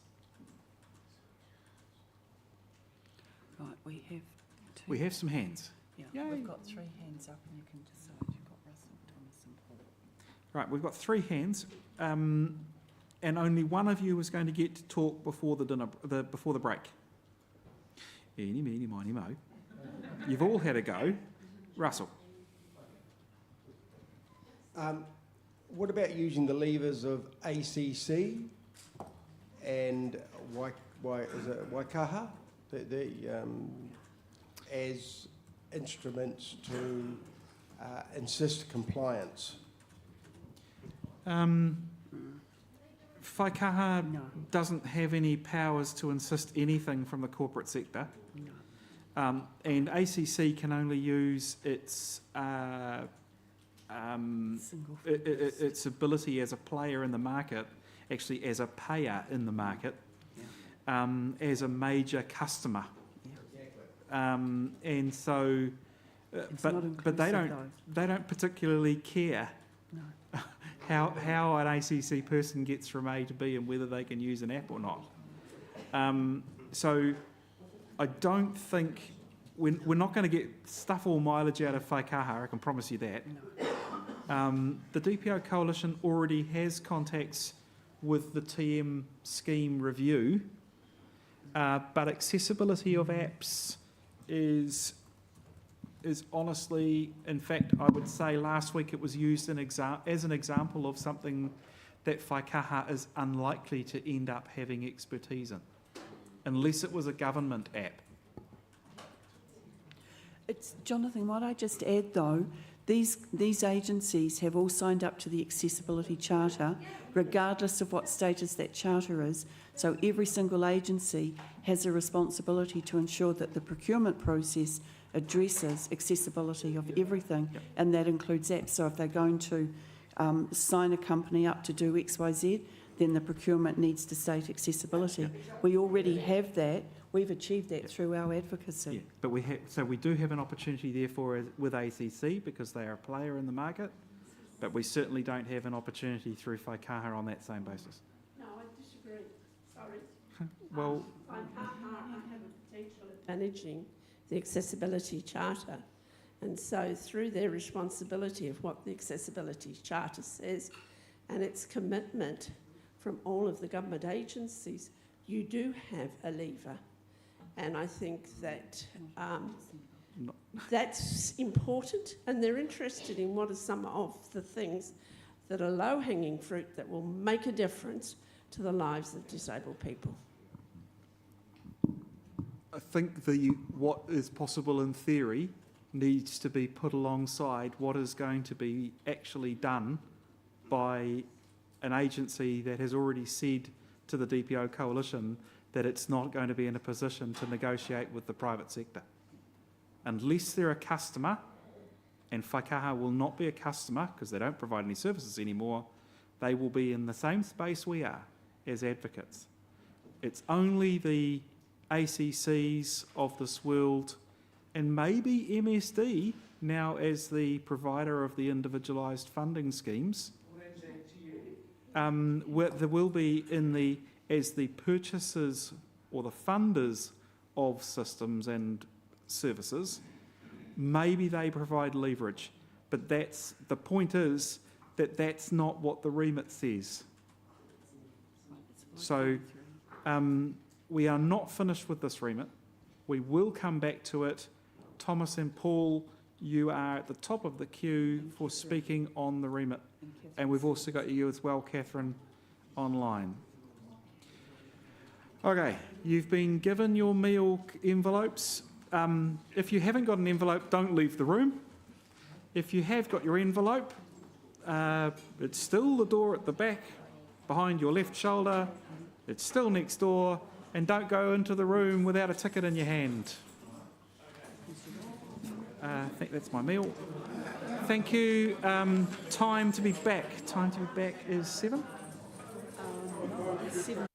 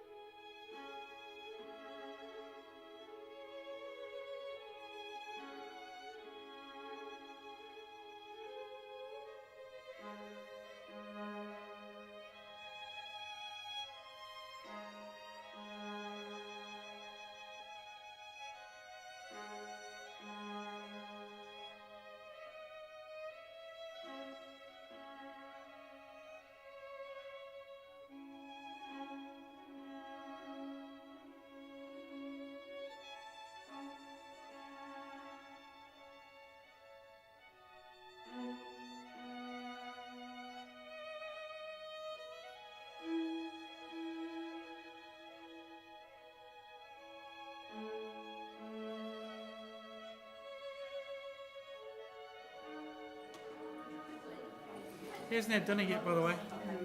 You haven't fed your dog.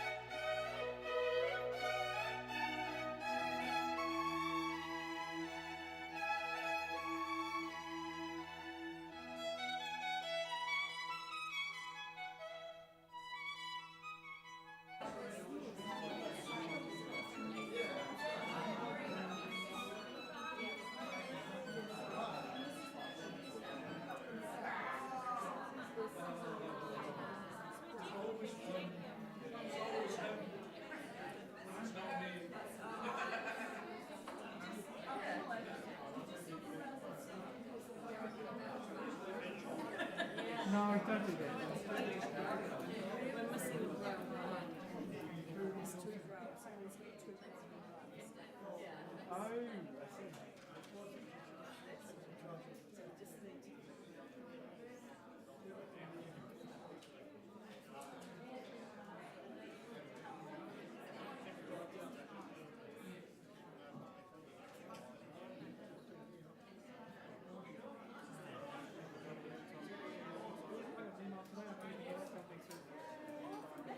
Yeah, after a year. It's over a year since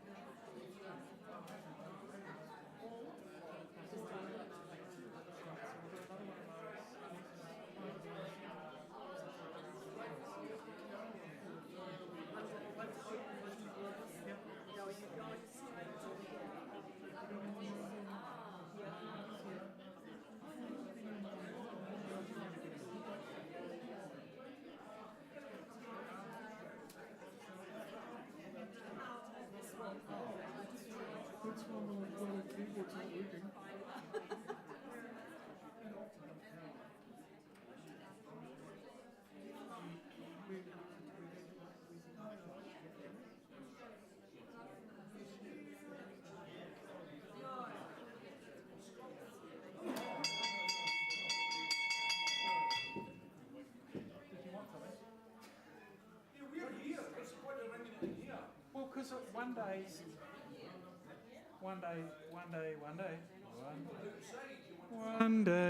day, someone will come and want the bell and take it outside and ring it. Paul Brown, would you like a job? Oh, where's the teamwork?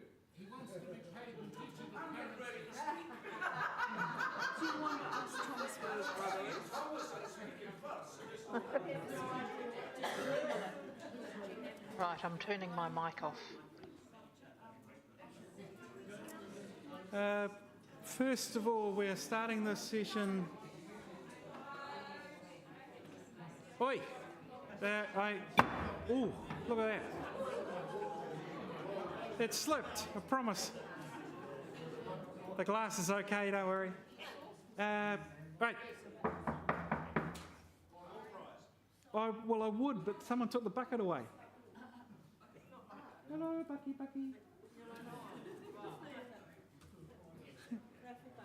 The door, that's one, yeah, one of them. This is yet another farmer's $50 voucher. Also from Whanganui. Trudy, you want to announce that? Oh, there you go, sorry. Stuck to my finger. Chrissy Fern.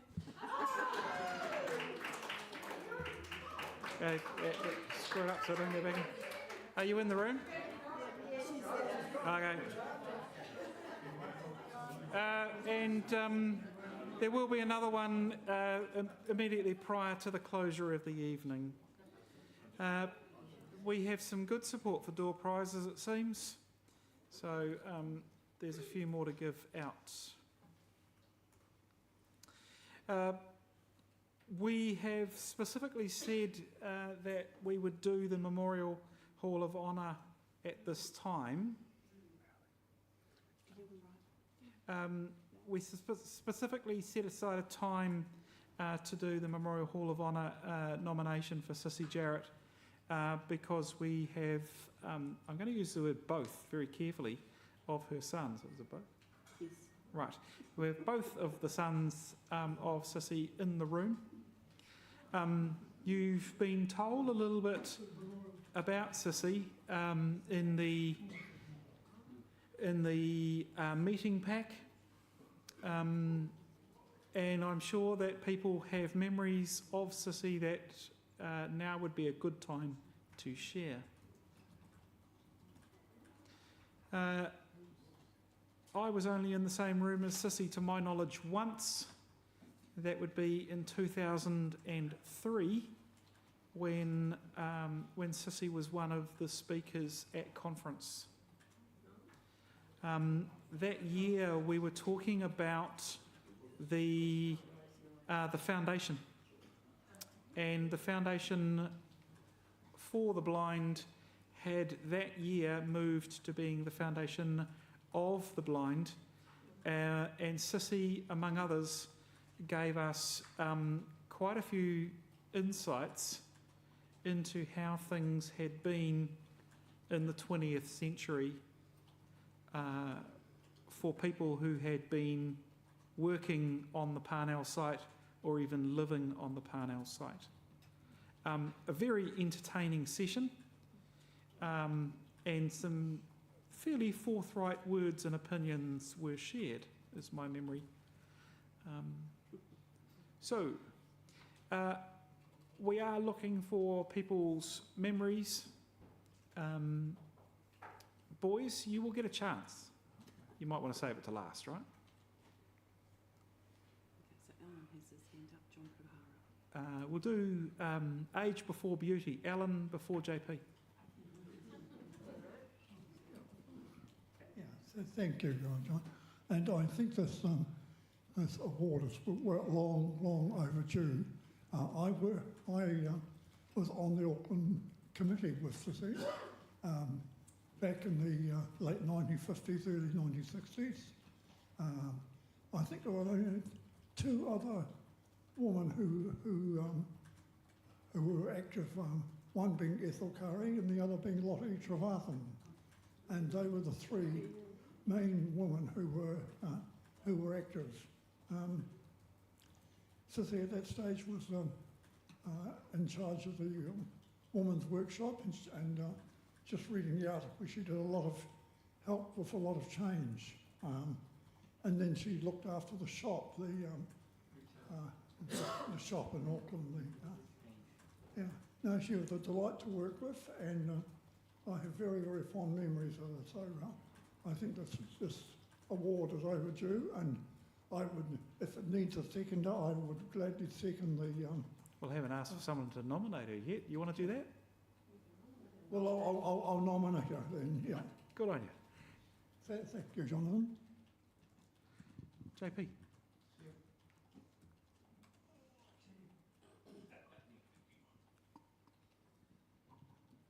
Oh, kia ora, everybody. My mother and Auntie Sis were sisters.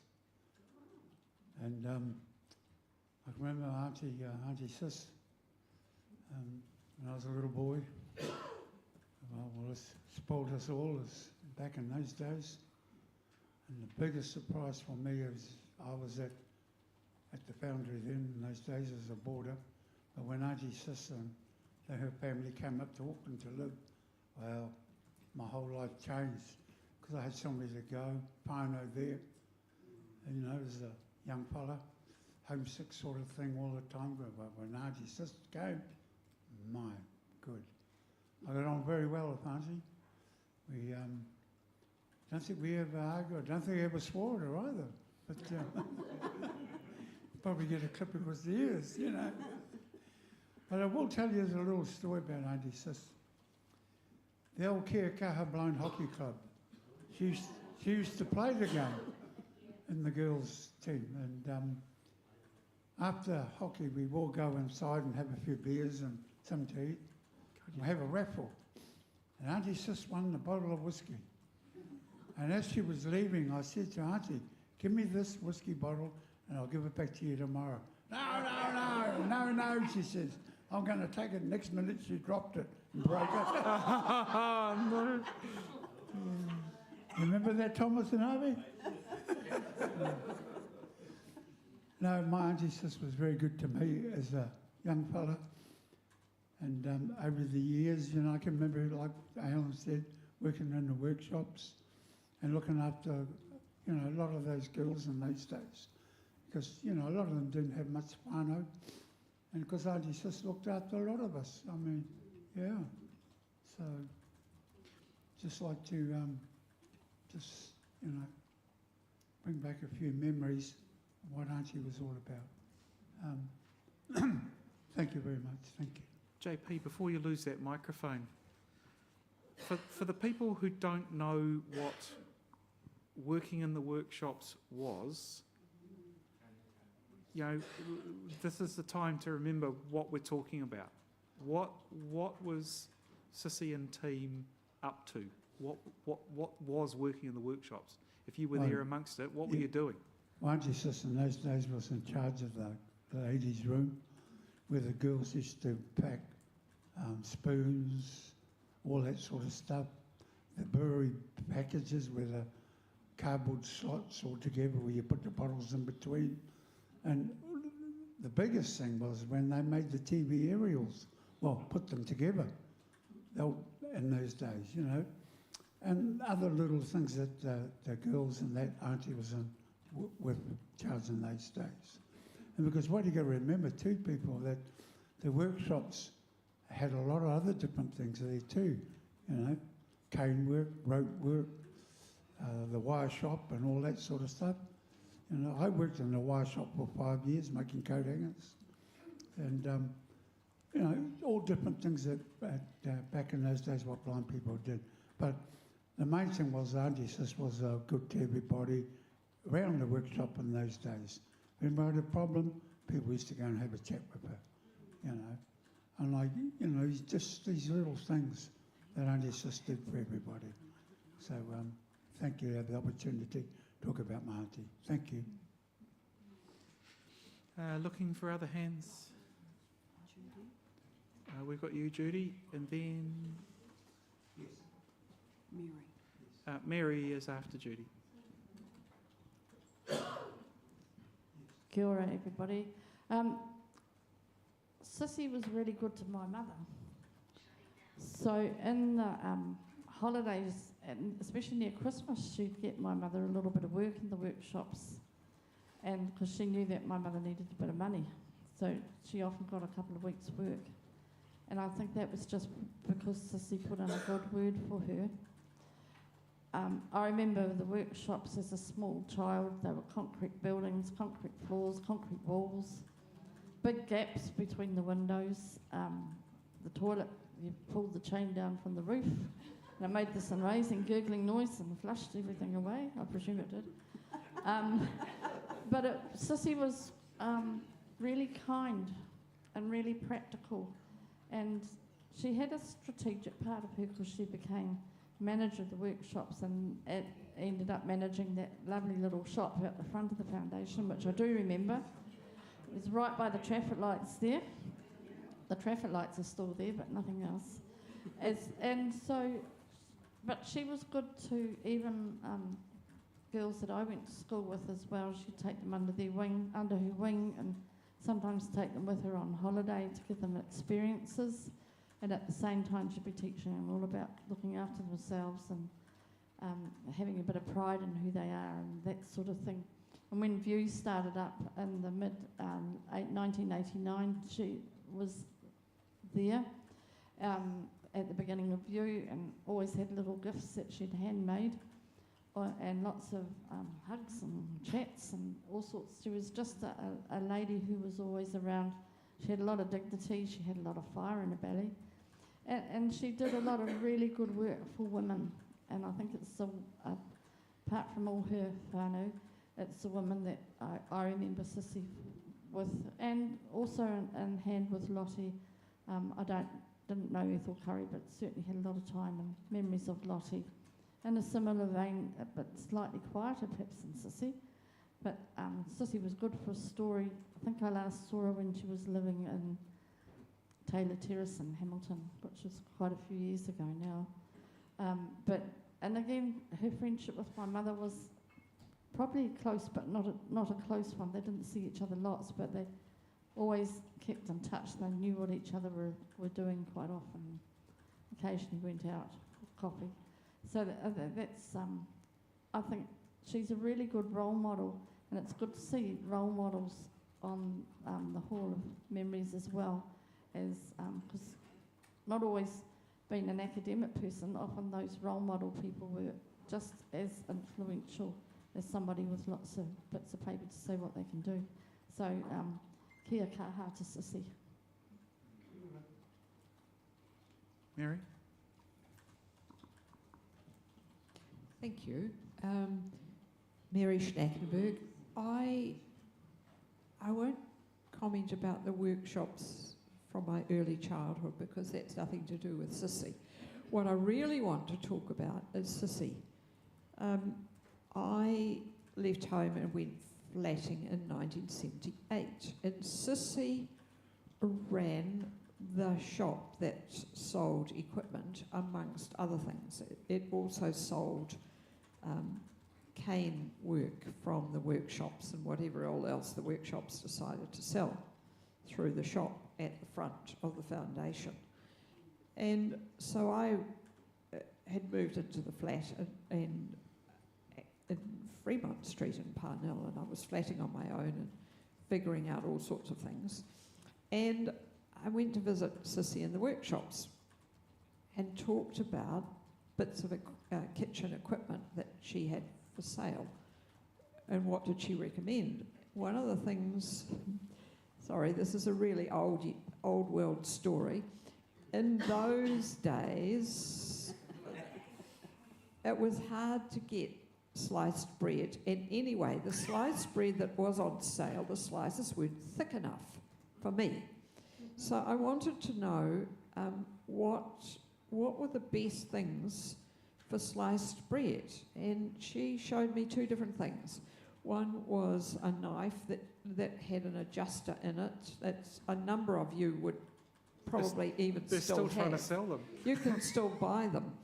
But the other thing was this wonderful crank-handled thing that you put the bread onto, and you adjusted the gap between the bread and the physical slicer that went round and round, and you kept your hand far away from the slicer and cranked the handle. And so I could get sliced bread to the thickness I wanted instead of what Vogels chooses to deliver me today. And so I don't remember if I bought anything else from Sissy that day, but I absolutely bought this crank-handled slicer that found a place on the bench for some years, and every time I put my hand on it, I would think about Sissy. She was just practical and kind, and practical and kindness goes a long way. So I'm really pleased to support her nomination to be part of the Memorial Hall of Honour. Thank you. Other hands? No. Other hands? Lena. Lena? Lena.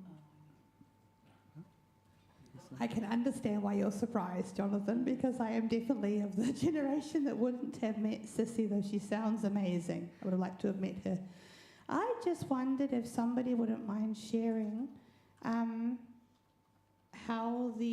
know how the Hall of Honour works, but is there a way if somebody wanted to browse or learn what was, who, I should say, is in the Hall of Honour, and what does that mean? Does it get published, or how does it work? Thanks. Do you want me to? Sure. It's Rose. I think we have around 7 people in the Memorial Hall of Honour at the moment. We are in the process of creating a tab on our website where all the awards will be listed. So that will be Extra Touch Award and other awards, including the Memorial Hall of Honour. So that's one place that we will be showcasing the people that have been admitted to the Memorial Hall of Honour. And we have a large print document that doesn't, you know, like it's not fancy, is not a lot of visual elements to it, a couple of photos where we have them for people, and there will be Braille. So I'm yet to get each of the people that have been inducted into the Memorial Hall of Honour those details brailled. So that's where, and anybody wanting the information, it can be emailed out to you as well. Yeah.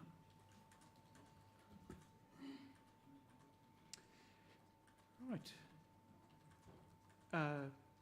Sissy goes in with some pretty auspicious company, Lena. Cyril, Lyle, Terry. This is not a good time to test my memory. George Fiskey. There's a woman from that did a lot in the 30s. No, not John McDonald. No. Jack Short? Yes, Jack Short. Jack, yes. So they're icons in so many different ways. And only a couple of them have been presidents. Yeah. I think Merv Ray is No, he was a life member. So I think if there's anyone else, boys, how do you want to do this? Oh, this is, I'm picking that's the other one there. You better introduce yourself, Mark. Oh, thank you very much. My name is Harvey Bryan. I do know a few people here, not as many as I used to know in the circles when my mum was alive. Just very honoured to see that she's been endorsed here tonight with this memorial. I just think that she did this all her life.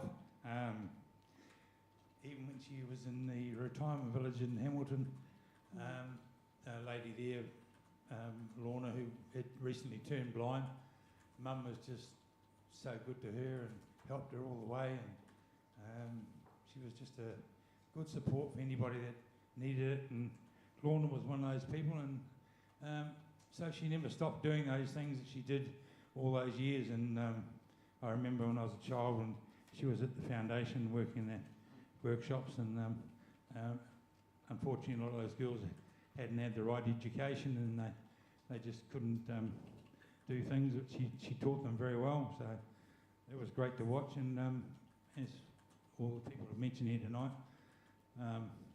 she's just so kind in everything she did to everybody.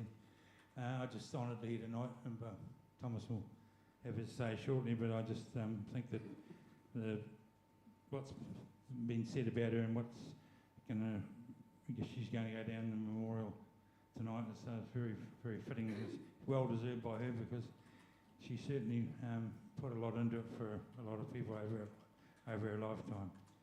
Thank you very much.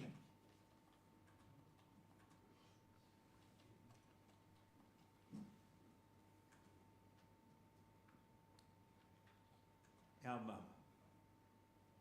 There's lots of, you've heard lots of ways in which our mum made a difference to a lot of people's lives.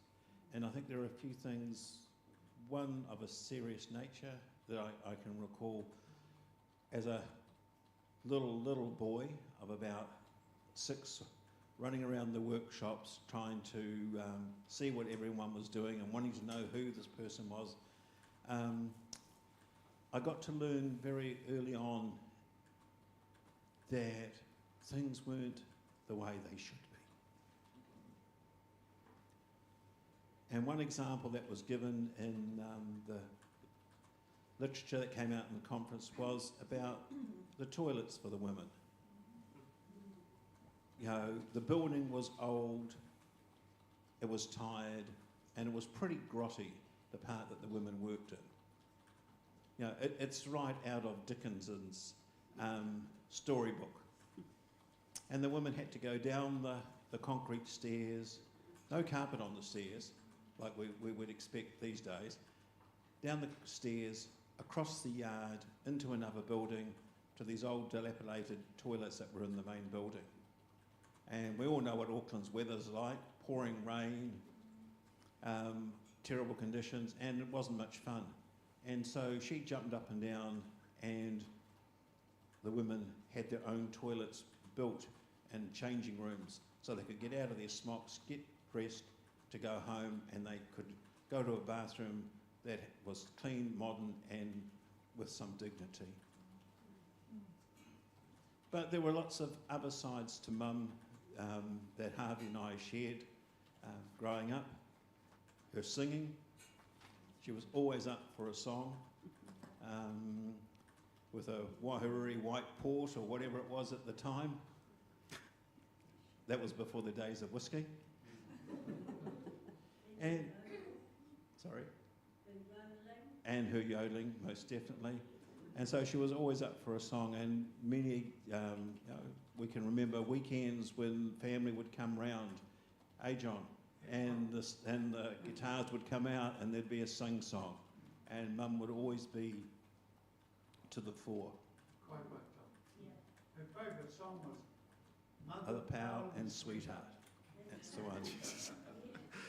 And, but I can remember we used to have, there was a group called the Venturers Club, and I think it was on one of those occasions that we all went out to this dine and dance evening, and I may be getting the two mixed, but my recollection was we went out to some sort of function, and we went out afterwards and we had a few more drinks, and then we went to the Pie Cart in Newmarket 3 o'clock in the morning. and to have something to eat, and Mum says, what's the time, boys? And I think it might have been Harvey said, well, the birds are coming up, Mum.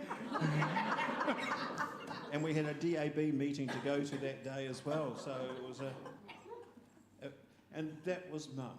She was always up to do what she could to help somebody else, but she was always up to have a good time as well and share her knowledge, share her experiences, and help others along the way. So thank you all very much. Kia ora, Thomas.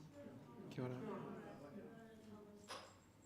ora. I've got Alan moving that we bring Sissy into the Memorial Hall of Honour. I need a seconder, please. JP. Thought you might. I'll second it. I thought you might. All those in favour, please say aye. Aye.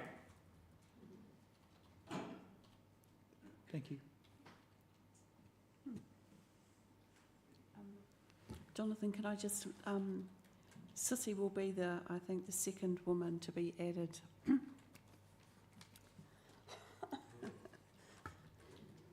To be added to the Memorial Hall of Honour.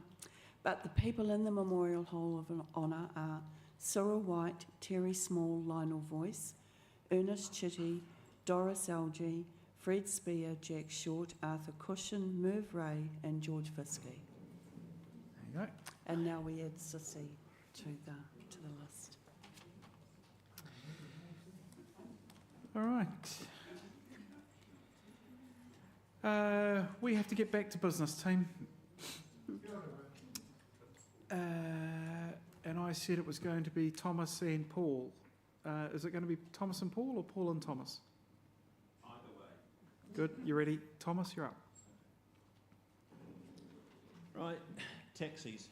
So I too experienced, this is why I was happy to second that we need to look at how we can make apps more accessible. I too experienced it when the app came out. I was prompted to use the app and didn't get very far. I registered, but didn't get, when I went to try and book a car, I couldn't. And I was surprised to hear that Auckland branch had no response. I used the app feedback option, and within about a day, I got a response back from asking, what are the issues with the app? Why can't you use it? It was quite, it was a nice answer to my questions. And so I went into some great detail what was wrong with the app. We will follow up for you. I haven't heard any more since, but I did get a reply, but I will be going back to them to find out where things are, because they were surprised to hear that of the issues that there were with the app. Microphone, and we're not having a discussion. So I'm really happy to support this, because I think if it is a way in which we are going to have to order taxis. In Wellington, we have this stupid phone system, and it was quite good when you could press 1 and 2. Now you actually have to tell the voice system where you are, where you want to go. Yes, I have a total mobility. No, I don't want a van. I want to. It's just ridiculous, and a lot of older people are struggling with it. So I think if we're going to have systems, and they need to be usable, and this is just a prime example of one that's been foisted upon us that isn't usable. So happy to support the motion that we look at this in some detail.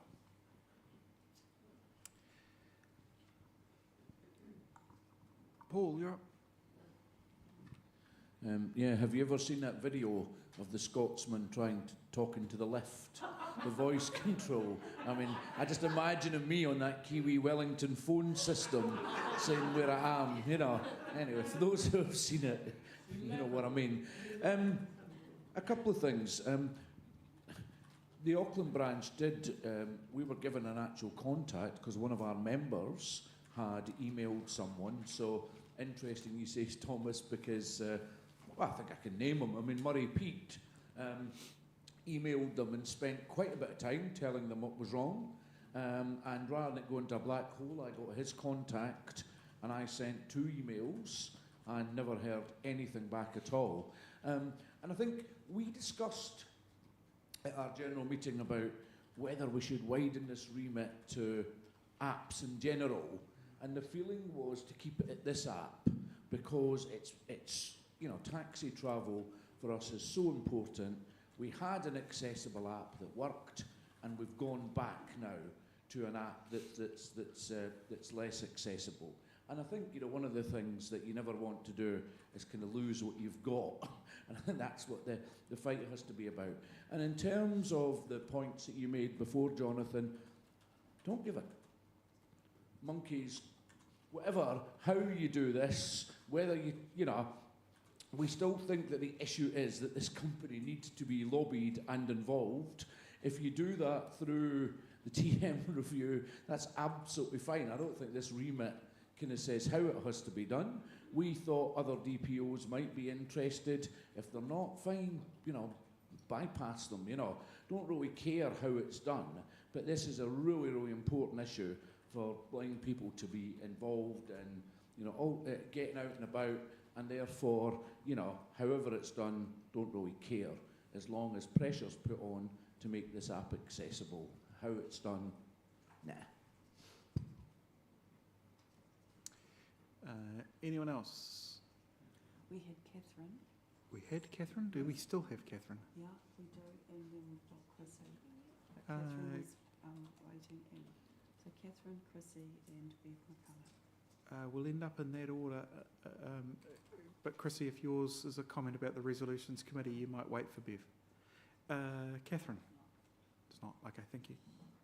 Catherine? She's on mute. Oh. On mute, Catherine. Can you not hear me? We can now. Oh, okay. I don't know what I did that was different. Because anyway, about taxis, you mentioned, you know, maybe telling a company if they're not going to provide an accessible app, then maybe they can't use the TM. I might have got that wrong, but if we told them that, it could disadvantage other people who need the TM. The other comment was that some people have talked about how you used to be able to press 1 or 2 and go to the option that you wanted, and now you've got to listen to this whole spiel. Sometimes I've discovered if you say operator at the beginning, you often can skip all that blurb. I don't know if that works for other companies, but that's worked for me. And just another quick comment, sometimes the hand around microphone isn't working. I certainly can't hear anything sometimes. Sometimes it cuts out. Twice you've offered a door prize and we hear you announce a door prize, but we don't hear who's won it. So I don't know how that's being portrayed, but it doesn't come across online at all. That's it. Chrissy? Thank you. And just touching on something that Catherine and Thomas just said, I think it would be really useful, and I'm digressing very slightly here, if all the, I know all the taxi companies, it's a different company in each place in New Zealand, but you know, and some of them are signed up to the Blue Bubble system for total mobility and that. But it would be really useful for us if no matter where you went, and if you're like me and quite a lot of others that travel around to different regions of New Zealand, if the phone systems for them worked the same way, and you don't have to remember where you are and end up yelling at the phone because it's not working the way you were in the last town like earlier that day or the day before. That's just my comment.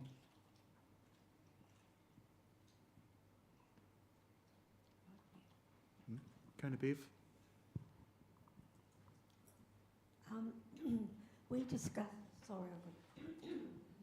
we discussed it in our meeting, and our people are worried about using apps. They are hoping, well, they still want phone. They want to be able to use a phone to call a taxi. So that's what our group is worried about. It'll go to apps and yeah.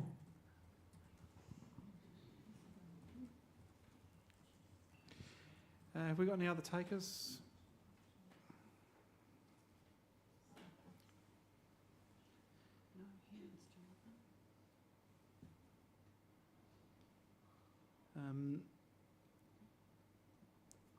Taking on board the response Paul gave to my suggestion that it doesn't matter how,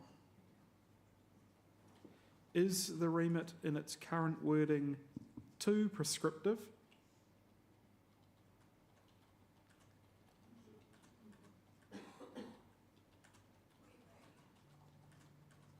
No one's saying it is, no one's saying it isn't. You have to read it again. A reread, please. That blind citizens work with. Right. That Blind Citizens New Zealand works with other disabled people's organisations, bracket, DPOs, close bracket, and the creators of the Your Ride Taxi application to make this app accessible to all users and to incorporate the usage of total mobility.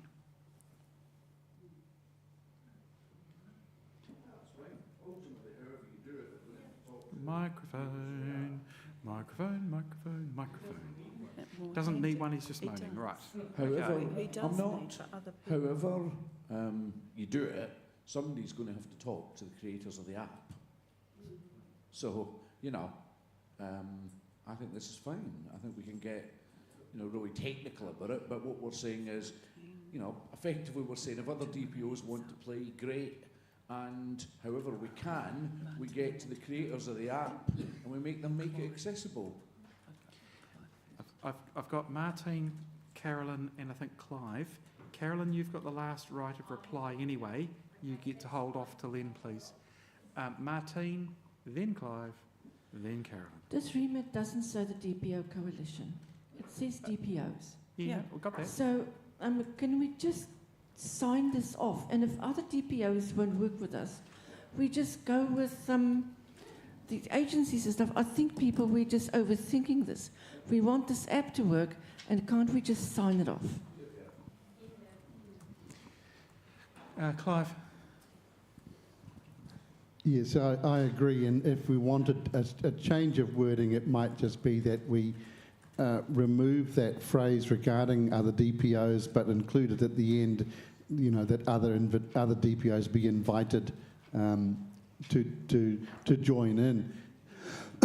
so that there isn't an absolute instruction to the Board of Blind Citizens that they must work with other DPOs, because I think that sounds like a sticking point. But, you know, the ideal would be that other DPOs would join in, and I would have thought just a simple communication to say, hey, we're taking up this action, do you guys want to support us? So I don't think it demands a lot of actual work. But that's, you know, if the board is signalling that, then the way to deal with that would just be to alter that phrase and leave it to the board to decide.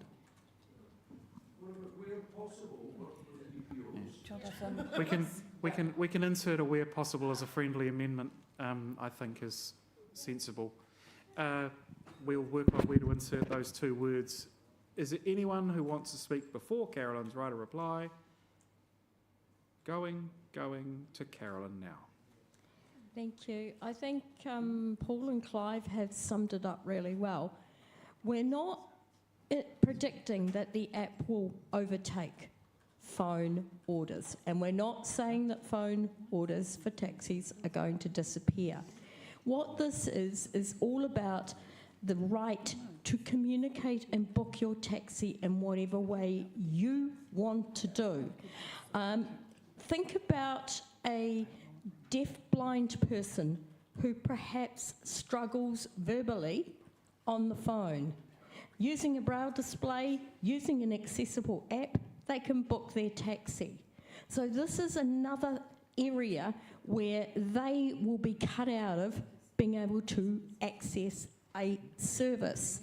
And so this is why we need to ensure and try and work to get this app accessible, because we did lose an international app that was accessible. Thank you. We've done a little bit of hard and fast wordsmithing on the fly at the front here, so that the order is switched, that Blind Citizens New Zealand work with the creators of the app and willing disabled persons organisations, DPOs, blah, blah, blah, with the rest of the app. Yep.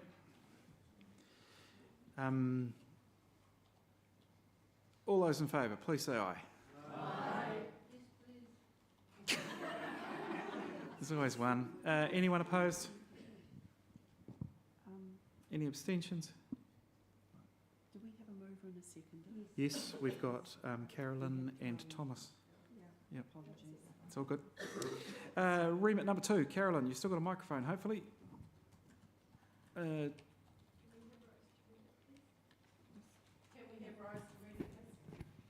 Yep. Right, so with the slight amendment, that Blind Citizens New Zealand works with other disabled people's organisations, bracket, DPOs, close bracket, to assist the Electoral Commission to make electronic voting available to all voters as an option for general elections. Thank you. Yes. During the last general election, I was absolutely dismayed and shocked to hear that people overseas could download an accessible document, cast their vote, and then re-upload that document to cast their vote in a general election. We have been told for years, oh, online voting is not secure. If it's not secure, then how come New Zealanders overseas can vote online, and those of us in our own country here who need to have voting made accessible do not have that option? And that's why this remit was put forward. And you so move? And you Yes. Yep. Sorry, and you so move. We're looking for a seconder. You do get second speaking rights options. Yes, Martine. Right, Martine, you want the microphone as well? No. No, just get on with it, she says. Looking for a speaking order. Thomas, Go ahead.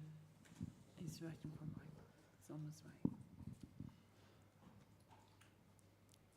I would actually like to see this expanded to include local elections. Not just general elections, but local elections. If we're going to be making a move, then it should be for all elections, be it local or central government. You would probably be asking the Resolutions Committee to come up with a parallel for local body elections, because they are not handled by the Electoral Commission. But that doesn't mean that's not a bad idea, just that the solution isn't to add, it's an extra one. It hasn't been changed, Martine. Anyone else? So I'll take that as a notice of motion, Thomas. We'll worry about the principal one first. Anyone else wish to speak to this, or are we going to a vote? Give you a heads up, this is already on the DPO Coalition radar. There are other DPOs already interested. And we're already working on this as well. And there's already progress being made. So, anyone else going? Do you want to write a reply, Carolyn? No, I don't. Good on you. Thank you. All those in favour, please say aye. Aye. Cool, look how official we are. Anyone opposed? Anyone abstaining? That's policy. Yeah, anyone? There's a fight brewing in the back row. Right, Thomas, notice of motion. Do you want a similar resolution that covers local body elections? Yes, happy to move. That you're seeking the resolutions committee to draft something up on that? Yes. And just straw poll me, do people want this? Yes. Anyone think it's a dumbass idea? There's no one brave enough. Good on you. Right. Work, Chrissy, work. It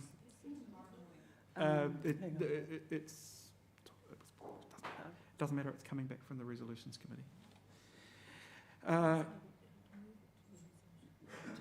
Thomas moved it. I didn't get a second. Behind you, who was the person who seconded that, I think please? Martine said Martine. she would. Paul, I thought. Oh, Paul? Yep. Sorry, Martine so we've got Thomas moving and Paul seconding. That Thanks. goes to the resolutions committee, yes. Right, lovely, thank you. Moving to remit number 3, moved by the Auckland branch representative. Carolyn, I agree, I believe, yes? Looking for a seconder. Can you read it, please, for people? Yep. That Blind Citizens New Zealand works with other disabled people's organisations and Waka Kotahi, the New Zealand Transport Agency, (NZTA), close bracket, to ensure that the national ticketing solution is fully accessible to all users. I so move. Thank you. Looking for a seconder. Yeah, please, Duncan. Good on you. Thank you. Got Bev. Carolyn, before you set forth, we have the people coming tomorrow that are going to talk about this exact topic. So we're already in this game. We are already working with. Can I suggest that you insert the word continue to work with? I have to say I wasn't convinced that the other DPOs at the DPO Coalition were hugely motivated by this topic. No. Muscular dystrophy, maybe. Yeah, sort of got this, maybe, but it was... I think you might find that that's a different situation in Auckland, and we also have Thomas to thank for assistance on this one as well. Yeah, but the problem, I get back to the point that we don't need the other DPOs in there. We're already doing it on our own. We're making progress. Right, Carolyn, you're up. Okay. The reason we are asking for the other DPOs is because regions around the country are making decisions about what they are going to implement and what they are going to do ahead of time and trying to predict what is happening nationally. And so we are ending up in a situation where some systems are inaccessible in multiple ways, being height, colour, accessibility, font size, and audible. And it is no joke, and this is going to happen if there is not some major communication and major control put on it. We're going to end up with a very messy system, and that nobody knows what the heck is going on. There needs to be major communication, major infrastructure and guidance to all regions and saying, you can't do this until, or you must do this now. so that it is consistent?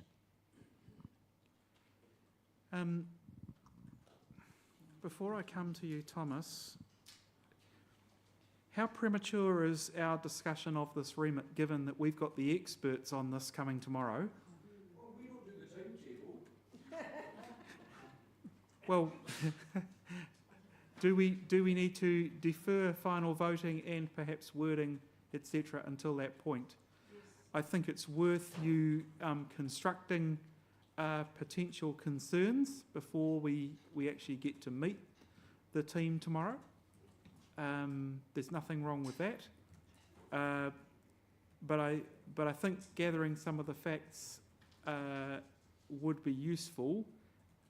I believe that Matt would have an answer for your last comment, Carolyn. In fact, we've probably already heard an answer to that, although there's always a chance that thinking evolves since the version we heard. Do people want to carry on this conversation now, or leave it until after Matt tomorrow?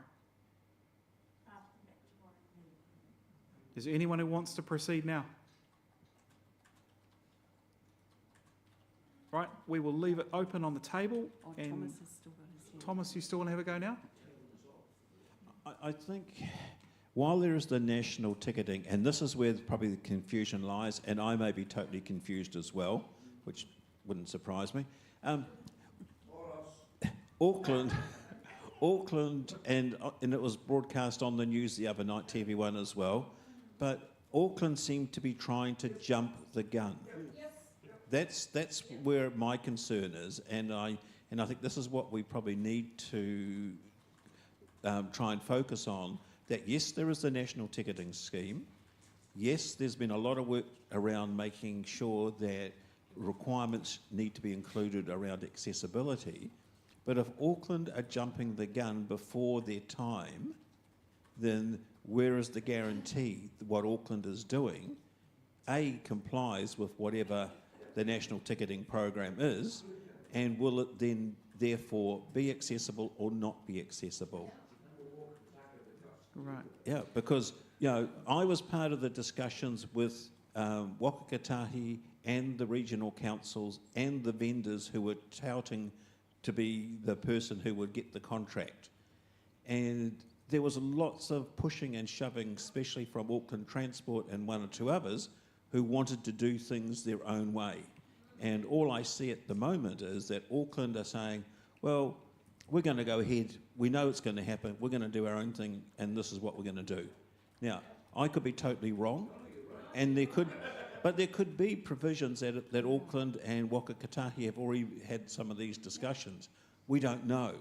But I think we do need to be careful to make sure that Auckland Transport isn't just going to do its own thing and will be saddled with it whether we like it or not later on down the track.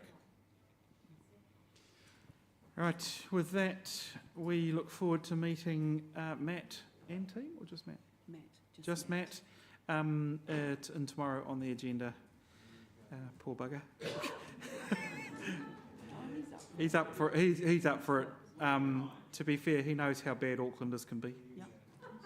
Martine has her hand up. Martine, for the purposes of...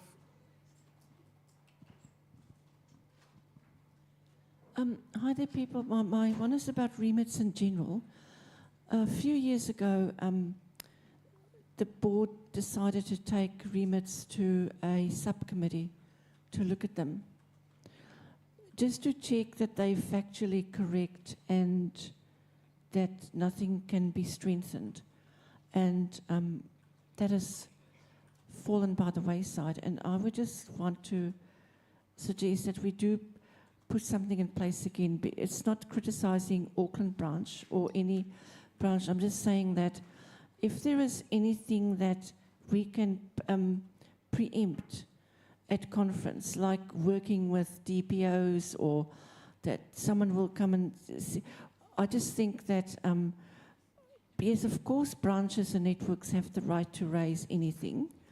And if the subcommittee will suggest possible changes, of course, they'll get back to that branch and not just. I just think that we could have saved some discussion tonight. Martine, they did go through a small group of board members actually this year, but really? the comments this year relate to events subsequent to the authoring of remits. We had no idea that we were going to get the next ticketing So people can you here just tomorrow. remind us who's looking at the remits at the moment? Who got to look at them? I certainly did. It used to be a proper committee. It used to be a It would proper have been the entity. governance committee, Martine, If they did, I'd need to check, Jonathan. but I certainly saw them. But the principal thing to do with the deferral is, and things happening in the space with ticketing, is definitely a timing issue. Things have been tracking very quickly in recent months.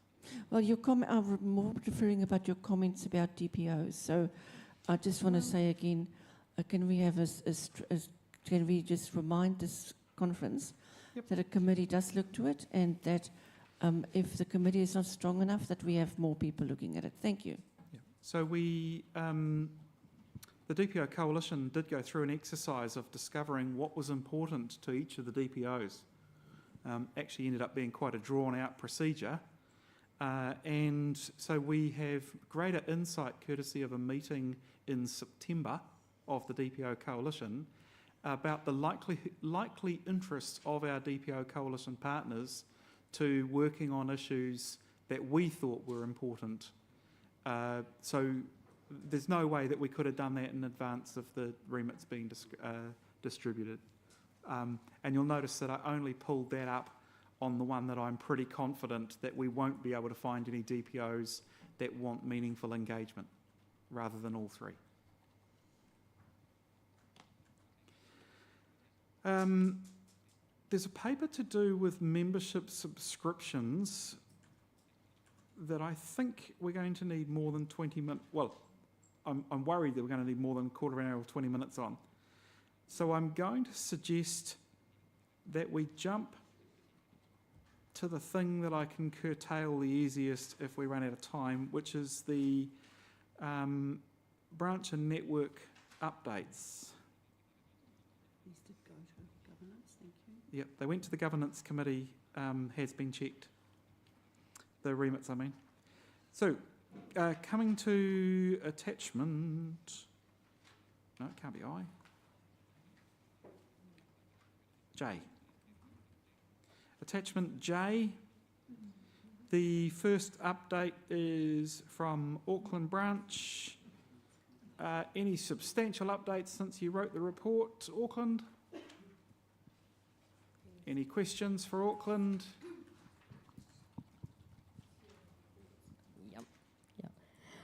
Just to update people, because it has been in the news about the CRL, or in other words, the City Rail link. That is progressing rapidly. The first test train will be going through the circuit next month. The construction is complete. The next stage will be next year, where they will be running a series of evacuation procedures, which will involve 900 volunteers, including as many as members of the public accessibility group public transport accessibility group can round up from the disability community. Cool. Questions for Auckland? Didn't hear anyone. Didn't see any hands, did you?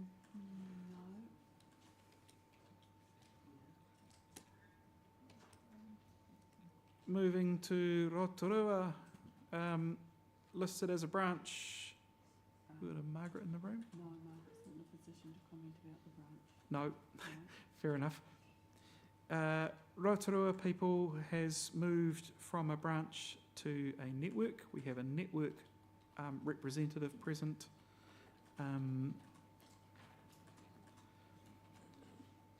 That's an outcome determined by members at their meeting in April. Sorry? Oh. Moving to Whanganui branch. Anything to add, Russell?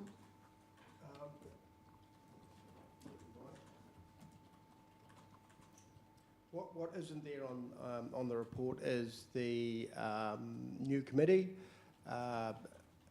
Dave stepped it down. I was voted on to be the chairman, and we have a few new committee members, Ken Fredrickson and Jill Clark.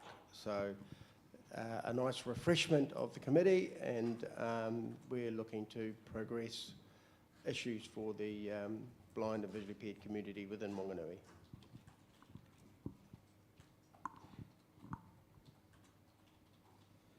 Any questions for Whanganui? Have you?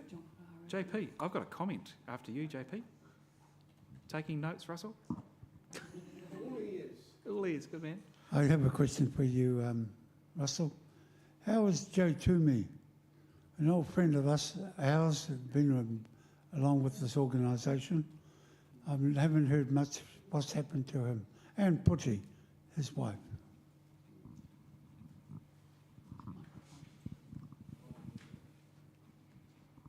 Yeah. Joe is not well. He broke a hip, hasn't been able to recover, so is not able to walk. He needs a lot of support. His lovely wife is carrying a great deal of that load. He has, as we know, a very large whānau. They're chipping in where they can.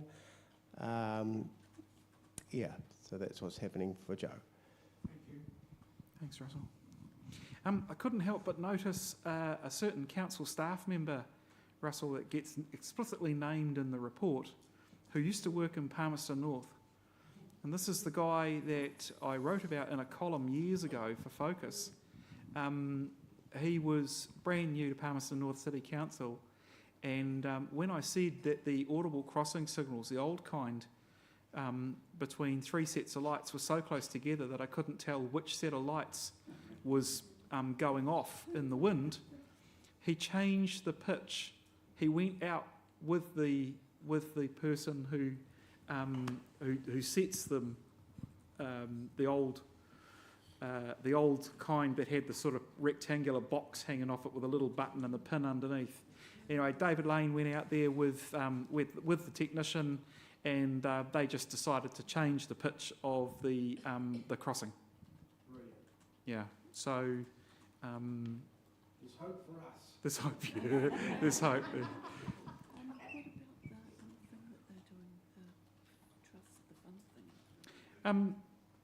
They've mentioned it in there. Russell, do you want to tell us a little bit more about the trust? And if people didn't look at the accounts properly, Whanganui is quite a wealthy branch. And I take no responsibility for that. I'm going to take. There's two things that I'm going to point out. First of all, when a branch gets asked to perhaps bring a door prize, we don't expect 4, Russell. But this trust that you guys are setting up sounds amazing. Well, I suppose it's based on a spiritual principle, sowing and reaping. So part of that is where we can, being generous, and it's surprising what comes back as a consequence of that. So I certainly didn't ask for that size of a door prize. That was given to this gathering by the committee. So yeah. The personal development scholarship was, I'll give you a bit of history of it. A few years ago, a chap, retinitis pigmentosa, very capable man, but had come across difficult times and was actually getting very depressed as a consequence of that. Very capable, very able, but not being able to find employment, and that was having a very detrimental impact on his mental health. He began working out physically. That helped lift some of that depression. But I could really see the need for him to have goals that were achievable. So the concept of Outward Bound was floated, which he grasped, engaged in, and returned a different person. Since has gained employment, got his confidence back, playing a big part in society, giving and receiving. So with that in mind, the personal development scholarship was birthed. How else can we help other people flourish? And why should funds be an issue if funds are available? Let's make it easy for people to get a step up and get going. So that's kind of what it's about. Cool. So if you know any young people who need some help, moving to Wanganui sounds like a great option. Accommodation is cheaper in Wanganui. Yeah. If you can find it. If you can. Taranaki. Bev McCulloch, is there anything to add to your report? I do. We do. Thank you. Yeah, since I've written the report, we've had this letter coming out, or email coming out, telling us that our main taxi company is not going to be taking total mobility for a month of November. So they've offered us Miss Daisy and 3 other taxi companies that, you know, you've got to organise the day before. There's one taxi that we can use, but there's only 3 taxis for the whole New Plymouth. So, yeah, when I go home, it's what we'll have to be looking into. I've written a letter, but, yeah, that didn't make any difference, so I have to see what we can do. Questions for Taranaki? Chrissy? I'm just curious, Bev, as to what the reasons are for no total mobility for a month. My understanding, but yeah, I'm not sure, but my understanding from one of the taxi drivers, a regular one who takes me around, is that they've been ripping off the total mobility. So they're punishing them by not letting them drive total mobility, but I've told them that they're punishing us as well.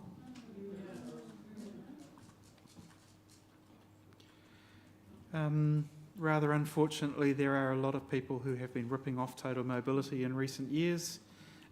This is one of the reasons that Wellington Combined now asks if people have a TM, want to use TM.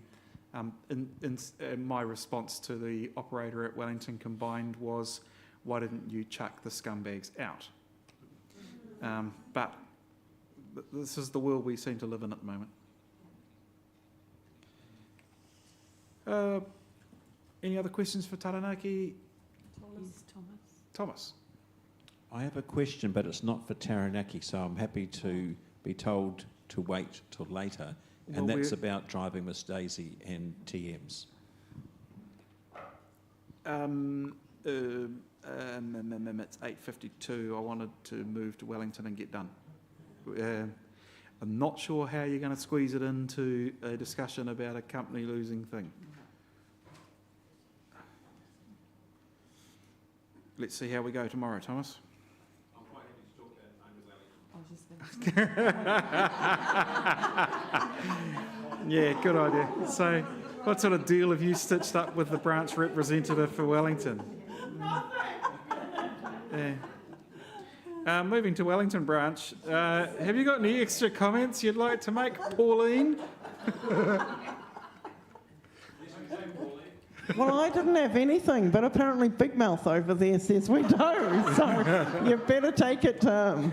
Would anyone like to ask the Wellington branch rep any questions, Thomas?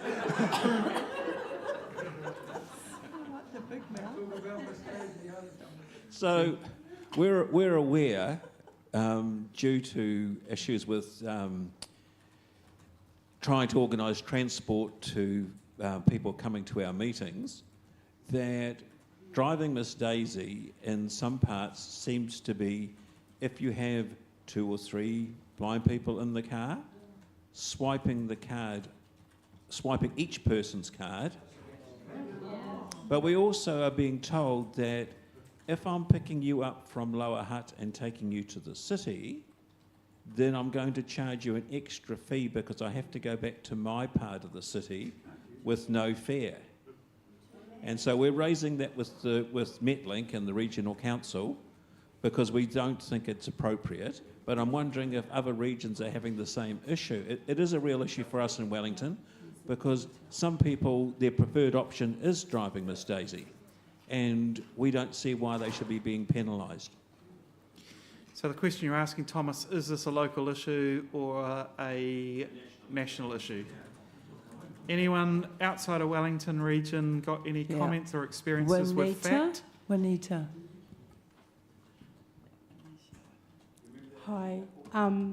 That's really disappointing to hear. I'm a regular Miss Daisy user in Dunedin and can't fault them. Have regularly been asked if it's okay if they swing by and pick up someone who's potentially just been released from hospital or whatever, and I know for a fact that person hasn't been charged. They've just, because they're going like a street away from where I am, so it sounds like it may just be a regional issue, but we find them fantastic in Dunedin. It's Rose. Juanita, there is another situation in Dunedin, no, not just Miss Daisy, where there are charges being made to people if the vehicle's coming from Mosgiel or to Mosgiel. That's the sort of situation Thomas is talking about, not just Miss Daisy. Oh, absolutely. Then, sorry, that is happening. I'm Mosgiel based, and the minute we call for a taxi now, so recently just as an example, I asked, was there a taxi in the area? Did they have someone based in Mosgiel after our local company closed down? They said yes, they did, because I wasn't going to bother otherwise. It was like a $6 fare, and I knew they wouldn't be bothered coming from town. And yes, when I went to pay at the end, I was told the bill was that the charge was $6, and oh, by the way, there's a $10 charge because we've brought a car in from Dunedin. I can assure you, given the time frame he got to my house in, there is no way that vehicle came from Dunedin. So I promptly said to him, well, I'm extremely sorry, sir. I have $6 cash on me, and that is all you are getting.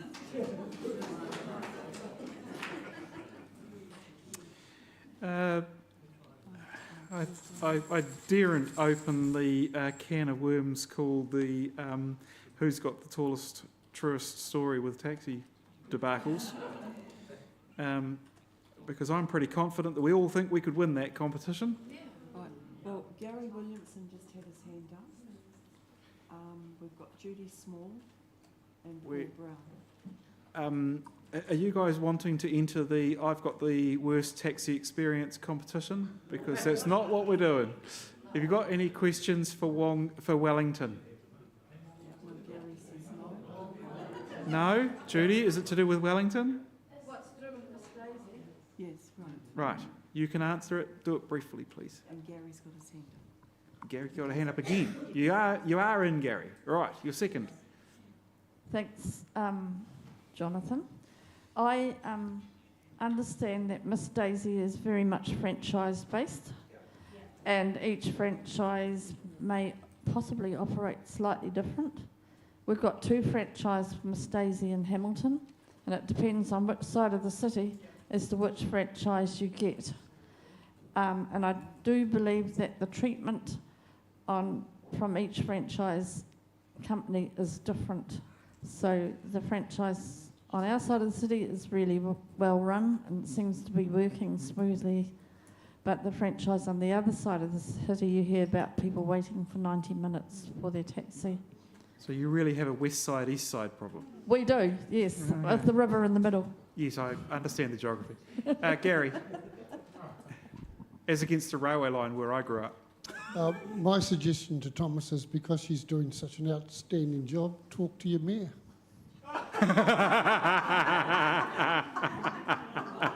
She had to sell her car. She'll know what taxis are about. Very good. Are we going to Paul Brown or not? No, we're going to the closure, which means I'm reaching for the door prize. The microphone is going to, I believe, Te Wai. This is the last word from me this evening. We're starting again nice and sharp at 9 a.m. in the morning. Don't grab the piece of paper that's on top, Jonathan. That's got your name on it. Okay, and we're doing what are we doing? Branch, two $30 door prize, two $30 farmer vouchers. Farmer? Farmers vouchers. More farmers? Yes. What is it with you lot? You all like farmers? Sell a good shirt for a bloke my size. Oh, Paul Brown. Right. I like a good farmer myself. So 9 o'clock in the morning, people. Microphone to Te Wai, please. Are we doing the waiata before the karakia? Yes, that's apparently what I was told. Okay. Chrissy cool, wants cool. the resolutions committee to meet before everyone runs out of the room.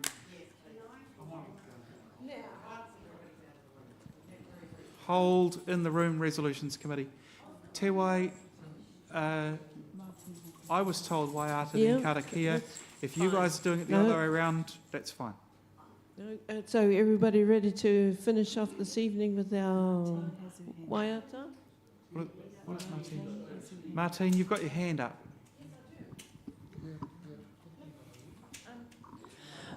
I was hoping Rose could make an announcement about breakfast tomorrow, about the organisation, because it wasn't good this morning.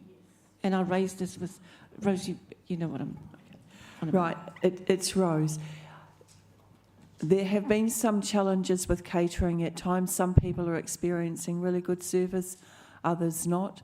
I've heard from people different experiences, and I've observed some myself. So I will make sure I'm in the room tomorrow morning to make sure things go more smoothly.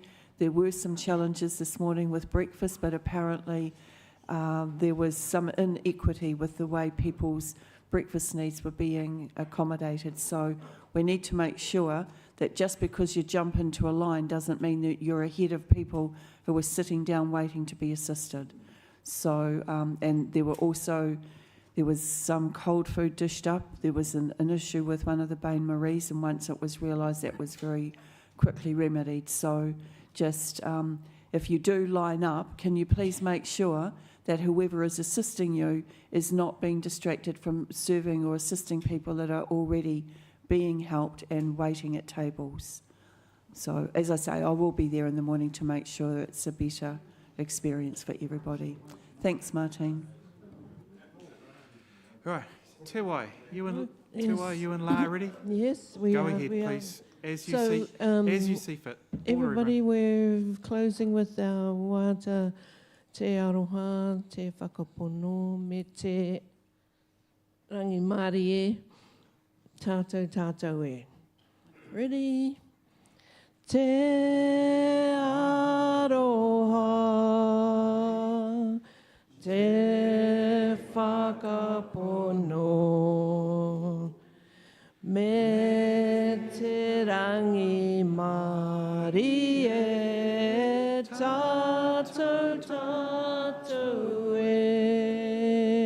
And la toa's karakia.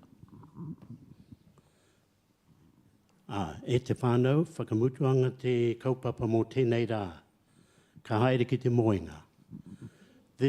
We have finished our talk, discussions for the day, time to go to bed. So, if you bear with me, I'll say the prayer in my language, the Niuean language, and I'll say the prayer in English. Feel free to join in. Ha mautoro matua nei e, ha he langi. Pua ki mai hao whakalofa, kia mautoro, ne whakapotopoto mai he pō nei. O re atu ma matua nei, le veki mai a mautoro, tau takitakianga katoa. Our Father, who art in heaven, Hallowed be thy name. Thine kingdom come.